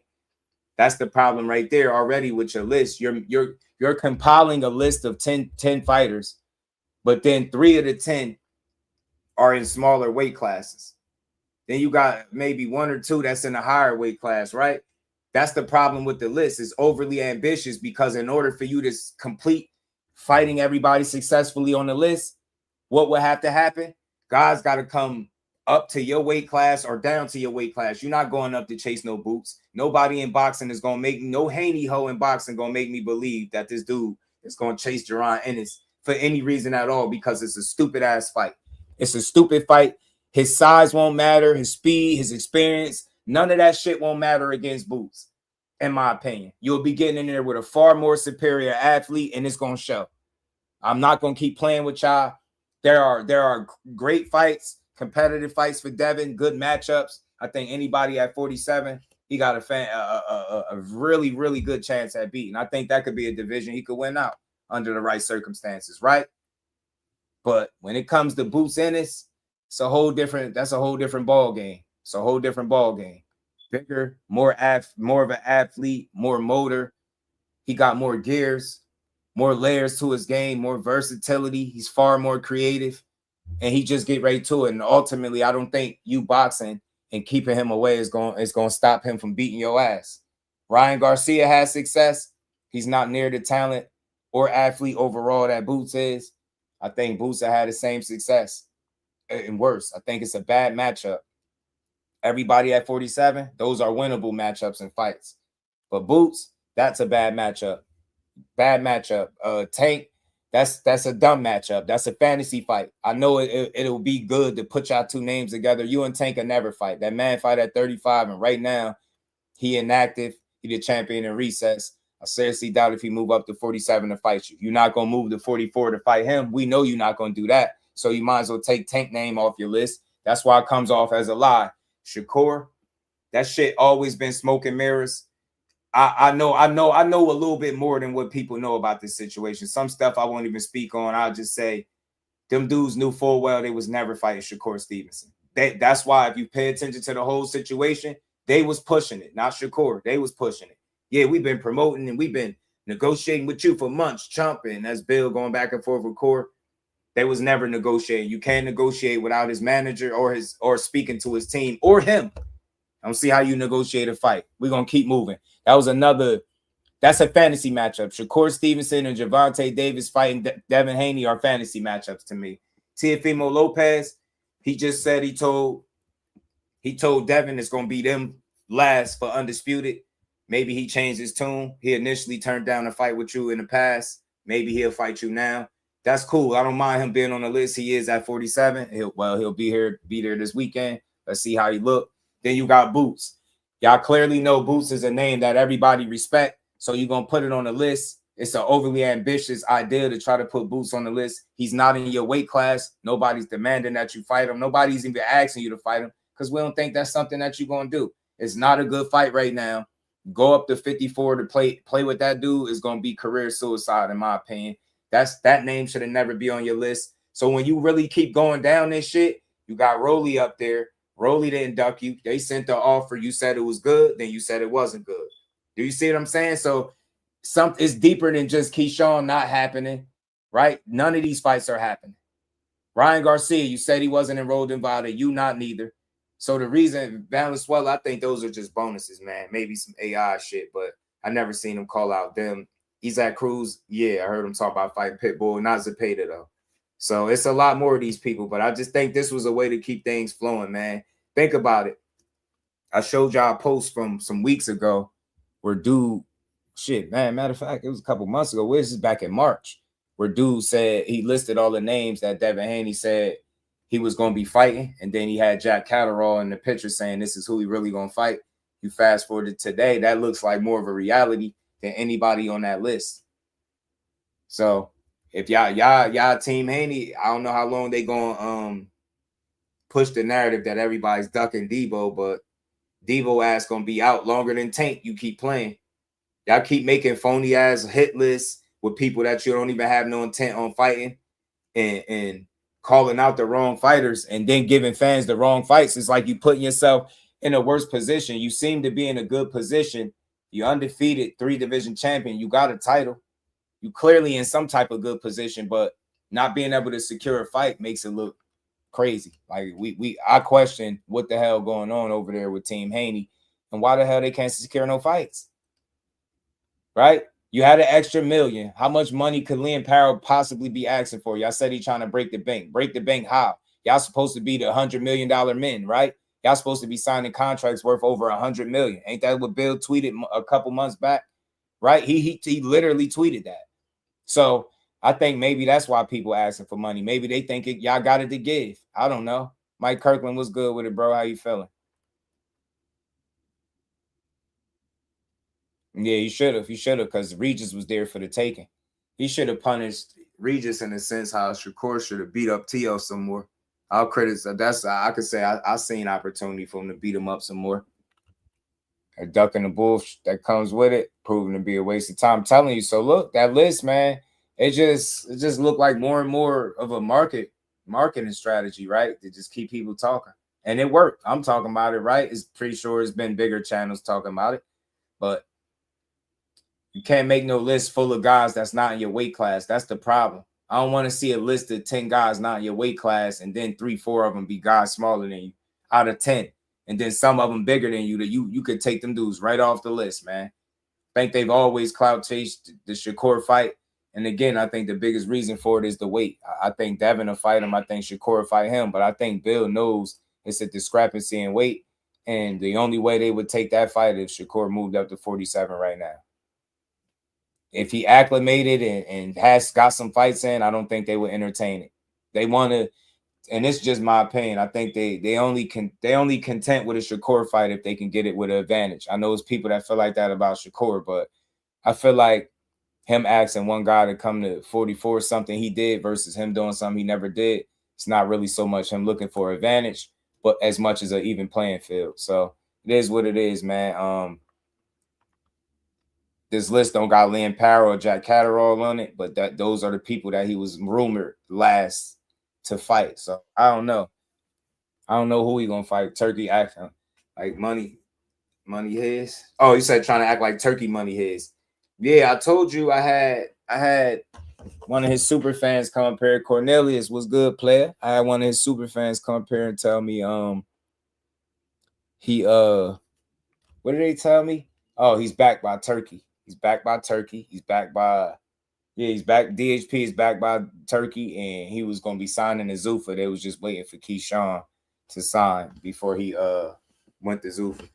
And then you see Bill Haney came out after the zone deal got announced or talked about, should I say, and then he said they took less money to go to the zone because they got more fighters than Zuffa. But he said even with them going to the zone, they still could fight guys like Shakur Stevenson and Ryan Garcia. So you just gotta wait and see how that stuff materialized. But seemed like they just wanted to do a network deal, I guess, without the promoter. It's like essentially, do you cut the middleman out? Is that the thinking or what? But I don't know. It kind of seemed like they need somebody to be pushing them. I don't know. It's just I've never seen this. All these negotiations go public and then nothing happened. And then you blame everybody and you say they all ducking you. It's crazy work. Stay at 135, 140, not really big 140 pounder for real. Core be really small welterweight. Yeah, it'd be an undersized welterweight to a degree, I think. I think you could do it, but with the right approach, with the right time to acclimate, because you don't want to play no games. Yeah, they've been capping since last November, Marcus. That's all they do is lie. Lie, cheat, and steal. Lying ass. So yeah, man, shout out to the Haney hoes, but I just want to see Devin fight somebody at this point without a narrative attached to it. Just go make the fight. I don't care about how much money y'all offering. I don't want to hear about no percentages, nothing. Just make the fight. I want to hear a date, venue, and that's it. I'm cool. Cool. The rest y'all can keep. Just let us know who you realistically fighting next, so we could really see that all this other shit was clout chasing. Everybody can't be lying on you. Hey, Cornelius, and she would be right. She would be right, good sir. Everybody ain't lying on you, fam. That's how I feel too. Everybody ain't lying. Who say never heard back? Powell, Catterall says same shit. Nah, I'm telling you, you start doing math. You start paying attention to the consistencies from the fighters. Their spill is everybody's ducking them. That's the low-hanging fruit that's expected. Everybody's pricing themselves out. But they the super A side in the face of boxing, but can't get these dudes their biggest payday. See, this is the crazy shit. They flex this A side mentality and being the face of boxing, and you would think with that comes getting your biggest bags ever. But then they'll overpraise him for people wanting to get paid to fight him, right? Well, why does everybody want the most money to fight Devin? Why? It seems like everybody want the most. Hey man, maybe they bought the Kool-Aid. Maybe they think y'all the guys to fight. Maybe they think because of the way y'all talk that y'all bigger than what y'all are. I don't know. I don't know what it is. Or maybe it's that $100 million contract that they think y'all signed. They think that y'all can get them paid to fight them. Maybe they think Devin is a more lucrative fight than what it is. Just like he felt like him and Rolly was a more lucrative fight than what the PBC thought. So it didn't happen, right? He couldn't get that bag. So there's just a lot of confusion going on. But I think a lot of it is self-inflicted because they run in the same plays. They ran from 135. Everybody's scared of them. Everybody ducking. We want to fight everybody. Everybody overpricing themselves, asking for too much money or ducking. They running from us, but they got 33 damn fights. Ain't nobody ducking and running. And the reason y'all inactive is because y'all ain't have a home for most of that time. Now that y'all essentially got a deal in place, you don't have the worthy opponent that would satisfy a fight on that contract. I'm hearing he signed a 4-fight deal with DAZN. And my guess is that you just can't want any fight. Yeah, they drinking it. Yeah, Jim Jones, Cole. I swear, bro. They drinking that Kool-Aid. They've been drinking that Kool-Aid. The Bill Haney Kool-Aid. So look, Ryan Garcia is the fight for you to make low key while you trying to. And look, I'll give y'all another opinion of mine. I'm not saying he won't fight Shakur, Keyshawn, anybody on the list for the most part, right? But I just don't think the intent was there. I think Shakur and Keyshawn ended up being smoke screens to get people to stop asking about Ryan Garcia. Long enough for Ryan Garcia to go find another opponent and them to kind of direct the attention to him fighting Conor Benn now. When in reality, that should have been the fight that he should have been pushing for after beating he beat Brian Norman and then Ryan beat Barrios. The fight that he should have been and this is my opinion, the fight that he should have been pushing for was that rematch because it was more realistic. Y'all in the same weight class. It would have been an opportunity for you to take the belt right soon as he got it. You get what I'm trying to say? Now you're giving Conor Benn the opportunity to do that instead of trying to make the fight with him, run it back. You ran that smoke screen play that you ran at 135. The difference is you added an extra name to the equation with Keyshawn Davis. And I think that it wasn't no thought. Nobody, y'all can't tell me y'all anticipated Keyshawn Davis moving up to 47 and or being positioned in the mandatory position. It just happened that way. And I don't think Keyshawn Davis anticipated not getting the money he was looking for. So he ended up looking like the duck in the situation, which gave y'all a little bit of a lifeline to push more narratives online. But I'm just giving y'all the truth, how I see it. I don't think it was real intent behind fighting them dudes. I think it was cool to talk about it and say it because, again, the reason I feel that way, when it was time for you to talk, when Bill was talking to Keyshawn, he was like, I'm going to beat your son ass. I'm going to beat your son up. Bill kept asking about Shakur. He wasn't asking, yo, get Jay on the phone. And, and then he went on record for saying he not even negotiating the Keyshawn fight and he not willing to reach out to Jay Prince. This is what he said. When Keyshawn got put in a mandatory position, they didn't focus on Keyshawn as they should have. They beeline right to Shakur and started pushing how was some type of fight offer or fight signed by Shakur, but he didn't sign a bout agreement. So all their energy and eggs they was putting in the Shakur Stevenson and Zuffa fight basket, right? And when that didn't, again, when that time ran out, they had to entertain Keyshawn, or they would look crazy and be stripped of their belt. It's similar to how they had to fight with Brian Norman, but was behind the scenes talking about they really didn't want to fight him. Y'all thought I was just making that up. And I'm telling y'all Lord and Savior Bill Haney was telling people he didn't want that fight. So you fast forward to this one, I don't think they put zero promotion of any sort into the Keyshawn fight. Now look, they got the last laugh because they stood on business. He didn't, right?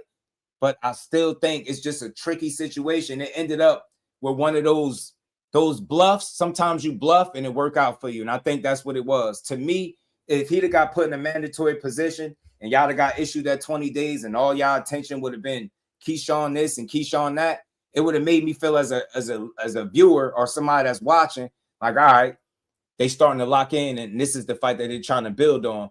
What sense do it make for you to say that you're not dropping your belt, but knowing if you fight anybody but Keyshawn, you getting stripped, right? What sense would it make after they make them the mandatory to focus so heavily on Shakur and what Zuffa doing just for you not to go to Zuffa and not focus on Keyshawn, but you tell people you keeping your belt?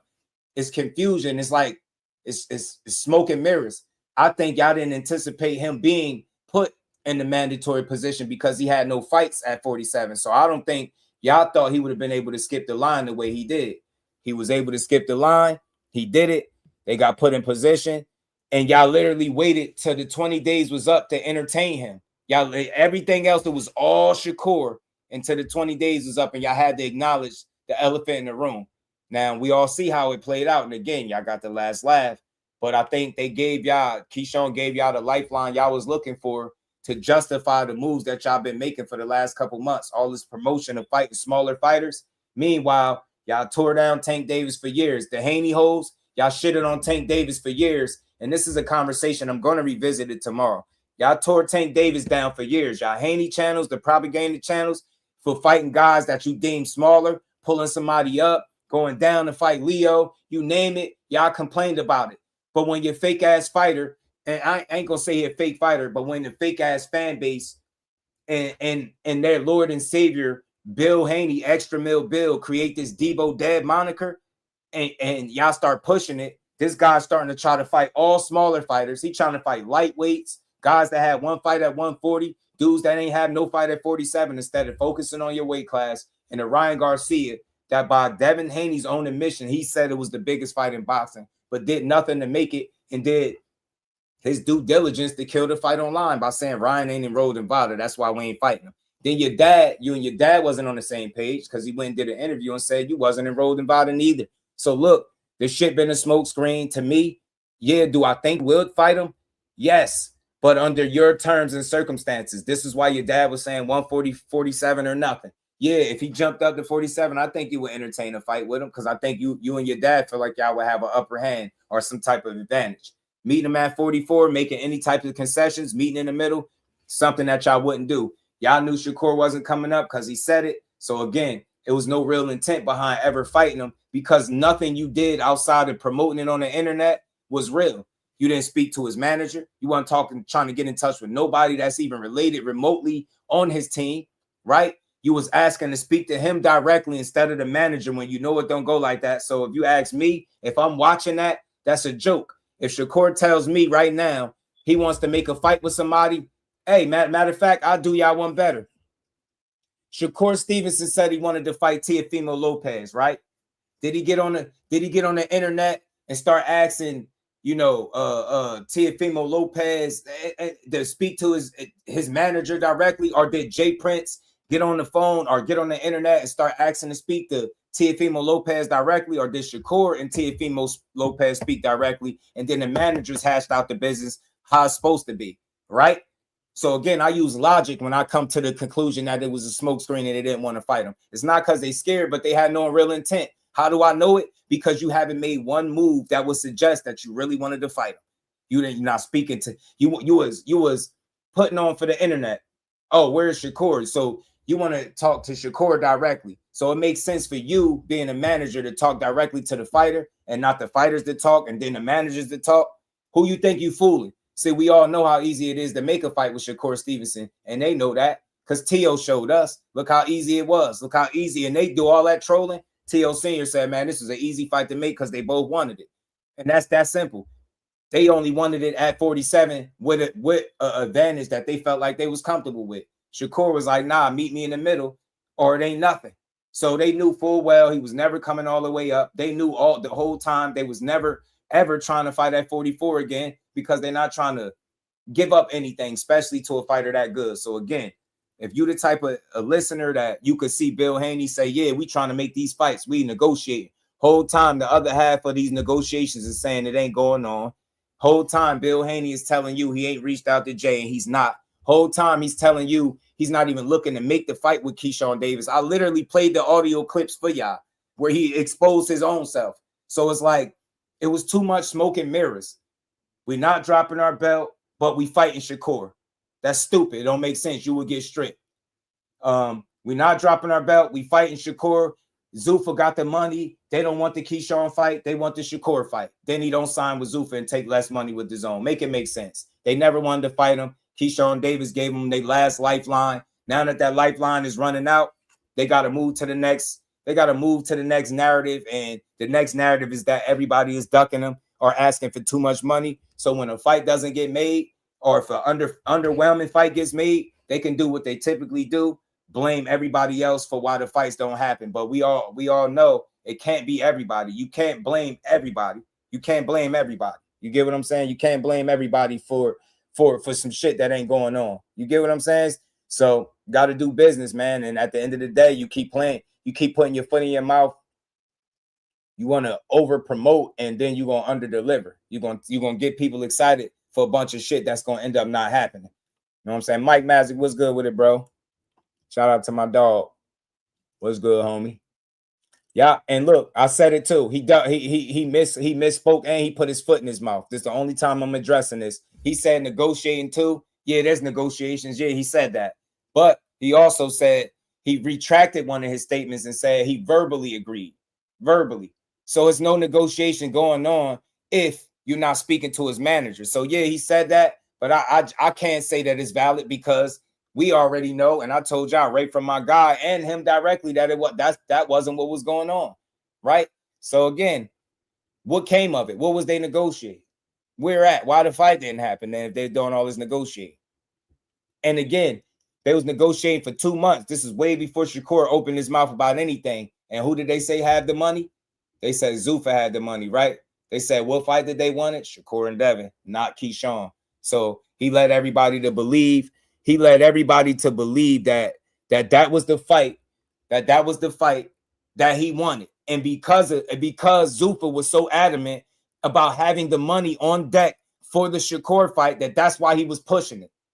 So again, let's hold Shakur accountable because what you're saying is fair. He did say that.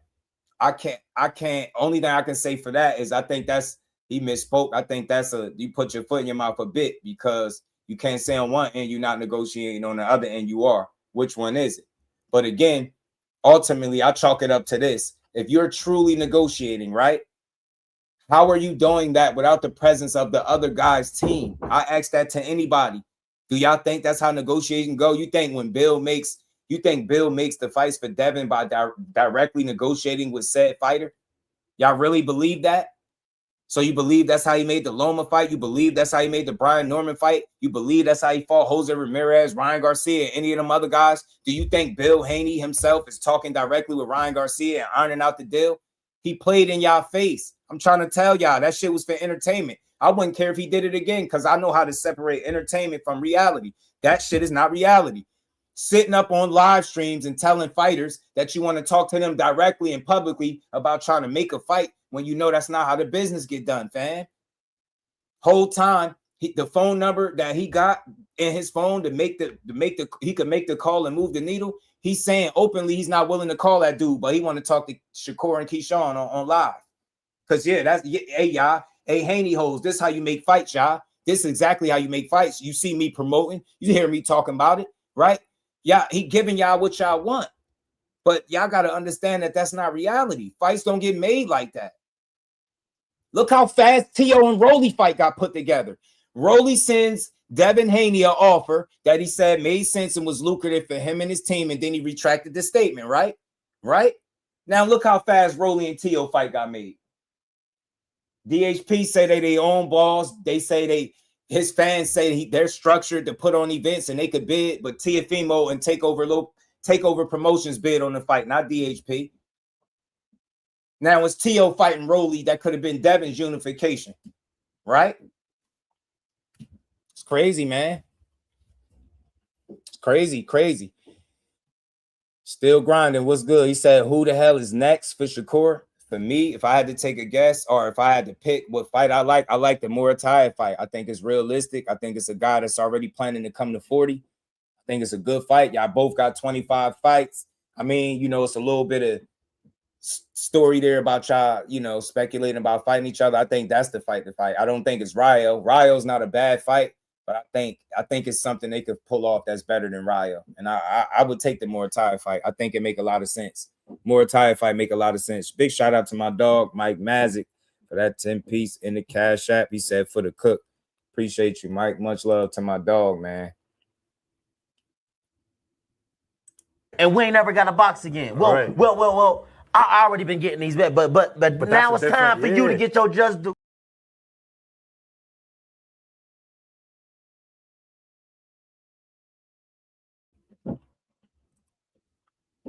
Yeah, it's a good fight. Twitter is next. Y'all do more tweeting and interviews than anybody, bro. Y'all do more tweeting and interviews than anybody. You know what I'm saying? He just went up to his next division and fought Tszyu, right? While y'all clout chased him because he coming off the biggest win of his career. Y'all sad, man. Y'all not even real with yourselves. The problem is you got fighters that's not focusing on what's in front of them. They focusing on weight classes that's under them and behind them. They focusing on weight classes that they supposed to be outgrown. The problem is all of this confusion started when Team Haney decided to clout chase a kid from Brick City North. You know what I'm saying? That you get me? That's what happened. The man sold out MSG. They seen the opportunity. Eyes lit up. Oh, shit, we about to clout chase for the next couple months. And the whole time, we not going to make one move behind the scenes to make the fight. But we know our fans don't care. All we got to do is call Shakur out a couple times on Twitter. I could do a couple of I could go on my mixtape circuit tour. I can do mad interviews speaking on his name. And y'all, guess what, y'all? We ain't never got to fight him. We got all these channels that's gonna have our back. The Haney hoes run the cyberspace, right? They only fucking win on the internet. That's it. That's the only wins y'all ever gonna get over Shakur. You couldn't beat him all them years ago when y'all used to spar. Y'all gonna make me start telling stories I don't be wanting to tell, man. I'm a chill. I ain't gonna tell the stories I shouldn't tell. But I'm telling you, it's a reason why they got loud after 2 weight classes away. And I'm not joking. I'm not joking about that. It's a reason they got loud, bro. It's a reason they got loud. For one, they knew the fight wasn't happening because there ain't nobody even planning to fight. But they know the other side ain't gonna play the internet games all day with them. They know this shit. They ain't gonna play the internet games all day. Come on, man. So you took advantage of one side. Like Shakur do all the battle. He fight all his battles by himself. You play with his name, he got to respond to the trolls. You know what I mean? To the naysayers, right? With the Haney hoes, they got about, I don't want to exaggerate, they got about 7 to 10 channels, probably 7 to 10 channels, maybe more. I might be leaving some more, but they got about 7 to 10 channels, and then they got a whole bunch of minions all over everywhere, whether it's Instagram, YouTube, Twitter, right? So they got the social media space locked because that controls the narrative. If you can control the narrative in the social media space, you can win public perception. That's all they care about when it comes to Shakur. PR. If I can convince enough people that we can beat him, we ain't never got to ever fight him. We can just keep doing this shit every year, right on cue. He do something good. We attach our names to his. We start a shit show. It becomes a circus. And before you know it, we start telling Shakur he need to keep his mouth closed if he ain't going to 47. That's exactly how it go. Whole time, he been saying, yo, I'm at 35 and 40. Come get your issue. I'm not going up to 47. I know what I said back then, but I'm not going up there right now. That'll be my last weight class. But what did the people do? They got in the scuff, in the mix of the bullshit and the circus. We forgot how it started. I didn't. They started with the fucking tweet with Devin saying that's the biggest fight in boxing, him and Shakur, after he beat Tszyu.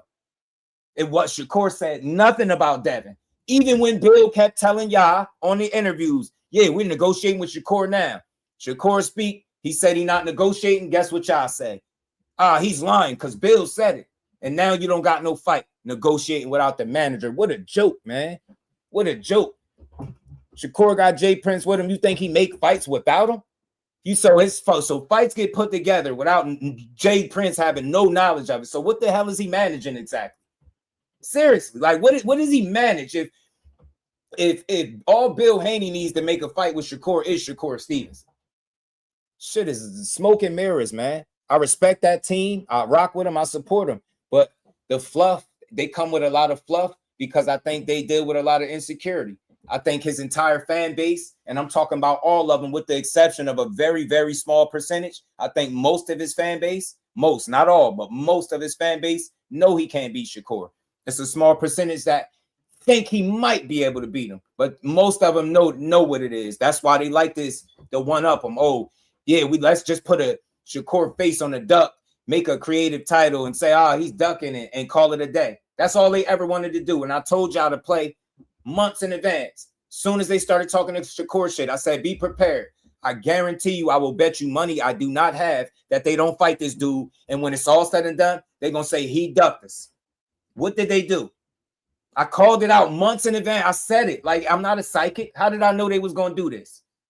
Because I know the play. I knew what they was going to do. I knew it. Y'all at 47 calling out lightweights, 40-pounders, fake, speculations to go into 54 to fight guys like Jerron, Ennis, and Xander. You know you're not doing that. So, again, I'm going to always call a spade over here. I rock with them, but they create these lists that create a lot of confusion because y'all give them credit for the bare mention of them fighting. Like, think about something, y'all. Pattern recognition, facts, ill will. Think about something, bro. Think about something. All it took for them to believe that Devin Haney was willing to make 144 pounds was to tweet it in a suggestive manner. Like, oh, if I make 44, we got to fight, right? That's all he had to say. Mind you, his Haney whole fan base, his dad, and even him been arguing against 44 since they got out the ring with Jose Ramirez. All of a sudden, a random day on Twitter, he decides to find his Twitter fingers and tweet 144, we got to fight, right? Like almost like asking a question. His fans immediately took that as him agreeing to 144 pounds. They are some of the lowest level thinkers I've ever encountered in the entire boxing space. They took a tweet as literal negotiations and a guy saying, yes, I'll accept 144 pounds. But you know this was a lie because his dad kept saying 147. His dad kept saying 147. They played themselves, man. They never had no intent on making 144 pounds. Therefore, they never had no intent on ever fighting Shakur. It's just that simple. They just wanted to live a little bit off the name. Yeah, he beat Tszyu. Let's attach our names to his. We don't need to do it, but we're going to do it anyway. Devin got his own. I think he got his own motion, right? It ain't selling out MSG motion, right? It ain't Zulfikar motion, right? It ain't coming off of, beating Tszyu the way it ain't that kind of motion, but he got his own motion. But it's a lot of fluff that come with it. See, they'll tell you the shit that's real about Devin, but then they'll jazz it up with a lot of fluff. Yeah. For the last few years, they've been saying, yo, he with all the smoke, he want to fight everybody. And then when you ask people, what's the best name on his resume? They're going to say Lomachenko. You're going to say, how long ago was that? So how long ago is you going to keep lying and saying he fighting the best of the best, but then his best fight is Loma, and that's a guy that almost beat him, that the world thinks beat him. He learned something with that southpaw. You think he's trying to get in there with Shakur on an even playing field? Absolutely not. Only way he gets in there and fights Shakur if he think he got the upper hand. That's it. That's just my opinion. That's my opinion. Shakur fight him on an even playing field, but I don't think he giving up extra pounds at 47. He just ain't going to do it. Shout out to Mike Kirk. I appreciate the love, man. He said things are calling this boxing straight for this older head, man. I appreciate you always showing love, man. I got to. Again, I'm giving y'all my thoughts and opinions without telling y'all Devin Haney's a duck or scared, but I think he wants that fight on certain terms. And why I say that, I'm going to play the clip for y'all why I think that. I'm going to play the clip.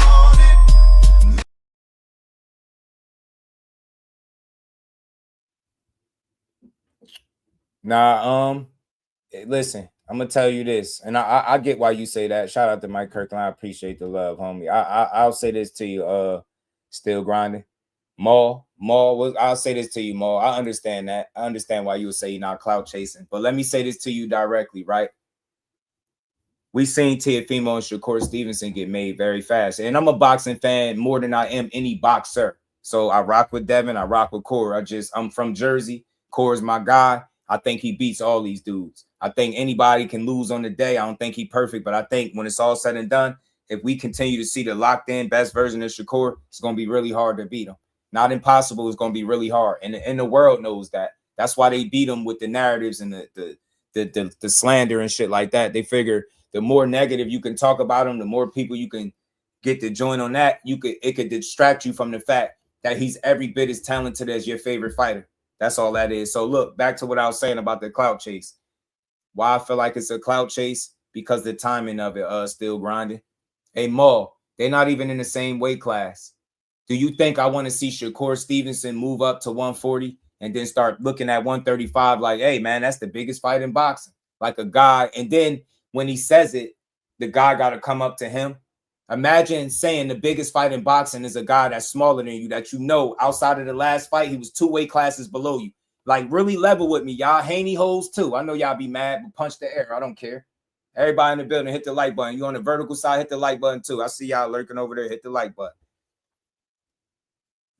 Clout chase, why?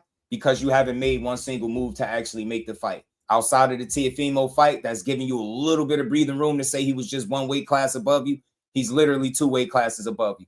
Y'all respect that? I always wanted to see the fight, but I want to see the fight when it makes sense. It don't make sense after a guy just moved up to 140 and the guy just got to 47 to try to tell the other one, now you got to move up an additional weight class, right? But it's clout chasing because it's a dude that's smaller. You haven't went through the proper channels to make a fight with him. You put all of that shit on the internet. Maul, I'm telling you from an honest place, I'm not guessing. He did all of this on the internet without reaching out to said team about a potential opportunity for Shakur and Devin to fight. I know this. I'm not guessing. I'm telling you this. I'm not guessing for a fact. Get what I'm saying? He never did. He did it all on the internet. The most he talked to Jay Prince, to my understanding, about the fight between the two was the video that we all seen when he called him, when he was on Gilly and Wallow show, and they was talking for a minute. And even then, mind you, by that time, he was already said to be negotiating for more than a month, right? The conversation that he had directly with Jay Prince will let you know that was a clear indicator that was one of the first conversations that they had, and there was no prior talks or conversations or build up to a potential fight. So for me, it's a clout chase. You waited till he sold out MSG. You know what's what. They had the highest attendance. At least that's what they reported, because some people still argue if they really sold it out. I'm not here to do that. That's what they reported. That's what I'm going to say they did, right? Highest attendance there. Then all of a sudden, mind you, he just had said Ryan Garcia and him was the biggest fight. I thought he would have stopped there.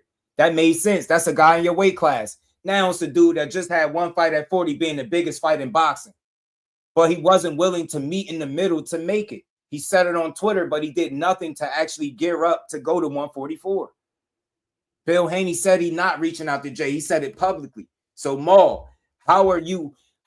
If it's not clout chasing, what is it? Because it's damn sure not trying to make a fight. Talking about it online doesn't make the fight. Reaching out to the fighter, I think fighters talking to fighters can make the fight. I think managers talking to each other makes the fight. I don't think Bill Haney trying to get in touch with the fighters directly is him trying to make the fight. That's smoke and mirrors, because it don't go like that. He know how the business go. Nah, I didn't either. But again, Maul, you don't forget, don't lose sight of my point that I'm making. What's the most logical sense and way to make that fight, Maul? If it's a weight discrepancy, take the Tszyu fight off the table for a minute. They would be 2 weight classes away. You telling me the most logical way to make that fight is for Shakur to come all the way up to 147 and not Devin to sacrifice 2 pounds? He just weighed 146 for Brian Norman. You telling me he can't lose 2 more pounds, weigh 144 for Shakur, and he said no catch weight, no rehydration, and blow up back to what you want? So you telling me Shakur got to go from 135 all the way to 147? So you telling me, Maul, again, you telling me it makes sense for Shakur last 3 fights to be at 3 different weight classes? Zepeda at 35, Tszyu at 40, and then Devin Haney at 147. Meanwhile, Devin can move up, fight Regis, fight Ryan, then fight Jose Ramirez, then move up to 47. You get me? One guy will be in a 5th weight class in 26 fights versus a guy in his 3rd weight class in his 34th fight. Do you see the discrepancy, the difference? That is the biggest glaring problem with this fight. People are not willing to acknowledge that the guy that they champion for, their Lord and Savior, the water walker Devin Haney, he's a bigger body than Shakur. That's all. It's just a fact. Now, is Shakur impossible to be able to fight at 47? No, I ain't never going to say that. I don't think that's the case. But again, to ask that man last 3 fights to be at 3 different weight classes is insane, and I think is ridiculous. Y'all both established where Shakur can't say, yo, I'm so much bigger of a bigger name than you that you got to come to me to make the fight. He's not saying that, but he's saying, yo, you know what? You established, I'm established. Let's meet in the middle and let's do it. And catch weight, no rehydration. And the catch weight, because you did it with Ramirez. You was cool doing it with him. Why not with me? You clearly a much bigger guy. It took you a month to step on the scale after everybody did the weight challenge. Make it make sense. He's clearly bigger than him. 144 was cool for Ramirez, but why not for Court? It's 2 pounds. He weighed 146 his last weigh-in. No, the fuck this dude did not just DM me after I sent him a specific DM telling him I'm live. Sending me DMs of random shit is distracting. This guy still sent me another DM. I'm definitely blocking him. These people are weird, man. I swear, man. Man, they burning my patience. I specifically told this guy to stop doing this, and he's still doing it. I'm going to block his ass when I get off of here, for sure. For sure. Shout out to everybody. Hit that like button. Jay Prince on the bullshit with Keyshawn mandatory move while they were negotiating 44. They was never Maul, you're not listening to me, family. You're not listening to me. They was never negotiating 44. Hey, Maul, I don't know. You got time. You could click the link and come talk to me. Maybe it might be easier to have a conversation on a live stream. Check this out, fam. What is there to negotiate if they say yes to 44? Hey, Maul, think about what you're saying. What is there to negotiate if he agreed to 44 and that's where Shakur said he wanted that? What is there to negotiate?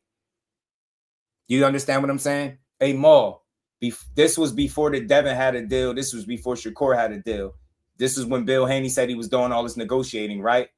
If you had to take a guess, bro, without neither one of them having a deal in place, where would the fight be happening at if Bill Haney was doing all this negotiating? And again, what happened to the contract or the fight that he alleged that Shakur signed but didn't sign the bout agreement? What happened to all of that? They was never negotiating 144, fam. It's nothing to negotiate. Shakur said his terms was 144, no catch weight. At any point, if they would have ever said yeah to that, I think we'd be getting that fight right now. They never negotiated that. They never reached out to try to negotiate that fight. That was a internet ploy, man. They just did that shit on the internet. I'm being so honest with y'all, fam. I can't answer for everything Shakur say or Team Haney. I'm just telling you the real information that I got from the people on that side, man. I'm not just guessing. I'm telling you from that side, fam. I'm telling you. They do this shit every time. Why do you think Shakur say he not entertaining that circus no more? He like, yo, this the same shit that happened over and over. They hype the world up. They make them think that this is the fight that they're pursuing. They label him a duck, and then they move on. You get what I'm saying? Bet, I got you. It being my link is always in my community section, but I'm going to put it here in the chat for you. I'll pin it. I'll pin the link just in case. So you could definitely come up and chop it up for sure. But I hope you get what I'm trying to say. You can't when you use the word negotiating, you saying they're negotiating 44. What is there to negotiate if they both agree, right? Then the next logical step would be if they agree to terms, right, to get an offer, you know what I mean, together, and then you in business. But the problem is they suggested, or should I say, let me be very specific, Devin suggested it on Twitter, but never did anything after that. Do you notice, hey, Maul, do you notice that once Devin says something about that 144 tweet, he never said nothing else to Shakur? You notice that when he said 144, we got to fight, right? You notice when Shakur retweeted it, he ain't say nothing else to Shakur about that. Nothing else to him about it. Nothing. They just left it there. And that's what I'm telling you. That's why I say it's a clout chase, because if you're not going to really go through the proper channels to make the fight, then what else could it be besides a clout chase? That's the only thing. It's the only way I could look at it, because there's no real energy behind you actually trying to put together that fight. You're not really trying to do. You get me? That's just me using logical thinking. I will apply that same logic to Shakur. Imagine him saying he trying to make a fight and his team ain't reached out. He ain't really. You get me? And he just said it on social media and left it there. I would say the same thing to him. I don't give a damn. He not getting special treatment, but he was trying to tell y'all, look, I'm not negotiating with nobody right now. And I told y'all the reason that was being said was because without a deal, what are you really negotiating? Where are you fighting at without the deal? Where are you fighting at, fam? Seriously, with no deal, where are you fighting? Where? Notice he got louder once he did what? You heard the Zuffa sign. Then he tagged them and said, what? Y'all know who I'm with. The money here, Nick, Dana, this and that. He tagged Devin and Bill like, yo, what's up? And then what did Bill say back to him? Think about it, Maul. You said they was negotiating 44. Think about it. He said something to Bill. And what Bill say? Make yourself the mandatory at 147. Or basically no fight. What did Bill do on Cigar Talk? Shakur was telling them, I ain't never went nowhere. My stance is still the same, 144. The problem is they duped y'all into believing that they were cool with 144. But I'm trying to tell y'all, pay attention. MLC, if somebody spent, let's say 8, 9, roughly about 10 months arguing about something that they didn't want to do, and I see them say that they willing to do it once or suggest it on Twitter, that's not enough for me to think that you really serious about what you said. You put far more energy into why you couldn't do this than this little suggestive tweet that you could potentially make it and we got to fight, right? Like, that's so up in the air. That's not no confirmation. And think about it. Y'all, from that point on, Where did Bill say, yeah, man, we agreed that we said 44? He tried that shit, but he wasn't really talking behind the scenes to make that. Because if that was the case, he got trapped up. Because when Shakur said, yo, what's up? I'm still here. He said, man, make yourself the mandatory at 147 or it's no fight. So if you was negotiating and you agreed to 144, again, why didn't the fight happen? Why didn't you come out and say, hey, man, we already agreed to your stipulations and you still don't want to fight? He didn't say that. He backtracked on the 44 by saying 47. That's all. It's very logical. It's easy to see through that shit. But, man, if you like them too much, you might be willing to ignore the truth. You know what I'm saying? Like, I'm not saying they frauds, but they clout chase Shakur. They got their own clout. They don't need – it's a cheap tactic, but it's one that is not above Bill Haney doing. He finally stopped coloring outside the lines for the most part. When he used to make the wild comments about Tank, he stopped doing that because I think he found out people don't rock with that. But you get what I'm saying? So he stopped doing it. You know what I'm saying? But he still run these type of plays. He's not above shit like this. Run these little plays. Like, think about something, fam. He got y'all tricked and fooled and manipulated. And I say this to y'all. I don't know why y'all can't believe this or get this through your head. Look, he told y'all, yo, look, we ain't dropping nothing but our nuts. That's what he said, right? We ain't dropping nothing but our nuts. We fight or we ain't dropping our belt, but we fight Shakur at the same time. That's what he was saying. How is that even possible if the WBO president clearly stated on Cigar Talk, shout out to Najee, he said, hey, Keyshawn fights anybody, Devin Haney fights anybody outside of Keyshawn, he getting stripped. But y'all still like, nah, but he's fighting Shakur. Shakur just got a sign. Listen to what he's telling you. He overplayed his hand. Now say they do it all the time. They do it all the time. It's feedback. Hold on. You might have to turn. I don't know if you got the YouTube up or not. You might have to turn it down in the back, Mo.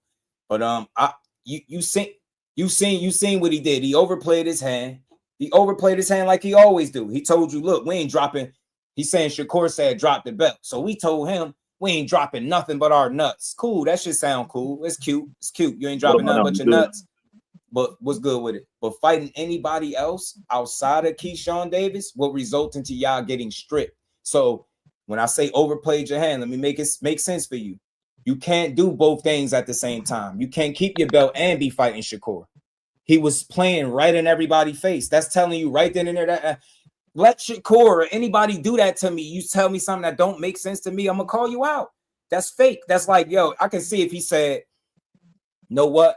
We're gonna vacate this title because we really want this Shakur fight, right? And the WBO president said if we don't fight, we fight anybody but Keyshawn, we getting stripped. So to avoid that, we just gonna vacate it because we want this fight. Or even furthermore, he could acknowledge what Shakur said, right? Remember, Shakur suggested, look, I'll sign the contract, but you could put it in the contract that you vacate the title but I signed the contract first and you vacate the title. Then it was like, oh, we're keeping our belt. We're keeping our belt. So it's like, that's how much they want y'all to believe that they want the smoke. They want y'all to believe that they're capable of doing something that they can't do. And that's something that we all know. That's not me making nothing up. That's me telling y'all the facts based on what Gustavo said, right? Not fighting Keyshawn results in you getting stripped. So how could you then fight Shakur Stevenson and keep your belt? Can anybody explain that to me? And that's how I called it a clout chase. That's smoke and mirrors, fam. That's kind of, I guess, taking advantage of the fact that I think he feels most people don't follow boxing fully, right? So a lot of people don't really know what be going on. So when he say something like that, it kind of goes over your head. You won't even hear it. Like, you like, the hell with it. Like, all right, oh shit, okay. Yeah, they ain't, yeah. And then you start asking the question, like, why you want him to drop his belt? Why you won't just fight him? See, it's smoke and mirrors, because it's like he tricks you into believing that what you asking is legit. Damn, why should he drop your belt if you want to fight him? Because that's what the rules are. It don't matter what Shakur is suggesting. He has to do it anyway. So I wish when Shakur said that, he would have said, yo, if y'all really want to fight me, then you know you got to drop your belt, right? Because the WBO president said it. It's not me asking you to drop your belt, but that's telling y'all basically, look, this is what you got to do anyway. I wish he wouldn't even said it, because it gave him a little bit of breathing room to confuse the people some more.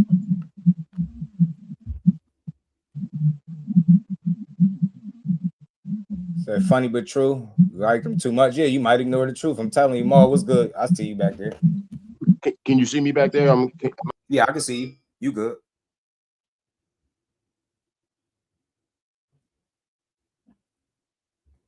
Did he pop off? I think he popped back off.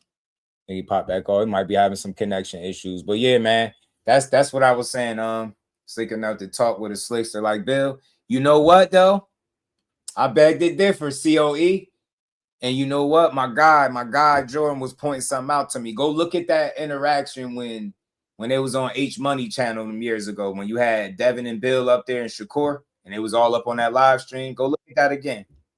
Go look at that again. It'll make you think a little bit. Like, I don't know. I think he could have had his ass in a blender. Get what I'm saying? He think he gonna get the fighters in the blender, but I think Corby is a more on point. See back there.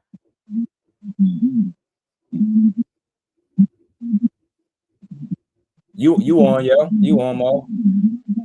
Hey, check it out. Hey, thanks, Jeff, for letting me on your show, brother. Been a long time listener. Been checking you out for a minute. I appreciate you. Appreciate you.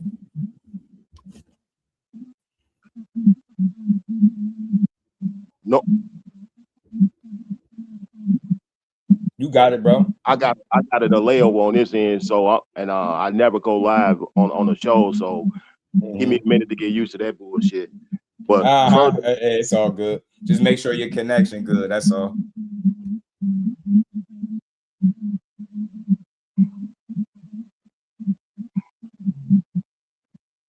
I think he having some. Yeah, I'm good. I got my TV turned down and all that, so I'm just on the phone.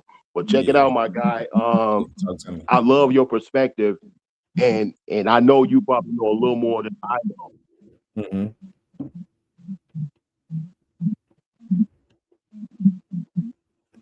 I think you breaking up if you talking.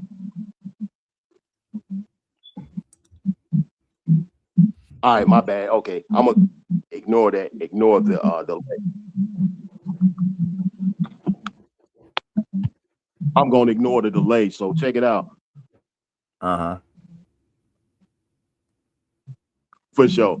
So what I'm looking at here with damn, I'm gonna have to turn that shit down. With Bill negotiating with Shakur with the 44 shit. Right. Damn, that delay is fucking me up, my boy. Try to go out and come back in and then check your audio settings and see if it, Okay. I don't know if you connected to Wi-Fi or if you walking away from it, you might, because sometimes that'll mess with your audio. Yeah, try to go out and come back in. That's all. Yeah, just go out and come back in. I'm here. Get it together. It's all good. Shout out to Mo, man. He been listening for a while. He said, hit the like button, y'all. We getting closer. We getting towards the end of the show. We pretty much we said what we needed to say. I want to make sure I ain't forget to bring nothing up. But look, I'll briefly speak on this for a little moment, man, because I've seen the different videos being put out there. And look, I ain't gotta protect no fighter, man. It's not about that. It's more so about the integrity of the sport. This is why fans are so toxic, because the people with the most influence, we breed that kind of energy, because we start off, and I'm talking to the fans, the stands, the super fans, the content creators, the fake content creators, the people that be doing these live streams. Give me a second, y'all. Give me 1 second.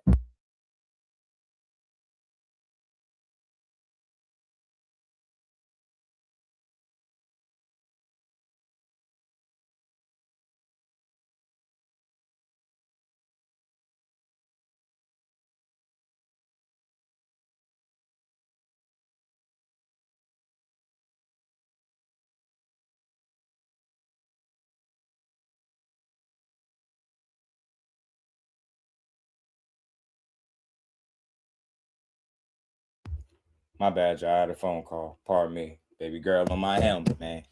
But look, I'm talking to the content creators. I ain't want to lose my train of thought, man. But I had a phone. I'm talking to the content creators, the live stream not live streams, the live streams that y'all do. It's not, I know when people see shit like this or they hear you speaking with some type of integrity, they take it as, oh, you're protecting a fighter. How the fuck I'm gonna protect him with my words? He protect himself every time he step in the ring with his 2 fists. He don't need me to do it. He got a team, he got lawyers and shit. They do the fighting for him. I just speak the real, right?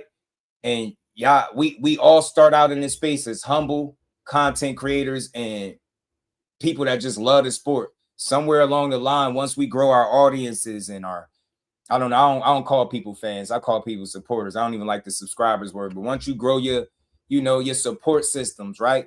Now, we kind of forget why we here. You see an opportunity and an avenue to make money, and that's what you single out on. That's what you target, right? And you start making hit pieces about these fighters and dragging them. Then you start attacking their women, their families, right? Their hometowns. It's just nasty work. This is what's wrong with boxing. The people that got the most influence talk the most reckless. So we're up here, and the way these people look at it, they come watch our shows. They like, damn, you got all these people, or you got these people watching them, and this is how you talking. Now you breeding this weird negative energy, and before you know it, it's like a lot of y'all help birth the same trolls that y'all hate with the energy that y'all put out. Now the trolls are super trolling, and they spitting the same weird energy right back at you. You get me? That's what's going on. We're showing people that the ones with the influence, the ones with the motion, if you will, right? The ones with the subscribers and the supporters and the listeners, the big audience. Yeah, let's convince them to hate boxing. And that's what the problem is. Y'all convincing people that they should hate the sport. Y'all making videos where you're wishing death on this man, but then when I come up here and I talk good, it's like, oh, well, you're glazing. But you ain't just hear that dumbass dude wish death on him. You ain't just hear dude say he hopes somebody put brass knuckles in their gloves and knock his brain through his nose. So y'all wasn't here when I was covering that. Like, it's so much deeper than boxing. Y'all make this shit personal, and it don't gotta be. So, the new narrative, I guess, is that Shakur Stevenson's dad is Floyd Mayweather because, he said on, Twitter that Floyd called me his son. He said, I'm baby money now, and joked about it. And, everybody got their different takeaways. I don't think it's that deep. I just look at it like this. Floyd is somebody that most of these fighters looked up to, if they don't still look up to him to this day. He don't have the relationship with Floyd that your favorite Gervonta Davis. I'm calling it straight out. He don't have the relationship that Gervonta Davis had with Floyd. So maybe Tank got super close to Floyd. Maybe he seen what he feel like he's seen it for what it is, and he like, man, that shit he ain't who he say he is. Maybe that's Tank's experience with dealing with Floyd. He was signed to TMT, right? He was pushed. He was put in weird situations. They had turmoil. It was rifts. It was a lot. Maybe Tank is like, man, anybody messing with him is stupid. But everybody don't have the same relationship you got, Tank. Shakur Stevenson ain't trying to sign to TMT or with Floyd right now. He good where he at. He got a mutual respect for him because he respect the boxer, the talent that Floyd is. I know he sees certain things in Floyd that he tried to, implement into his own game. So his relationship is not a fractured one. Yours and Floyd is different. Y'all rock with each other on a personal level. Y'all probably broke bread. It probably got, you traveled together, all types of stuff. It hit different. And he did some things to you in your career that you feel like just wasn't solid. So I respect and understand why you feel the way you feel about Floyd, but you can't expect everybody else to feel that way, because I guess they saying he took shots at, I don't know, Shakur. I could care less. I rock with Shakur. I think it's like a blessing, man. Somebody, no matter how you look at Floyd now outside the ring or as a promoter, or, if you paying attention to the financial struggle stories that's out there, he was still one of the best fighters that ever laced him up. That's how Shakur looks at him. So when he call him shit like Lil TVE, that's a compliment to a guy like Shakur that get hated on so much, whether it's justified or not. I don't think the slander he get is ever justified. If you want to be a harsh critic, that comes with the game. But the slander, that shit ain't justified. Think about it. He is one of the only fighters right now that I know. This man could post a picture of his daughter, fam. His daughter, y'all. And go read the comments. I dare you. Read them. Watch what some of them people say is some of the most disgusting shit you could ever see. He can't even post a picture of his damn daughter, fam. He posts his door. They in the comments. They saying all types of wild shit. I ain't even got to repeat it. Just do the homework. Pay attention. He gets slandered and shitted on a regular basis. So I think for him, when somebody is talented as Floyd and he knows Floyd is the goods, tells him like, "Hey kid, you little TBE, man, you my son, you bet," and he calls it. I think it's just a compliment to him. That's all. It's not a reason to try to look at him as less than a man. Oh, you're saying Floyd is your daddy now. That's corny, man. That's not what he's saying. But it's a compliment in the highest order because somebody that you look up to as one of the best boxers in the world, you get me, is complimenting you and giving you your just due. When the world is against you and tearing you down, this dude is giving you your flowers. Think about it. Think about how they was hating when Andre Ward, Bud, and Floyd walked him out for the De Los Santos fight. They was hating because of that. He got to be special to have a GOAT like Floyd, a GOAT like Crawford, you get me, a GOAT like Andre Ward, all walk him out. Yeah, the performance wasn't what up to Shakur's standards and what he's used to putting out. Cool, you live and you learn. You win and you move on. Sometimes you got to get an ugly win. Better an ugly win than a bad loss, right? Better an ugly win than a bad loss. You got to take your lumps and take your, you know what I'm saying? It could have been a lot worse. But I ain't seen nobody else had them three walk them out. And you just pay attention to the amount of hate that comes from a picture. He just took a picture. It was him, Floyd, Clarissa, I think, and Bud. Oh my God, the negativity that's coming from there is like it's outrageous. So look, shout out to Floyd. They don't have a relationship that Tank got. So when Tank look at Floyd and he sees somebody next to him, maybe praising something that Floyd said, he looking with a side eye. He like, man, that ain't his experience. So I get it. Tank gonna feel differently. Like, man, that ain't that he ain't what y'all. I get it. It's just what it is. Y'all relationship is different. Y'all had experience different. Y'all broke bread different. You was signed to him. Remember, he was saying that Floyd had him on the shelf and forced him to fight Pedraza. Remember, he was saying he was setting him up to fight Loma. It's stuff that Floyd has done that he didn't rock with. So his interpretation of how he see Floyd is going to be much different than the typical boxing fan or supporter such as myself. I have no personal experiences with Floyd. My ideal of Floyd is watching him beat ass for years and be a for sure bet. He was a guy that you could put your last on and he was gonna win you money. You knew that about Floyd. That's what I look at him as one of the best talents that ever laced him up, made the most money in boxing. I'm not looking to have the experiences Tank had with him, but I can understand where Tank is coming from. But again, Shakur, it's just been all mutual respect. I never heard Floyd say nothing bad about Shakur. I never heard Shakur say nothing crazy about Floyd. It's just what it is. But for people to be mad that he calling himself baby money, I think it's clown stuff. Shout out to Patricia Allen. Peace to the queen. You get what I'm saying? I think it's just another way to pile on the hate. It's not that big a deal. He's not saying Floyd is father. Y'all already know the story with that situation. I ain't getting into it. But it is what it is, man. I think ultimately it's high praise for somebody like Shakur. You know what I'm saying? He's not looking like, oh man, I need a dad. Floyd's my daddy. But when Floyd's calling you like a son, he see a lot of himself in you. And that's what he said, man. He's giving Shakur a lot of credit for being one of the best fighters in the world. You get what I'm saying? Didn't he have a recent clip where he was naming the best fighters in the world? Like he done called this dude little TBE. It's a lot. He been giving him a lot of praise and a lot of love. Matter of fact, here go the clip right here. What's going on, people? It's your boy, Mr. Chicken, back again with some more of that easy work. I just wanted to bring to your attention something that was on my mind. Since the WBO has given Bill and Devin Haney a time clock on whether or not they was going to fight their mandatory Keyshawn debut, you haven't heard not one word from Team Haney. Now, Devin, that's understandable. He's not that much of a talker. But Bill, that's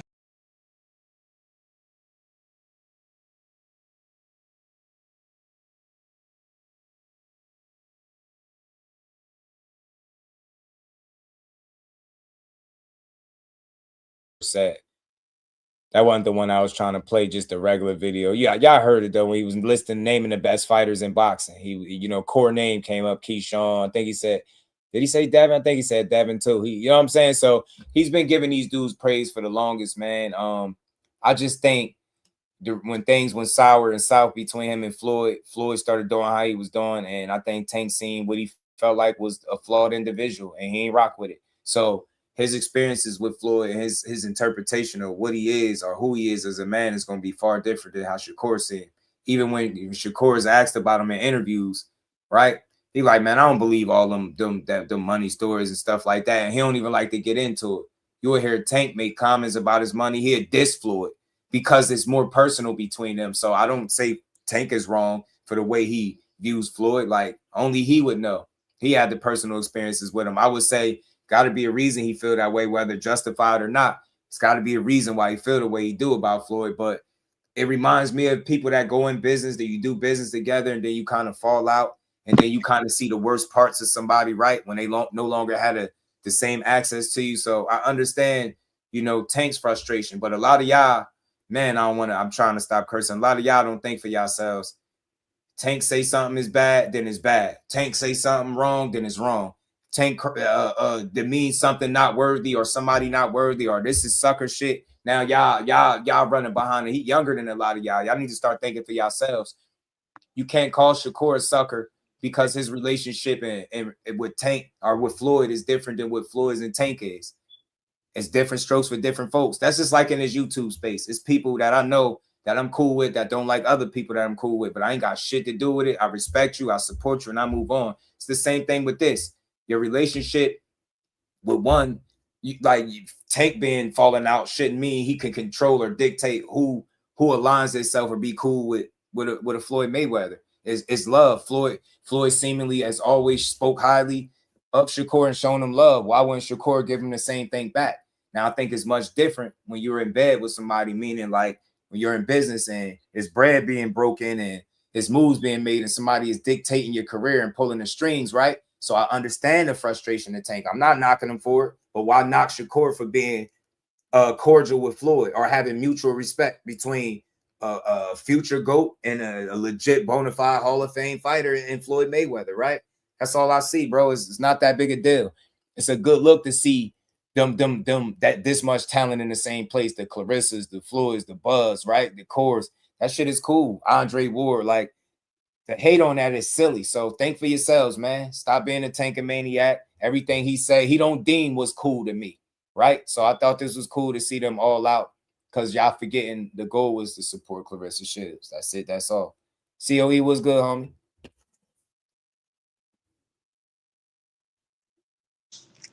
What's good with it? Talk to me. What's good, bro? Yeah, man. Excuse me. So listen. Mm-hmm. I'm a very logical thinker, and I don't tend to overthink situations. But I follow things very well as things go along.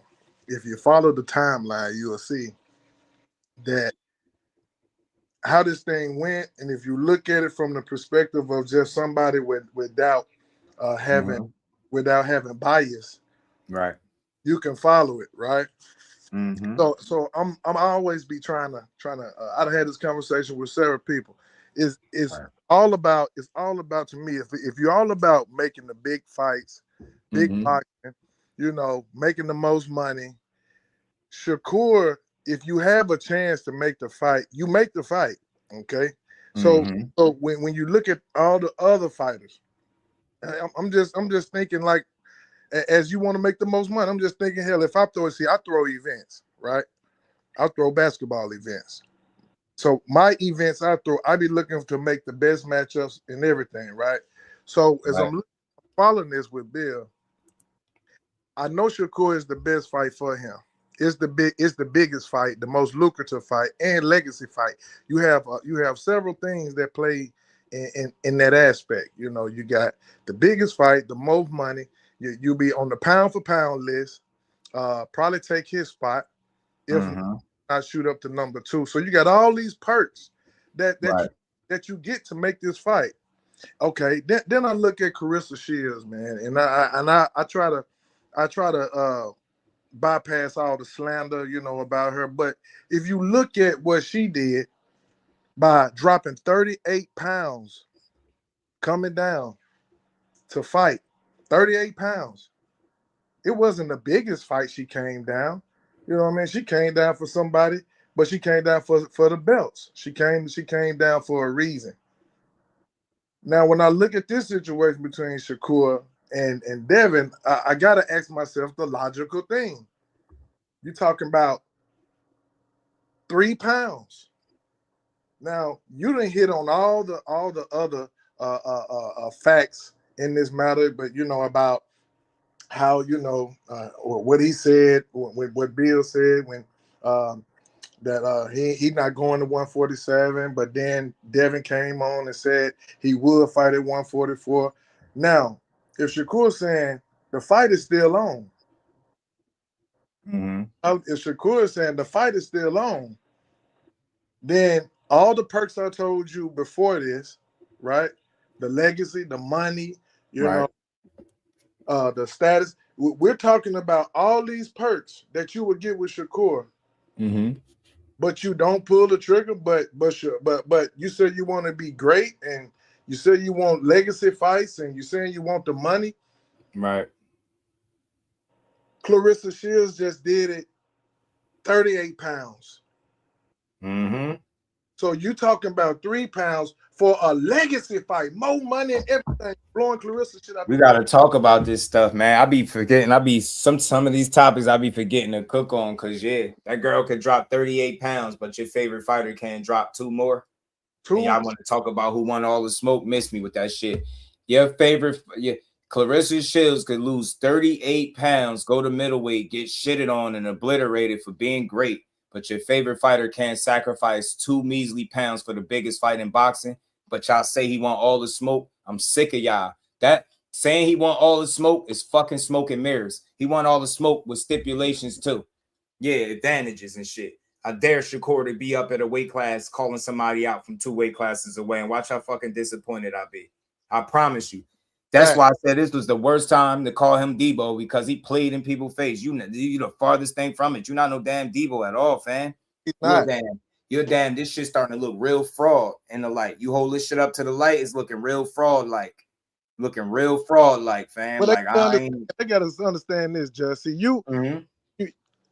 I'm pretty sure you done seen all type of talkers. You know what I mean? Sound like you well versed and probably got some street smarts and some common knowledge. For sure. But anyway, so you done had, and what, you from Jersey? So I know it's a bunch of slick talkers and fast talkers up there. And if you don't catch the play, you'll find yourself in they web. And once they get you in their web, it's hard for you to even digress, because now you done got so far tangled up into it.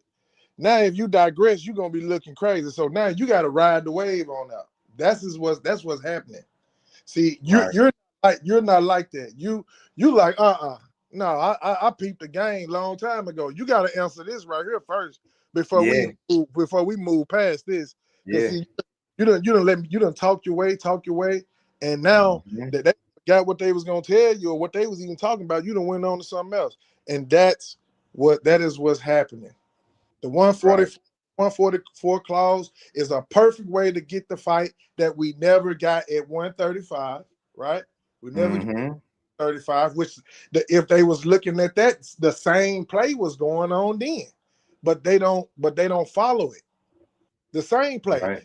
Tell me you can jump up out of 135 for no you got another legacy fight right here in front of you. You didn't even let it go to purse bid. I mean, not purse bid, but you didn't even let them come back with the decision. With the decision. You jumped up out of there 6 days before they made a decision, but you stayed all the way to Keyshawn. Why you didn't stay all the way to Shakur? That's a fact. You know what I'm saying? You stayed all the way to Keyshawn. Why you just couldn't stay all the way to Shakur? But now what you do is you drop the belts to go fight a Regis Pro grade. And when I ask people this logic question, I said, what's the more lucrative fight? Shakur Stevenson or Regis Pro grade? Who is he going to get more credit for? They was at 135. Now he been fighting at 135 for the longest, but now Shakur there, right? Go to 140. Okay, let's just say you go to 140, but you going to fight Regis Pro grade. You try to say for another belt, but you ain't getting no credit for beating Regis Pro grade, because the best on your record is a Lomachenko. Right. That's what you're getting your credit. That's what you're hanging your hat on for. Garcia was good, homie. You know what I'm saying? But so let's be real about this thing, man. You can't. Yeah, I heard she made over $1 million. I heard she made can't over say $1 you want million to for that fight. fight. You can't say you want to fight at 135 because it was right there in your hand. You made it seem like he wanted too much money, but he said, "Fuck it, just let it come with the decision, and whatever the decision is with, I'll fight for it. Fuck it." Right. But what you do? Oh, you don't want to hit. You try to say he asking too much money. He priced himself out because and what they say is he was fighting for 4 belts, the undisputed. Man, listen, you saying undisputed, but he the biggest fight for you and the most lucrative fight at that moment, just like now. Just like now. You know what I'm saying? The moment is still the same. It's just now he's saying, like he said, Dana and Nick, man, they wait for you. Give them a call. You said 144, let's go. Ain't nothing in the way. Yeah. But you know what you know what they said once I said that? This is what they say. Oh, yesterday's price is not today's price. Why would I do? Why would I do? But see, but y'all want to hold him accountable for when he said he'll fight O'Shaquie Foster. When you said O'Shaquie Foster, but now you don't have the same energy when he said let's do 144. Right. You see what I'm saying? You see, you got energy for when Shakur said he'll do it. Right. Said let's do it. But then when you said let's do it, it don't mean nothing now. Right. Shout out to Wayne Mack. Say one of their 144. What happened? What happened was they argued about, like, for months that he couldn't make this weight class. Devin suggested it in that tweet, and then he never said another thing to Shakur, and it went dead. Nobody, it did that fight was a smoke and mirrors, man. It was being discussed on the internet with Bill Haney and Devin tweeting and him doing a mixtape tour. Yeah. Like, think y'all not the slightest bit concerned that he made y'all think they was going to Zuffa because that's where the money was at, and that's who wanted the #1 fight, which was the biggest fight in boxing that his son said, and then he comes out and tells y'all he went the opposite way and took less money to do it. Imagine that. Like, imagine me, y'all. I'm telling you, imagine me doing that. Like, I put me in this situation. Imagine me telling y'all I want something, right? Then when it's time, and these particular people that I'm in talks with has this fight, the money for this fight, right? And then I go to their competitor. What would be a competitor of theirs for less money? And then the people that don't have the fight. And then I justify it by saying, well, they got more people to fight. So this is why I took less money. They got more people, but we could still fight guys over there. But you just led on for 2 months straight that's where you was going because they had the money and the opportunity for you. And then he goes the opposite way, and people still like, well, Shakur, what happened? Like, what happened was Shakur signed to Zuffa, and they lied to y'all, made people think they was going to Zuffa. And how I know this? Because Fartman, lionman.com, aka Mr. No Sources, came on this channel and said Devin Haney was waiting for Keyshawn Davis to sign to for them to announce the Zuffa deal. Say he was going to Zuffa. Right. So again, I know he was backing that. That claim was backed by what Bill Haney was promoting. Bill Haney was promoting that shit, that Zuffa had that money in the fight. And think about it. Imagine that, right? Bill saying this store has everything you want in it. It has what I want and what you want, the people. And then when the fighter goes to that store, they go to another one.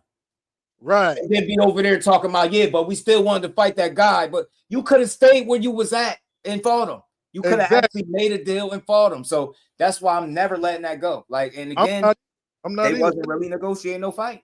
Right. But just check this out. I saw him on the Boxer Voice, he said, Ness asked me who want to make that fight.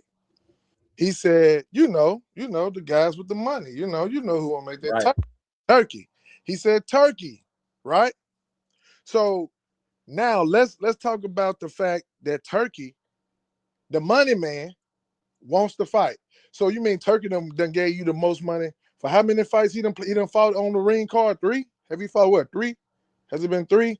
Padley, Zepeda, Tszyu, yeah, 3. Yeah, okay. So how many Devin done fought on? About the same, right? 2. I think it was Ramirez and Norman. Okay, Ramirez and Norman. So that's 2. You done got 2 big bags guaranteed more money than 8. I guarantee there were more money 8 than 8 million. Yeah, they said he got 12 for Norman. At least the sources say that. So you mean tell me you get 12 for Norman, and you mean tell me they want finna fatten your pockets up even more for Shakur? A bigger, the most talked about fight in boxing at this current moment. You mean tell me that Turkey done gave you all this big money, guaranteed bags, but the only thing you gonna say is, this how he slicked it out. Well, as of right now, we wanted to go where we can feel like we can get the most fights, and now you want to go where you can get the most fights. Well, check this out. I got news for you. Conor Benn and Ryan is fighting. So what you mean? Right. You can't say one thing without having to talk about the other. And if you disregard the other, then you just a person that just don't want to see the facts. And the facts is just because you're goofer don't mean that you can't fight with another cross promotion. That's my dog, man. We see it right now. So if you don't want to get that fight, if you don't want to get in the ring, man, only thing you got, I respect you more if you say, hey, you know what I'm saying, right now, we don't want to do that. We don't feel like we ready. You know what I mean? Time ain't ready. You need to say something instead of trying to swindle, trying to tarnish another fighter like he's scared to put hands on you. When you exactly. And that's the corny. If they left that part out of it, trying to make it seem like people were scared and ducking more so than it being about business and doing good business, then I could respect it.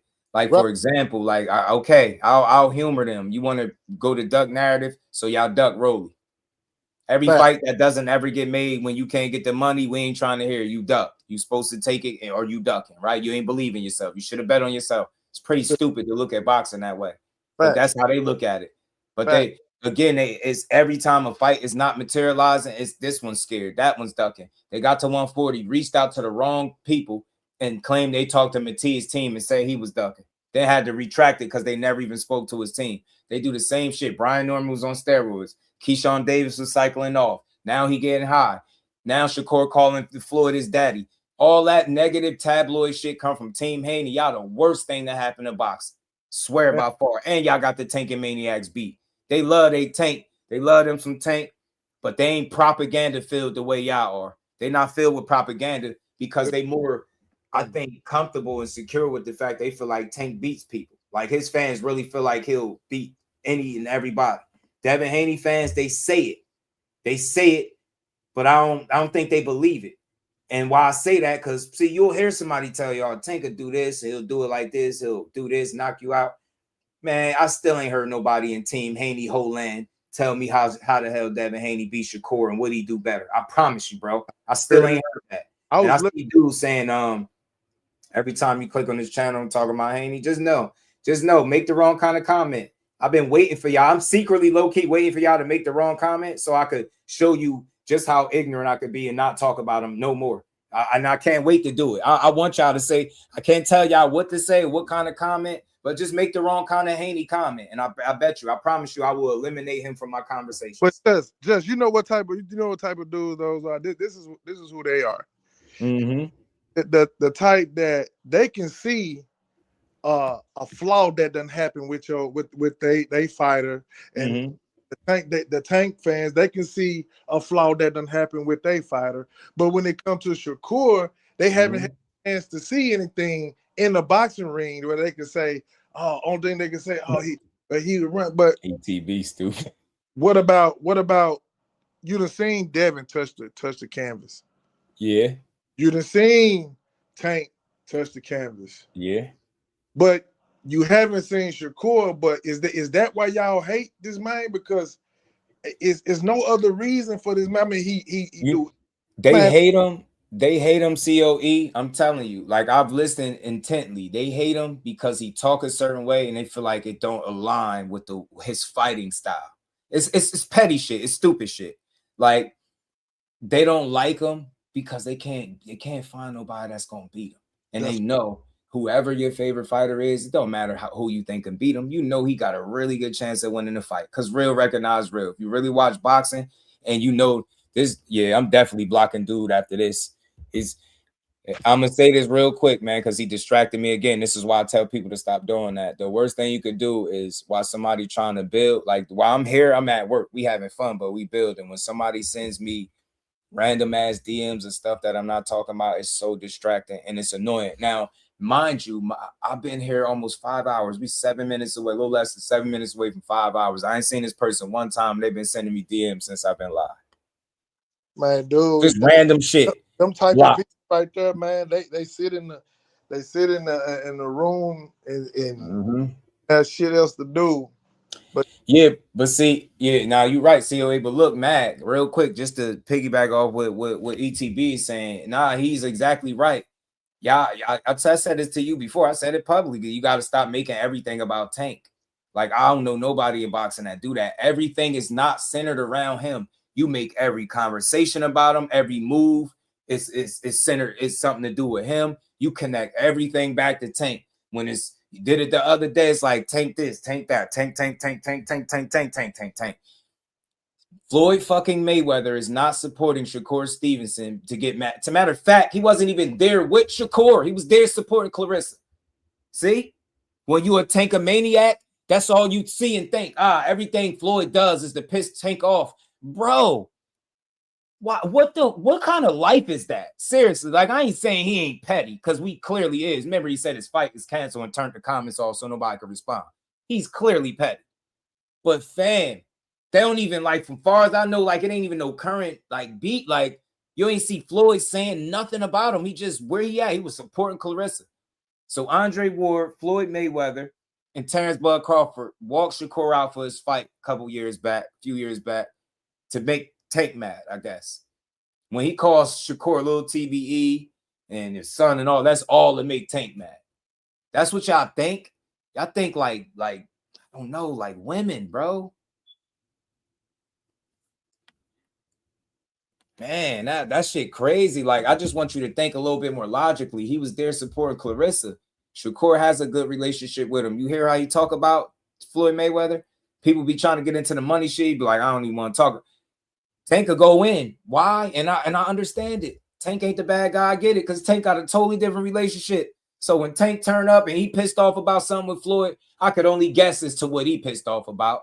And that's his story. That's his plight with Floyd. But can't look at everything Floyd does as a reason to make Tank mad. That's weird. And if that makes Tanks mad, then he's super sensitive and he need to grow the fuck up. Seriously, that's some truth serum for your ass. I doubt if Tank give a damn. Yeah, he'll make a comment, but that's him. He a troll. He an angry dude. And he don't care. And when I say troll, I'm not in a distant sense. Like, Tank a troll you. He'll talk shit, tweet, delete. He don't give a damn. Speak his mind. He an angry dude. That's what I think. He be just turned up, snapping on people on Twitter. You ain't never just see him randomly go off on somebody on Twitter. I seen somebody tell Tank they miss him and the game ain't been the same without him. He said, F you, something. Like, he went off. Like, that shit was funny because it's like it was so unwarranted. Somebody was telling them they got love for him and they want to see him back. He said, hell with him.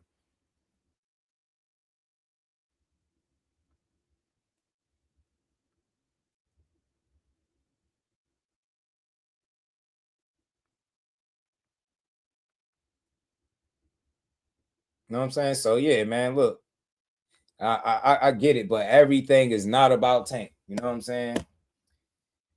Nah, it's just boxing for sure. Like, it's this with me, you know, it's an honest conversation, not a back and forth, but that's some truth serum for you. Like, everything ain't connected to Tank. We know how much you adore and rock with Tank. We get it. I rock with him too. It's not a fighter that I talk about that I don't like. That's why when bro said, you know, every time you click, you talking about Devin, but don't just say that. Because we talk for hours. We're going on 5 hours. We just got to that. And he ain't even in the title. You get me? Like, he was very brief, but he comes up because he's one of the more important names in the sport. I like Devin. I don't mind that he's a pure boxer and he don't knock everybody out. My favorite fighter don't knock everybody out. I watch that dude all the time. I don't mind talking about him because he's talented. He's actually good. His substance surrounding the name Devin the Dream Haney, right? I thought the Debo thing was funny and creative, but the fans make it corny. Right. So I'm always talk about people I support. But again, Y'all sounding like y'all don't want me to talk about him. See, the only time y'all push back is when I'm telling the truth. But where y'all be at when they was calling him a thug and shit a few years back when he was fighting Kambosos at 35. Remember? The Patriot and the thug? They said Kambosos was the Patriot. Had the flag bomb and everything. And they had Devin Haney with his jewelry on. Like, look at this dude. Like, you get me? Downplaying it, had a lot of undertones in it and everything. Where was y'all at? I was going hard for him. Like, yo, this is weak as hell. Devin Haney gonna whoop his ass. Where was y'all at? Like, you could literally go type the live streams and find this stuff. There's no hate. I don't like the fake shit. And I'm gonna keep. Let me just do rant coming. Y'all Devin Haney fans, the worst shit that happened to this space. Y'all the least supportive, not only to the content creators, but to your favorite fucking fighter too. All I do is show love.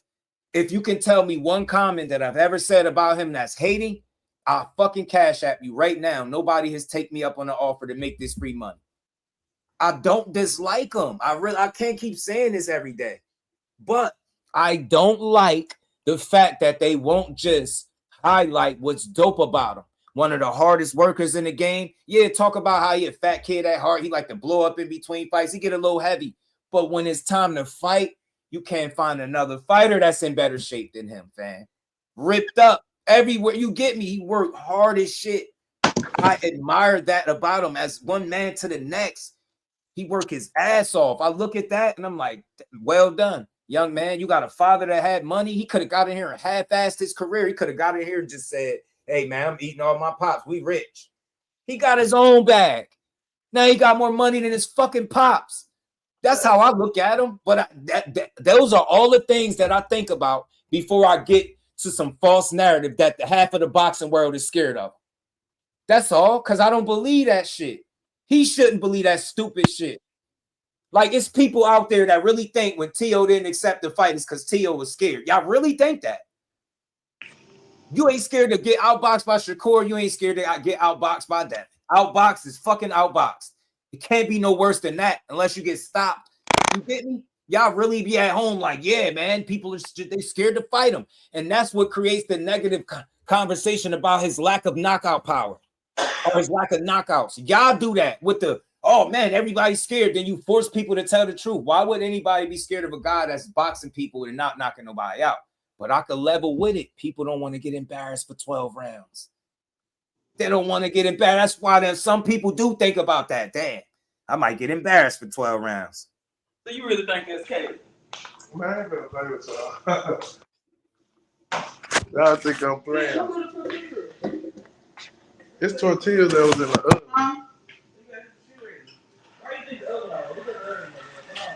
You know what I'm saying? So Bugs.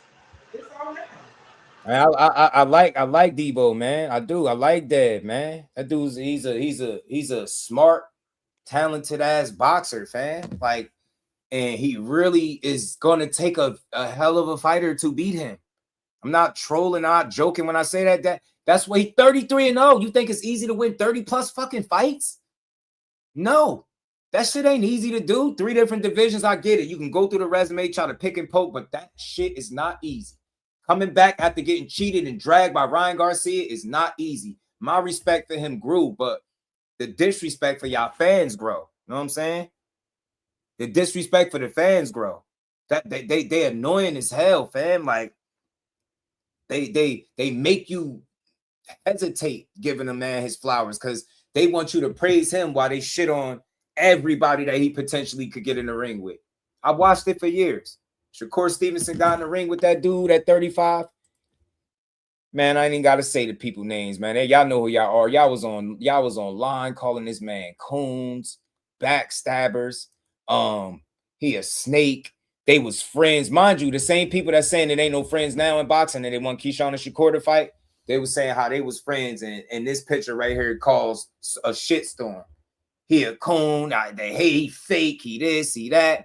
So look, man, make no mistake. Getting in the ring with Devin comes with getting the shit outboxed you if you can't deal with him. He gonna box your head off, man. He gonna box your shit off.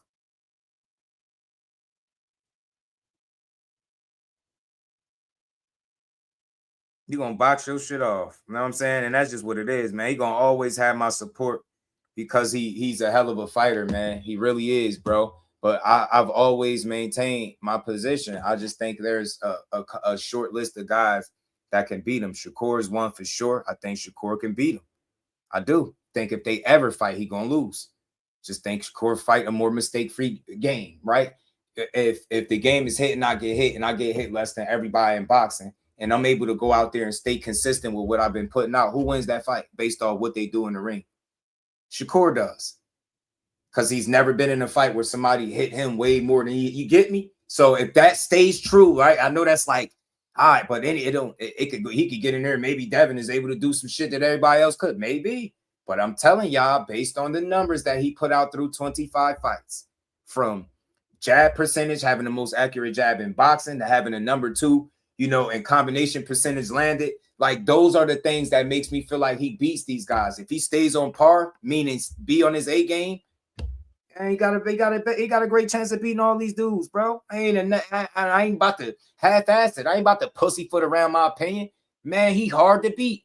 And stop acting like y'all ain't been watching the same shit. You might not have been enjoying it the way I enjoy it, but you've been watching him do the same shit that I've been watching him do to everybody too. Cook dudes. And for conversation purposes, for all the people that ain't entertained, bro, he fought the most entertaining, the guy that throw more punches than any boxer currently in the sport, and beat him at his own game. Beat him at his own game, man. COE, man, talk to me. Yeah, man, I'm with you on that, dog. Listen, I'm just trying to wrap my head around how in the hell you get millions. Well, I can say, is it millions of people, or is it about 1 million people? Or is it just the people that's in the boxing space? I can't see how you get them in a web, and once you start asking yourself facts, just facts, you will see the picture, but you can't get nobody to do it. And it's like every time I turn around, they always want to try to put this man's name in the trash. I'm talking about I everywhere I go, I'm like, yeah, I'm damn near wondering, is still 70 people in the building. Everybody hit that like button, man. Y'all on the vertical side today is all good. Hit the like button over there too. Yeah, man. He gonna always have my respect because he earned it. I feel like that's the way to cover sports. Really highlight what's going on. Yeah, your emotion, or I guess your passion, should I call it, emotion, gonna be wrapped in your assessments, but you should still be able to highlight what's real with boxing. And I think creating a space, making it toxic, and creating this ideal that everybody is scared to fight. And meanwhile, the dude got 33 fights. On one end, COE, they'll tell you he won all the smoke and he fight the best competition ever. But then on the flip, in the next breath, they'll tell you everybody's scared to fight him.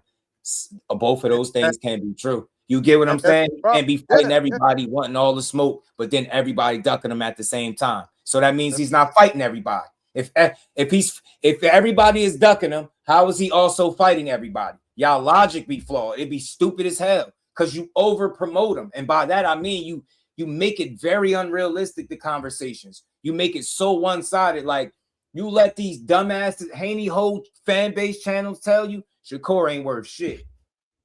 But at the same token, if Devin Haney beat him, it'd be the best win on his resume. And they wouldn't shut the fuck up about it. Oh my God, imagine they might break the internet with Shakur if Devin Haney ever beat him. They'd be rejoicing, fam. Oh man. Oh my God, they'd be rejoicing. Motherfucker rain dancing, boy. I'm talking about rain dancing in the snow. It's going crazy. Right. Yeah, I'm definitely watching him. It'll be so many.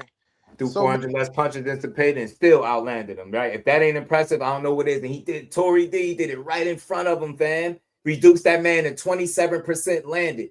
And then did one better because they said, man, see, his defense really ain't that good. Zepeda hit him. Yeah, he stood right in front of Zepeda. His defense is great. That's exactly what I learned that night all over again. He upped the ante with Tszyu. Reduced Tszyu to 15% landed. 85. Imagine being in a world-class championship fight as a defending champion and you only land 15% of your shots. What? 85% of your shit miss. That is one of the best defensive displays that I've seen. He's just one of the most consistent at doing it. And the game is called hit and not get hit.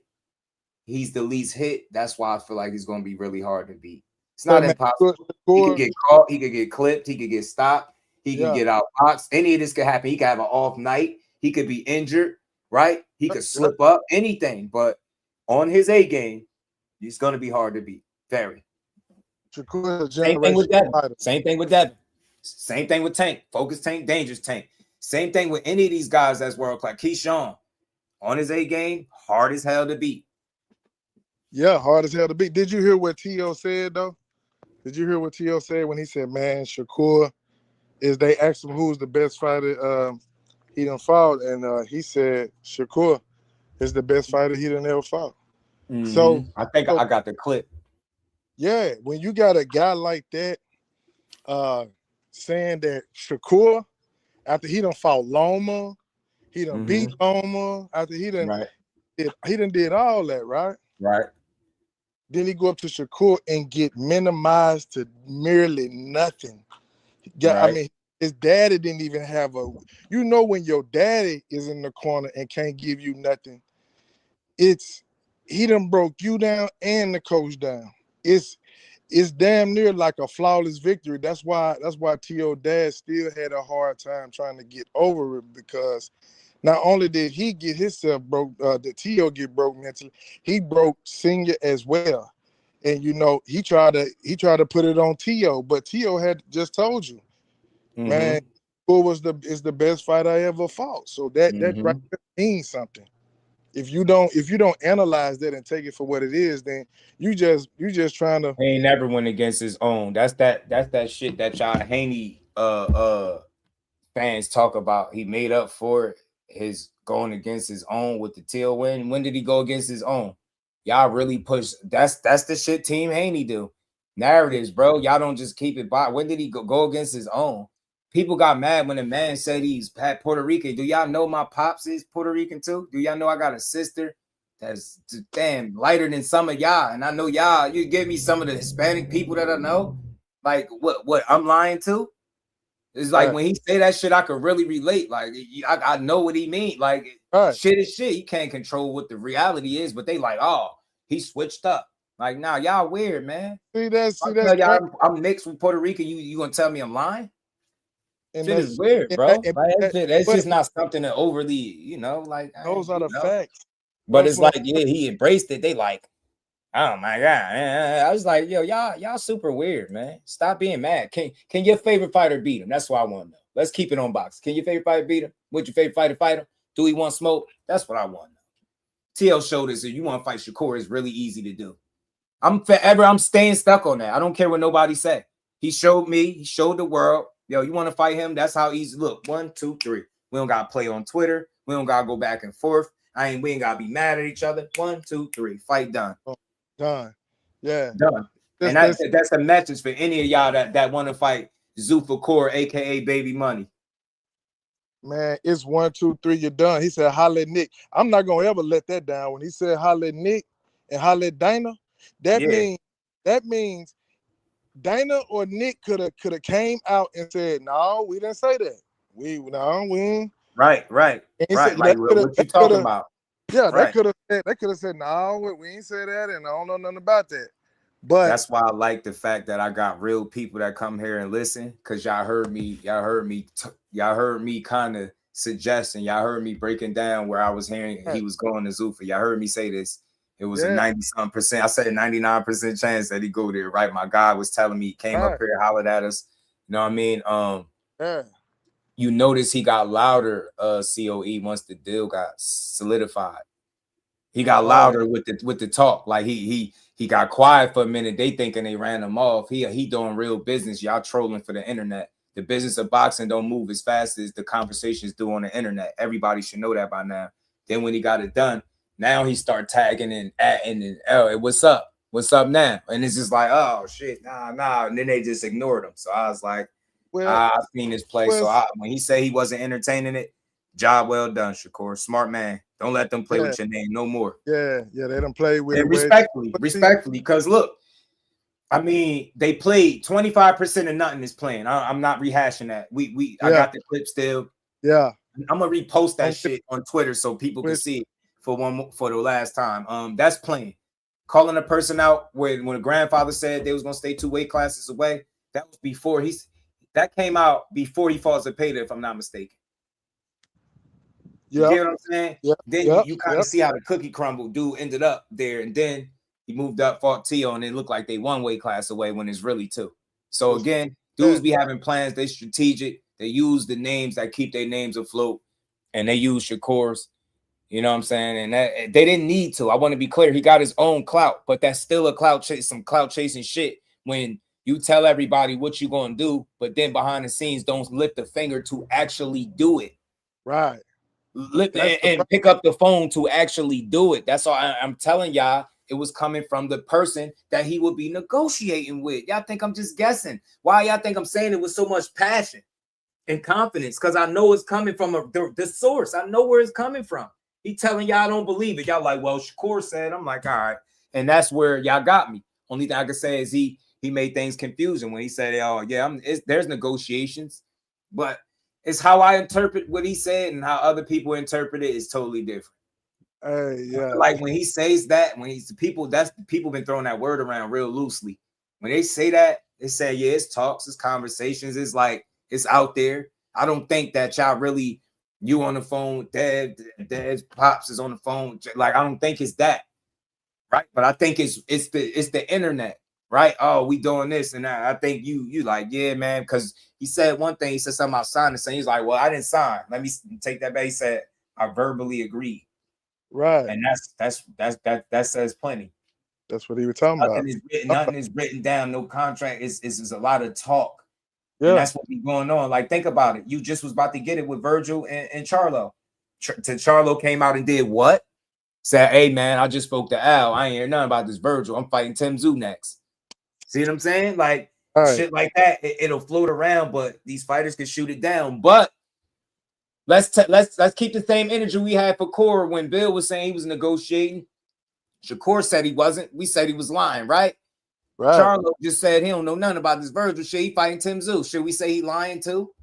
He lying. He said he talked to us. Should we say he lying? Nah, you lying. No. No. He lying. No. He lying because such and such said it. That's what we was doing. That's what we was doing with Court, telling him about his business. And then I asked all of y'all the same question that was saying the negotiations was legit. I said, what network was they fighting on? I ain't get an answer at all. And you better not say Zoof. I will cyber choke you. I will cyber choke your ass. They ain't created it yet, but I'll cyberly choke you. That's what they said. So crazy shit, man. And that's crazy. I just be sitting back, just kind of amazed about everything, because I kind of make my rounds and kind of try to stay up on what boxing doing and just who's who and what's going on. So I always tune in to watch you. You know what I mean? Because I know one thing for sure, you gonna call it how it is. You know what I mean? So I be amazed as I look around the spaces, man, and it's out of control. But see, I'm a backpack off what you said. See, when the people don't keep the same energy for this fighter and that fighter, what you're doing is you causing you're not being consistent in a space that requires consistency. You know what I mean? Like, boxing need a consistent type of fan base that hold these fighters accountable. See, if you hold your fighter accountable consistently, none of this right here won't even be in play. You know what I'm saying? So that's why I look at the guys that pretty much try to keep it on a consistent, you know what I mean, so I can get the real. You know what I'm saying? Right. But I can't be mad at what Shakur did, man. He got on up out of there. Look, y'all ain't respect me. All right, y'all ain't gonna appreciate what I bring. I try to talk to you. I talk on the platforms. I get it. Y'all want to try to put me in the box to make me be this some type of fight, when really you need to be uplifting boxing, making him some shit like Tyson. You know what I mean? Or when I about far as fight style, I'm talking about just popularity. You need to try to make like a Ali or a Frazier. You know what I'm saying? You need to try to Sugar Ray Robinson. You need to try to make them and pump them up like that. But I know that boxing is all politics, and what what Bill done figured out is, hey, if I can keep this going and that going and build my own lit type of narrative, but what he don't know what that is doing is causing a rift amongst boxing, and what it's gonna do eventually, you're gonna cause a problem with like when Devin lost. When you push a narrative and he lose the way he or he get into a fight where he get knocked out, or he get, get punished or get rocked and he lose, all that hate that you just put out, right?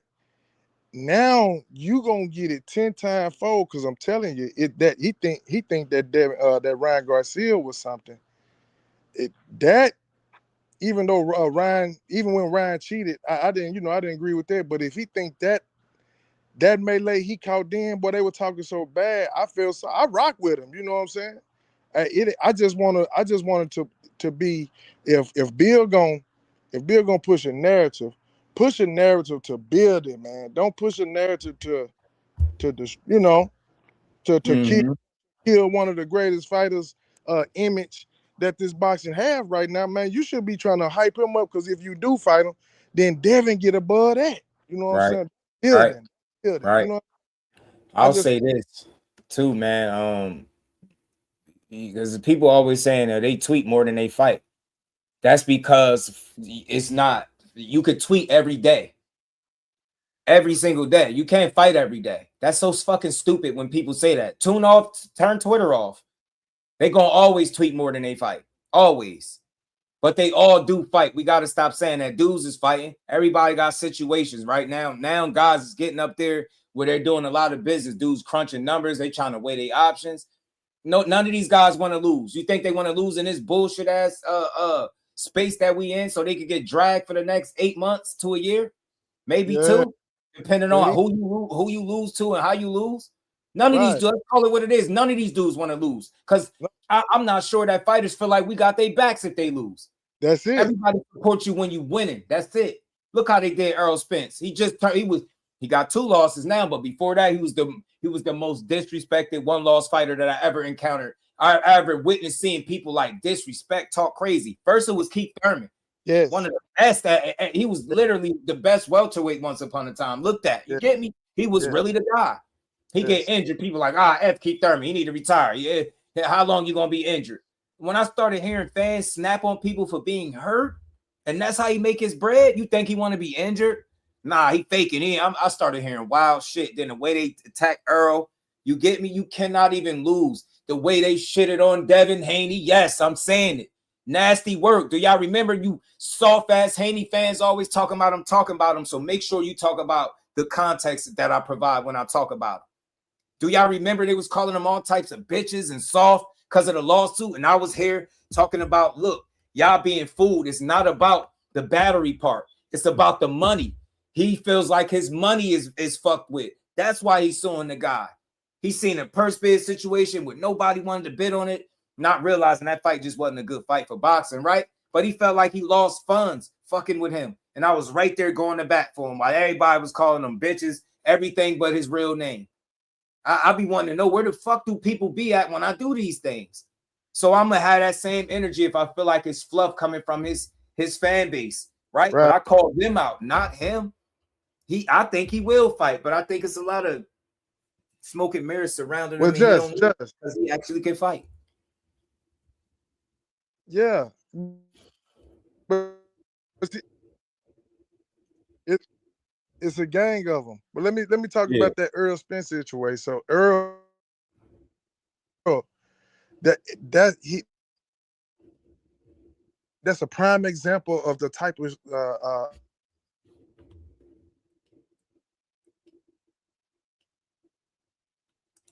I think your connection dropping.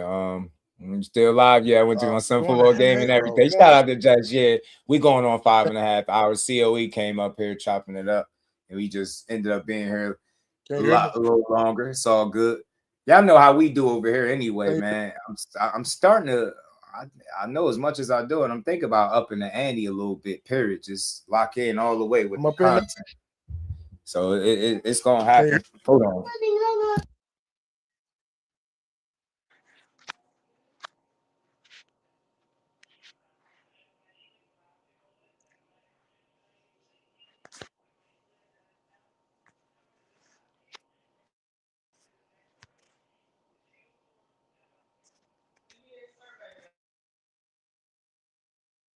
My bad. That was my son. It's almost about that time for me to end anyway. I was in the field when they were slandering Devin, defending because I don't rock with wrong, and they were doing them wrong facts. That's why I did too. I was like, yo, how y'all calling him all these names? He all types of BANs and hoes and bitches. And I'm like, Ryan cheated.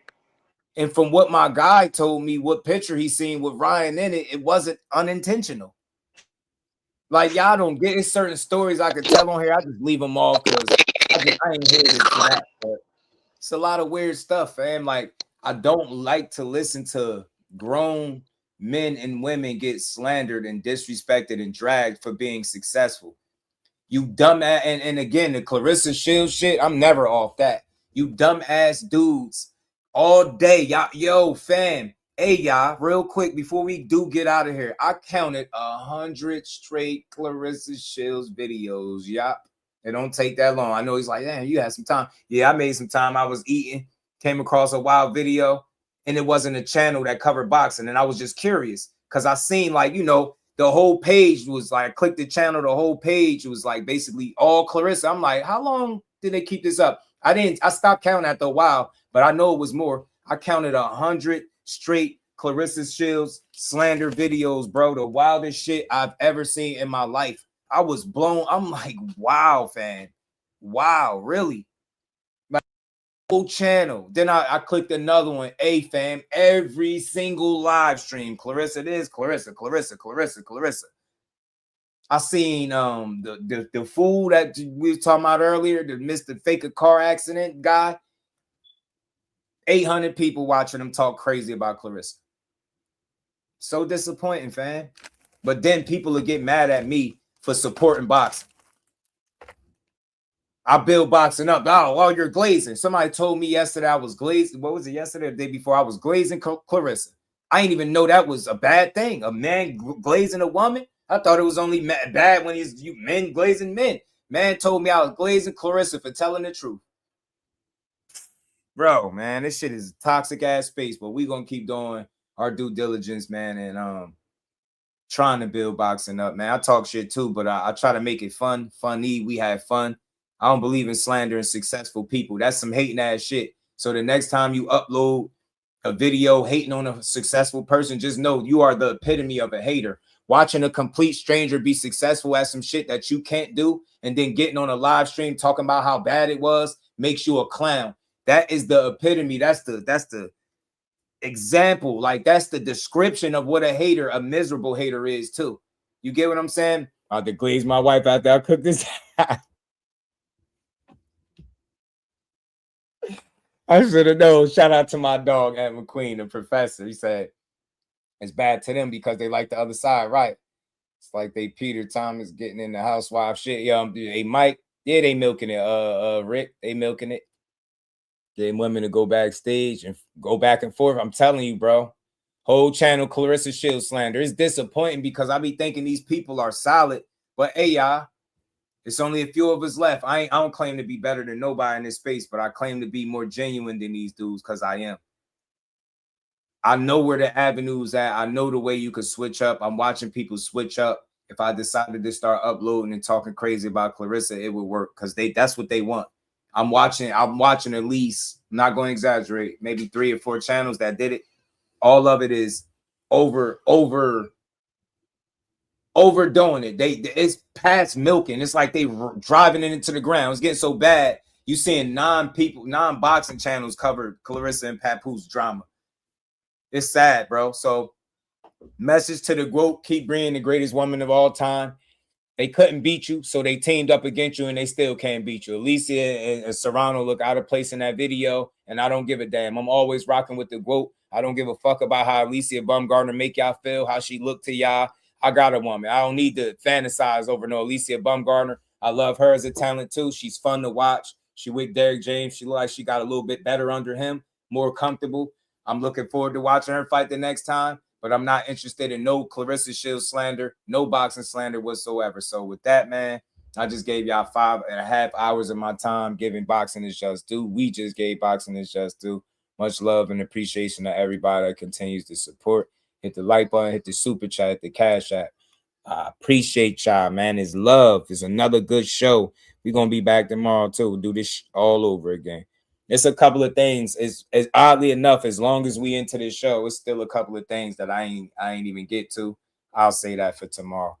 Y'all know how we do. I do this. I make my shows this long because people spend hours of slander. So to combat some of the slander that's out there, I stay on here and I'm long-winded, man. We be here for the long haul. We're going to make sure we put some good content out for some people to listen to, fam.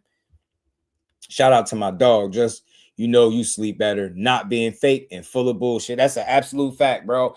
I'm telling y'all, the day I come up here and I start putting money in the views over the integrity, I'm deleting this channel. I won't with no warning. I will delete my entire fucking channel, fam, before I come up here and lie to y'all. Shout out to everybody. Lisa, I appreciate all the support for the huge donation. Shout out to Mike Kirkland, always supporting the grind as well. And everybody else, I appreciate y'all. Yeah, they both corny and goofy. All they do, tear her down. A woman at that. And I asked my girl the other day, y'all. Right? I asked my girl, like, hey, man, because I can't help. This stuff really bothered me. Real quick, while we wrapping up, y'all, this stuff really be pissing me off when I get off of here. Seeing her get dragged like that, women. Like, I asked my girl, if you seen me, you listen to me, and every time I was on live, I was talking about Clarissa and going crazy, talking crazy about her. You would hate me, wouldn't you? Like, she looked, and she ain't say yeah, but she gave me that look like you would be wild. She wouldn't like if I did that. I know what that look is. She looked like, you better not ever do no weak ass shit like that. She gave me that look over the glasses like, bro, you better not ever get up there and start doing what these people do. You get me? She don't want me don't no damn Clarissa like that. But again, I don't do that to no fighter because I want y'all to realize something before we leave. And shout out to my dog too. I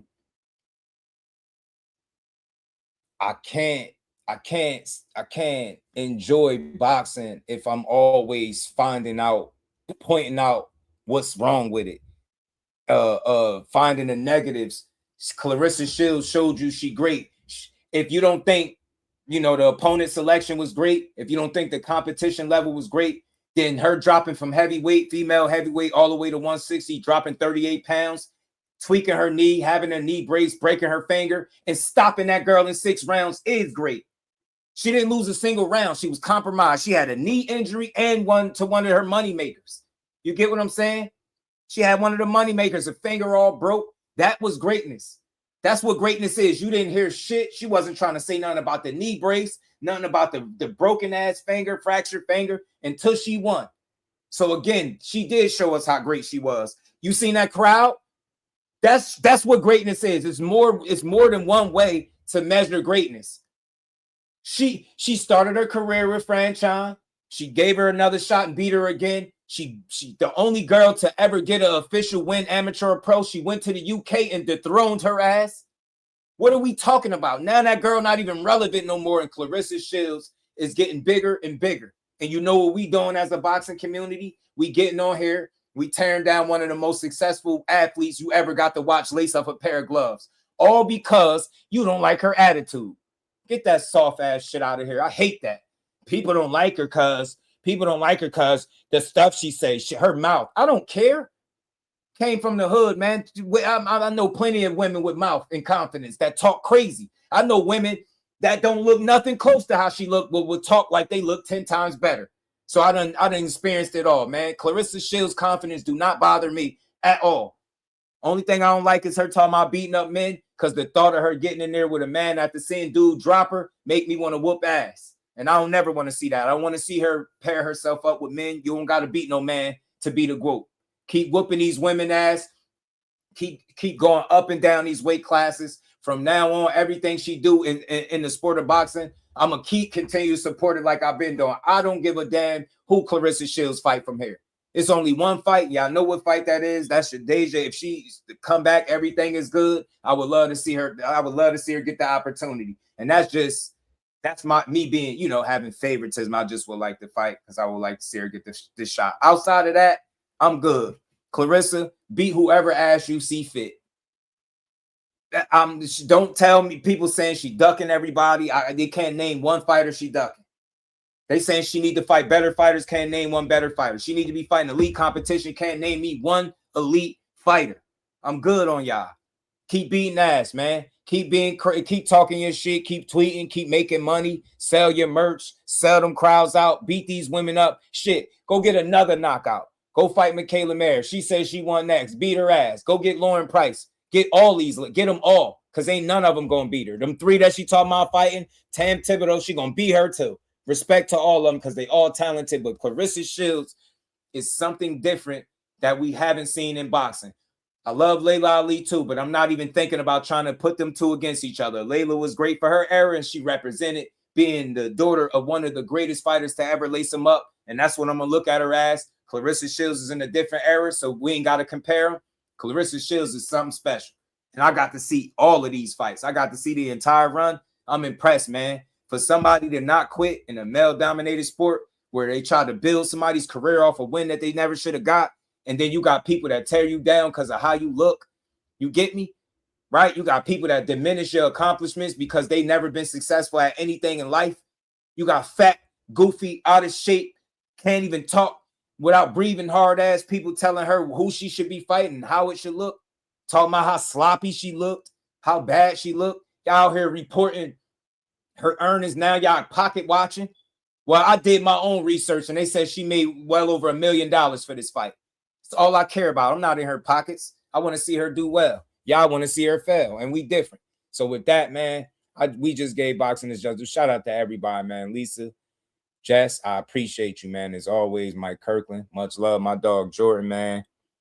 He hit the Cash App. Appreciate you for the dub in the Cash App. Always supporting the grind. He said for the great build. Shout out to the homie Jordan, man. We over 5.5 hours, and y'all know how we do over here.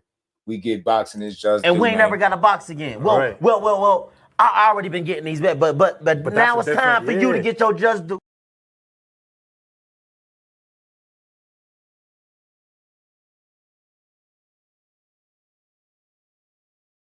You see fit. You get what I'm saying? Be whoever ass you want. You know what I'm saying? Be whoever. Appreciate you, Lisa. And shout out to the queens. My baby girl, Miss Just Do, slipped in the back door. Yeah, I was just talking about her too. It's funny. Slipped in the back door. Like them fighting a man. Yeah, fighting a man either. Hell no. Because when I seen that video of her getting dropped in sparring, I start thinking, like, I wonder what do that right now. I ain't gonna lie, I'm being honest with y'all. It popped through my mind. Not saying I was gonna go find him, but it did pop in my mind. Like, I wonder where he at right now. I meant to make a whole video about that. I think I was too annoyed with what I seen, so I just left it alone. That shit pissed me off seeing her get dropped by dude, and then people celebrated. I'm like, damn. Yeah, put the quote down, man. We still might jump dude when we see him. Still might jump his ass. But again, y'all, I kept y'all here long enough. It's now almost 8:30. Appreciate everybody's support. Everybody that tuned in to the show. Always another dope build with y'all, man. He said, let me donate real quick. For sure, radio. Man, let Pat handle that just. Nah. You know, she wasn't with him at the time, though, baby girl. She wasn't with him. You know what I mean? She needed the boxing community to step in for her because she wasn't with Pat. Wasn't upstairs. You know what I'm saying? He wasn't upstairs yet. You know what I'm saying? I don't even think he was around the corner at the time. You get me? Flatline my girl. You know what I'm saying? I was looking at dude like, man, I wonder where he at right now. It just popped in my mind. I ain't gonna lie. It popped in my head. I was like, I wonder where he's at. Pat business, my gosh. Shout out to Jess. I appreciate you. Everyone have a blessed and safe evening. You too, Lisa. You too, Queen. Shout out to you. Appreciate you.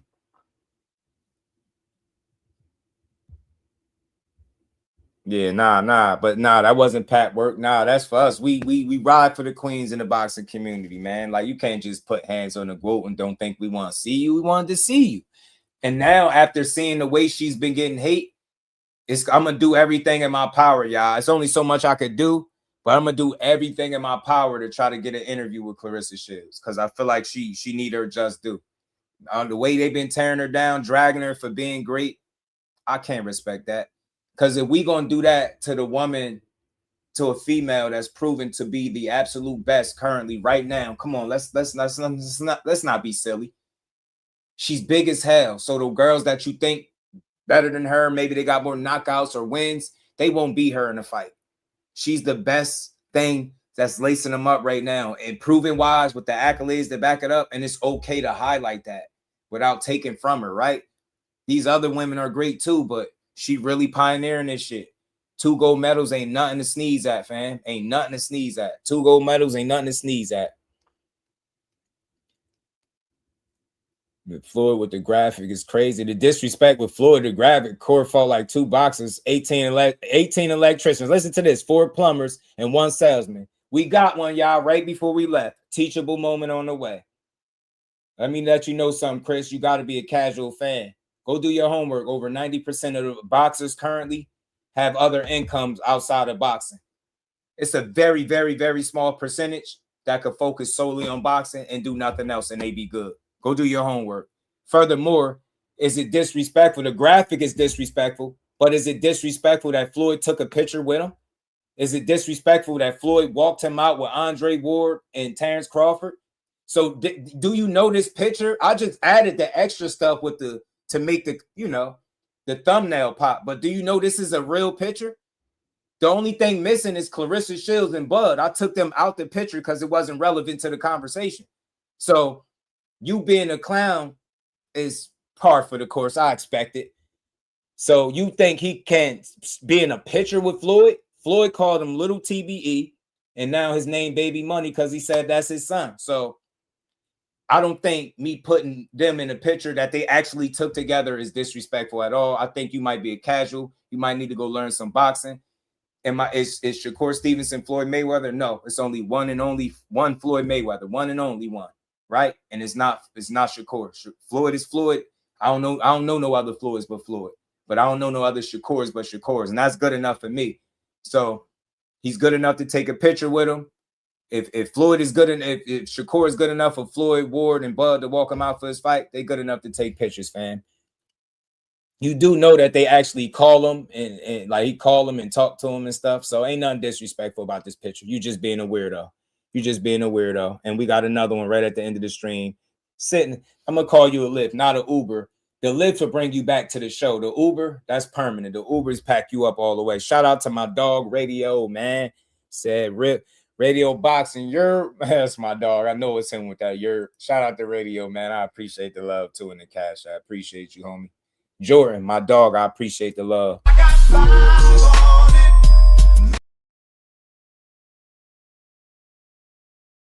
He's funny as hell. Shout out to Radio. But yeah, man. My girl over here, Miss Just Do acting crazy. She said I'm hot for Clarissa. I know I seen that comment a second ago. Nah. I keep it clean. I keep it clean with Clarissa. But nah, man, we gotta protect the best talent in boxing. If we don't, then we ruining the sport. And real quick, before we get out of here, if you can't highlight what's dope about some of the best talent, look, that's from Shakur, one of the best active fighters today. I don't care about your personal feelings. He one of the most proven, one of the best, and he get dragged. Clarissa Shields, one of the most proven, one of the best, and y'all know it. It's not even close. She get dragged all day, all night.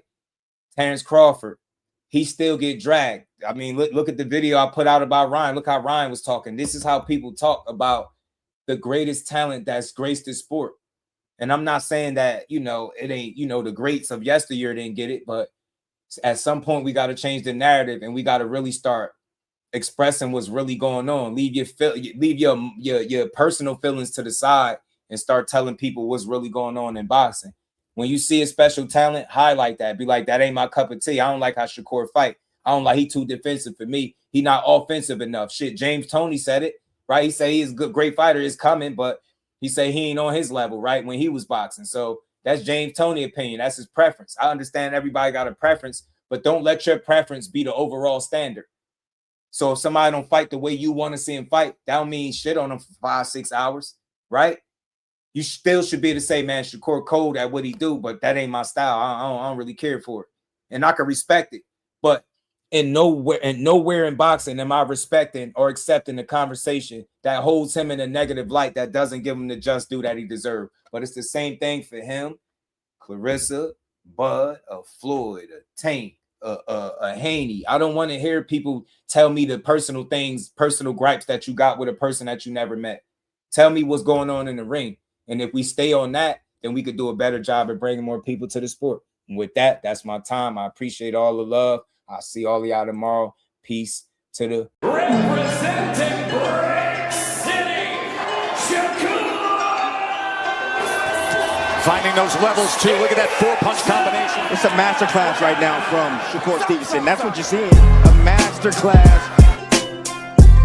And Shakur meets him with a straight left hand. Oh, and there's a knockdown scored with the left hand.